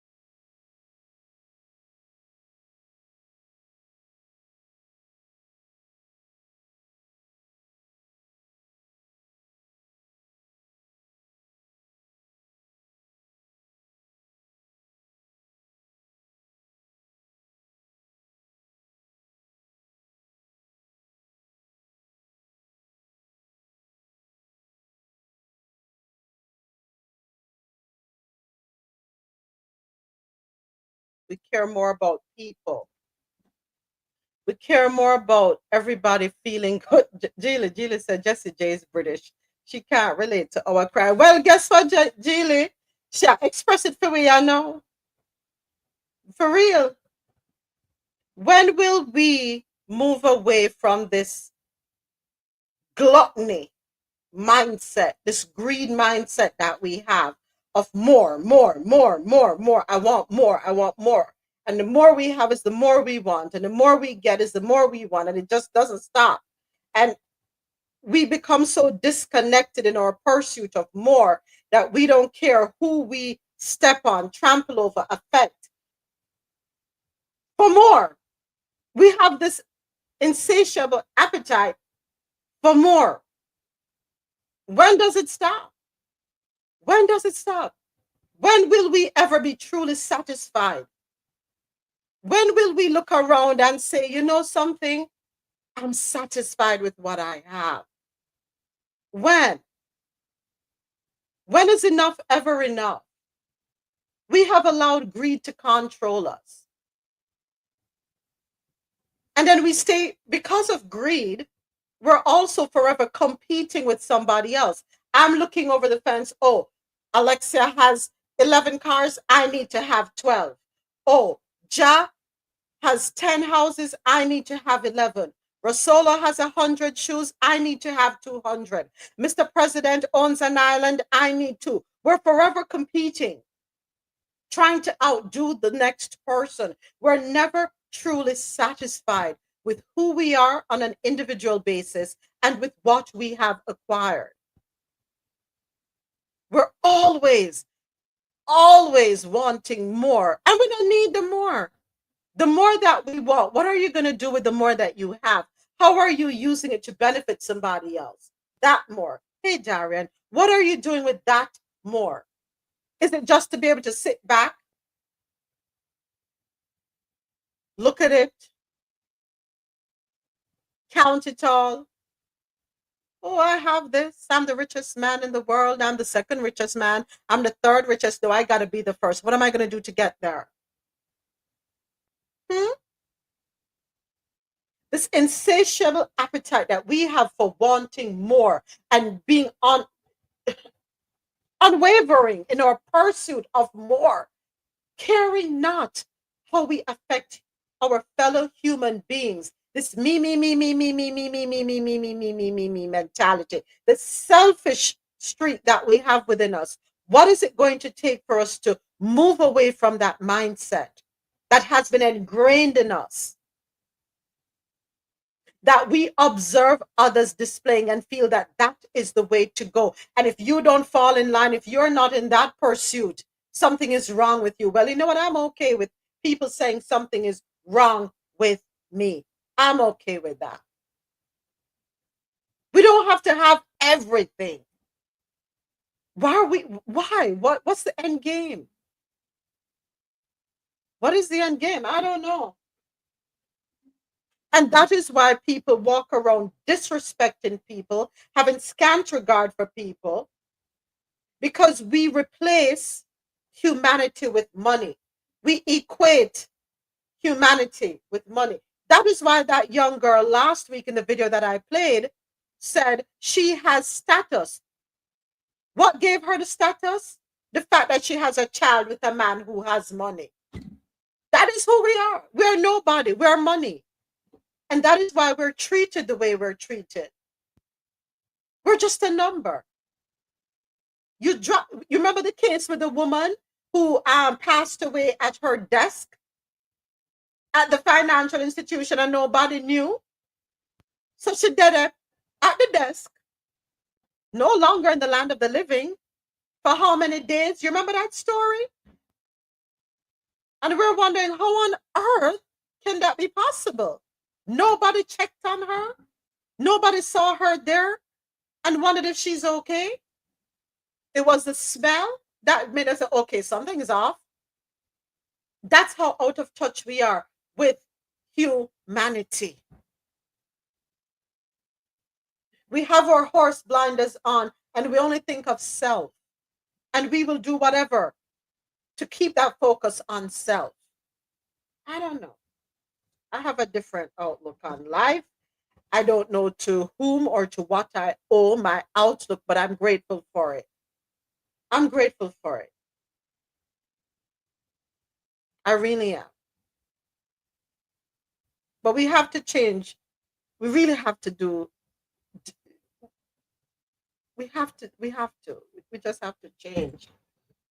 Everything is wrong with us. We disrespect people because they are not on the same or not in the same socioeconomic bracket as us. We disrespect people because they're not on the same intellectual level as us. We disrespect people because of varying reasons. At the end of the day, we are all flesh and blood. And from whence we came, we shall return. Nobody no better than nobody. Nobody no better than nobody. And we need to understand that. But somehow, I don't know. We might make different choices. We might make more sound choices, right? We might make better decisions. But nobody no better than nobody. Nobody. And until we recognize that, we will stop treating people the way we treat people. Until then, we're not going to stop treating. We can't say me. I don't know what I mean. I don't know what I mean. The ignorance will come out in me now. I'm just sick and tired of it. Really sick and tired of it. Yes, everyone now understand. Smart it. I'm telling you, for the love of yourself. I mean, value yourself and value yourself.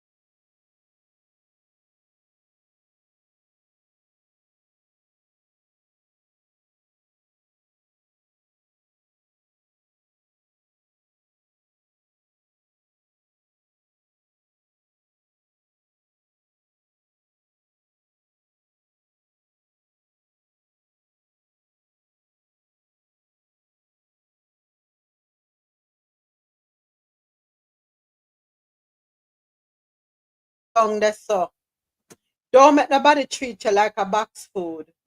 Use a whole 5-star meal, Michelin meal. Yeah. Do not allow people to mistreat you because you're not on the same level as they are. Don't do it.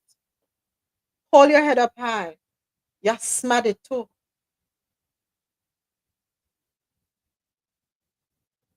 And those of you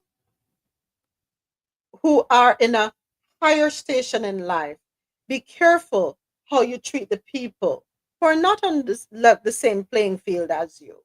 Be careful. They have a saying in Jamaica, the higher a monkey climbs, the more he exposes himself.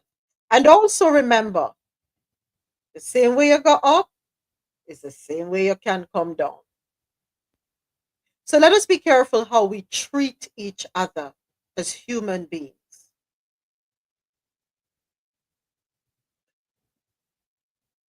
let us remember that we can't do this thing called life alone. It's impossible.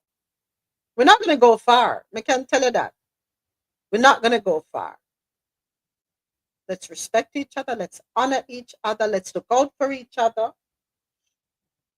Hold each other in high regard. Get back in touch with humanity. What's within? We're too concerned with the external things. Way too concerned with that. With the things that can lose value. We're way too concerned with those things. You're a big deal, Ja. You're a big deal, Rosolo. You're a big deal, Alexia. You're a big deal. You're all a big deal, Kirk, Tasha, Mr. President, Geely, Mad Libran, Marlon, CJ, Darian. You're all a big deal. Go ahead. I'm so sorry. So sorry. Me and Ja, we are a big meal deal. You understand me? We are not snack, Ja. Erase that. We are not snack. We're a big meal deal. Yeah? Right. You're a big deal. For real. For real.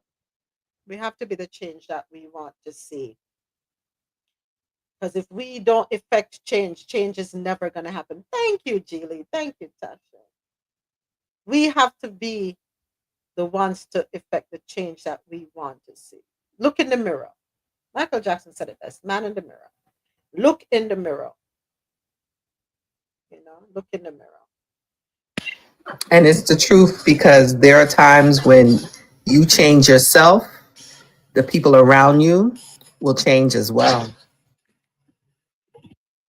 Hold on. What we just, yes, Ja. I just opened up TikTok. This mass breaking of massive mass pew-pewing. Anybody see that on the news?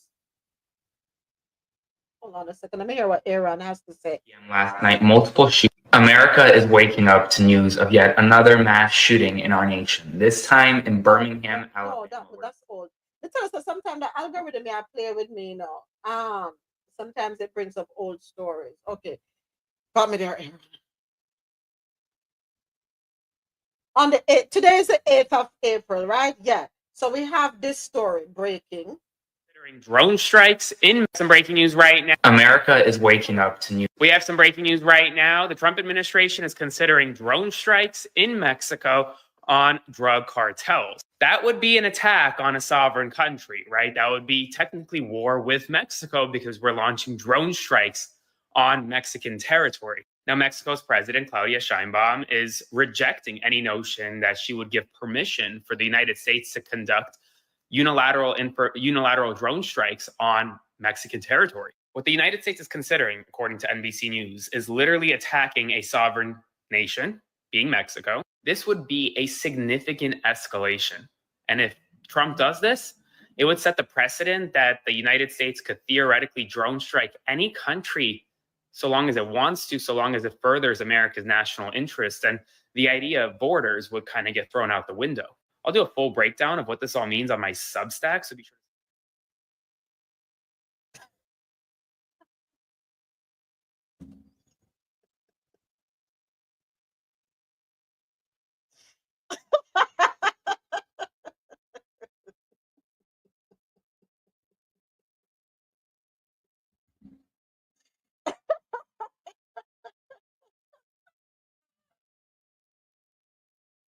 Jeez,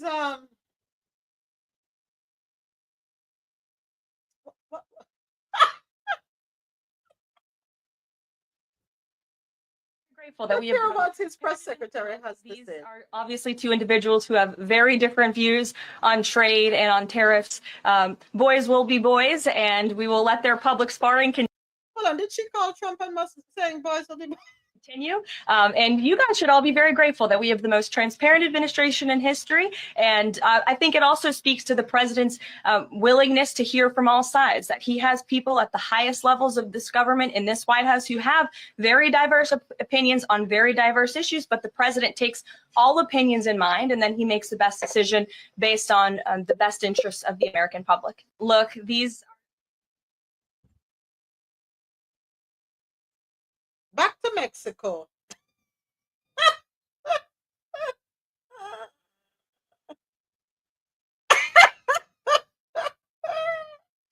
So are you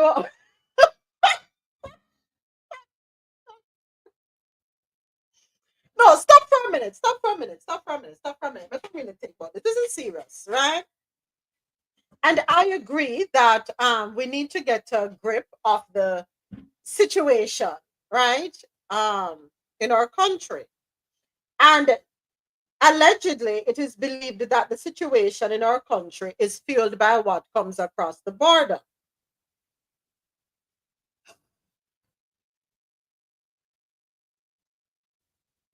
Is it, but then again, that makes sense because is it written anywhere that to tackle a situation in another country that you feel is impacting your country, the impacted country can just go ahead and do what they want in the other country? Is it written anywhere? I don't know. I don't know the laws. I'm not a legal scholar, but that's not making much sense. That's not making much sense. Mexico? Mexico? And then breaking, incoming, as Elon Musk is calling out the Trump administration. The Trump administration. Hold on. Did I just ask this morning? Dada, Ada, you alone, Dada. You see the news, Dana? Please don't stop it. Stay away with them, girl. Don't come back. The news. You see the news? When me say no, the search and call for you. The search and rescue, me let me can't even talk. Lord have mercy. Elon Musk is attacking the Trump administration, which means the breakup has officially begun. Now, this all started over Trump's tariffs. And reportedly, Elon Musk went directly to Donald Trump, asking him not to impose the tariffs because it would hurt business. And of course, Trump refused. Then, as the administration started going out to the media, Elon Musk started attacking them and refuting them. Then he got to Donald Trump's top trade advisor, Pete Navarro, calling him, quote, dumber than a bag of rocks, unquote. Now, Donald Trump has not responded yet, but Elon Musk is not about to let up. He thinks he's smarter than everybody else and that he is the savior of humanity. The problem is Donald Trump believes he's smarter than everybody else and he's the savior of humanity. Now, these two could not coexist from the beginning. We knew that this moment would happen, and here we are. Now it's a question of how long this goes on before Trump responds or Elon eventually goes right to Donald Trump. The two of them were destined for a divorce. We've been waiting for it, and here we are. Elon. So back to Mexico. I want to hear what hold on there, Mercedes just might drop the automotive industry. Hold on. 2025. Mercedes-Benz just mic dropped the entire automotive industry by announcing that they are price protecting all 2025 models until further notice, but it sounds like they've got every intention to see it through all the rest of 2025 model production. That is massive. They are zigging when everyone else is zagging. This could be a But hold on, 2025 been on the lot since 2024. That's old inventory. We'll come again. If you right now, 2026s are getting ready to drop. 2024 is going to be on clearance. I mean, 2025 already going on clearance. So if you are buying anything you buy now, next year, carry out back. Because that's how the models run, folks. If any vehicle, especially when you get down to the last quarter of the year, you already buy next year's model. In a row. Not for my name. Oh, he is mad now. How often do we hear South Sudan breaking the news? Rarely, right? Oh, jeez, Lord of mercy. Another day in America.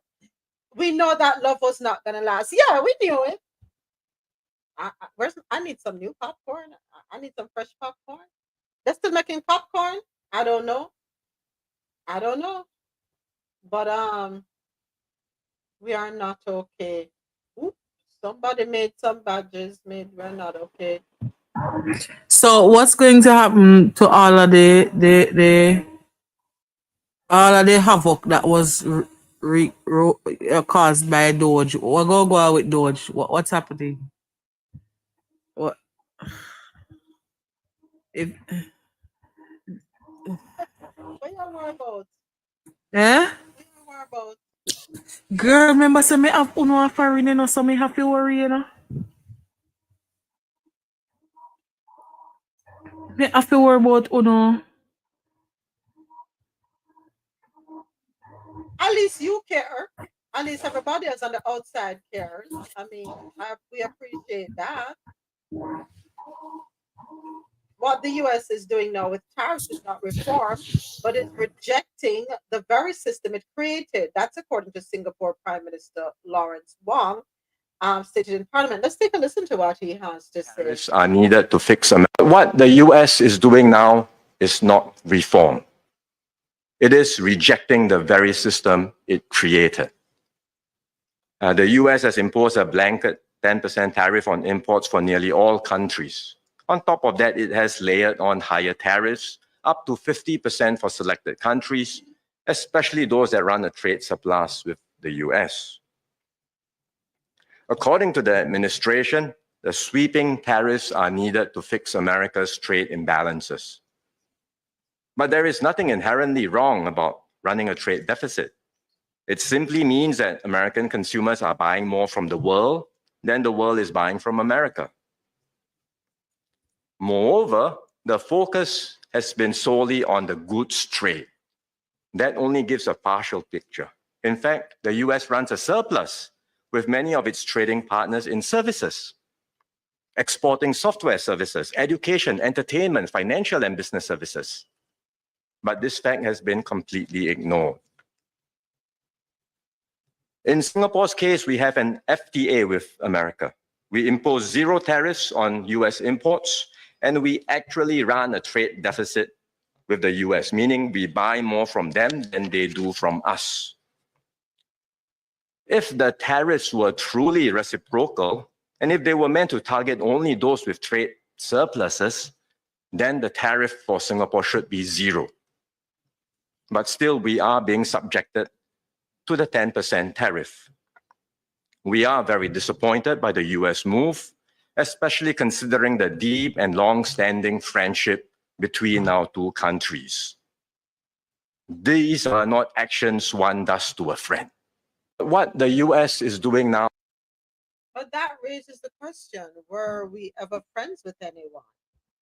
Not just today, but ever since. Were we ever really friends with anyone? Did we really look at anyone as our friend? Or did we just look at them as an ally? Or what do you call, no, what's the term them have? Oh gosh, there's a term. Oh, it slipped me. But a friend that... Acquaintance? No, not acquaintance. Not acquaintance. That's not the word I'm looking for. But were we really friends? Let's really think about it. After World War I and World War II, were we really friends with anybody? But Uncle Donald said it, he said if he had asked these persons to come to the table to negotiate, they would have told him no. So this whole tariff thing is not just about reciprocal tariff fees being levied. He wants people to come to the table because half of the world countries have aligned themselves away from the US. And this is the only way he can get them to come back to the table. But you keep poking the bear, and at some point in time, that bear is going to turn around on you. Because if you look at how China is handling it, they're just going about their business. It's business as usual for them. Because they know what they have in the pipeline and where it's going to be because of how many persons have already signed up to be a part of it. Yes, a lot of the shipping routes right now all lead to the US, but that is being freed up. That is being shared. So whereas all the goods would come to the US and then everybody would buy from the US, yeah, that table is about to turn.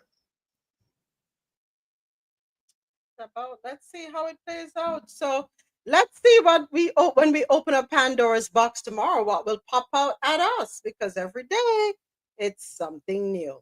Every day. You know, we get surprises. But did you mention that China has given Africa zero tariff for everything?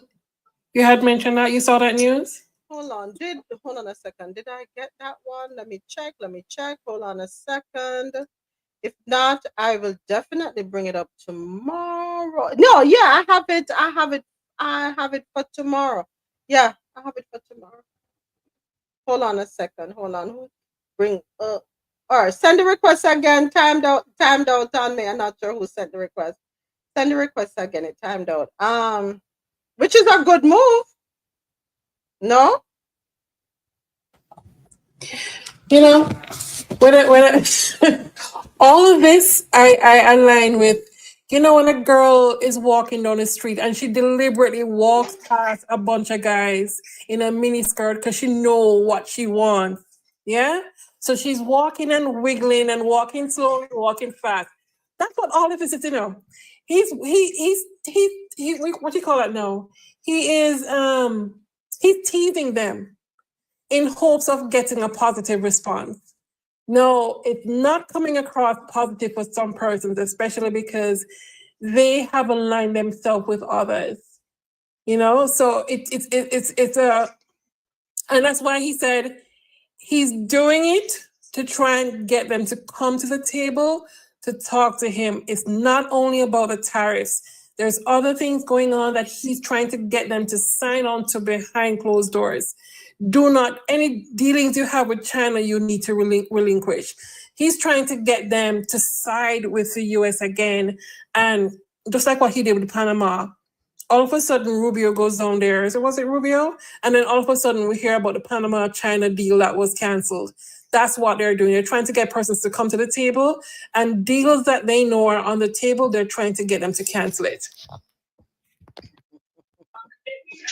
I share your point, Liz, but I totally disagree. That might be, I think, is a cop out. The reason why I'm saying that, if in his first term he got Mexico and Canada to come to the table, revamp that whole agreement, and come up with what at that time he termed the best deal ever.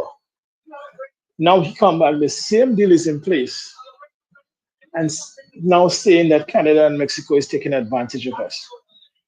The same way he got them to come to the table the first time, he could have get them back at the table this time, and they could have revamped the deal. So I think it's a cop-out because it backfires. I don't think that was the intention. Because if that was the intention, especially with the Canada-Mexico deal, he did not have to go the route he go.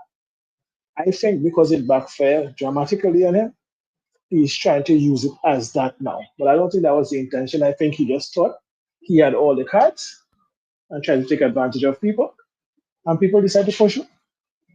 So it's not going as he planned. He probably sit there and somebody around him fully head with nonsense about tariffs. He probably was, and he was already obsessed with tariff before. So he thinks, that's how it works. They tell him what he wanted to hear, but now he have to pedal back because the result is clear. So I don't think he's trying to bring to people at the table in good faith. What you're saying has merit, but I don't think that was the initial intention. Yeah, I agree. All right, ladies and gentlemen, that is my time. It has been indeed a pleasure. I'm going to go ahead and shut down YouTube first. YouTube, thank you so much. AT, Mad Libran, thank you. Appreciate you all. Have yourselves a wonderful rest of the day. We'll be back with you tomorrow morning, God willing, 9:30 a.m. Eastern for another episode of Coffee in Tow, World News on the Go. I look forward to being here with you tomorrow. And sorry about the music. I can't play the music until YouTube fix that. I have to mute the mic on that. All right, folks, take care. See you tomorrow. I'm going to go ahead and end the live. Coffee in Tow is an interactive world news podcast, a dynamic and engaging live show that streams across multiple internet radio stations worldwide.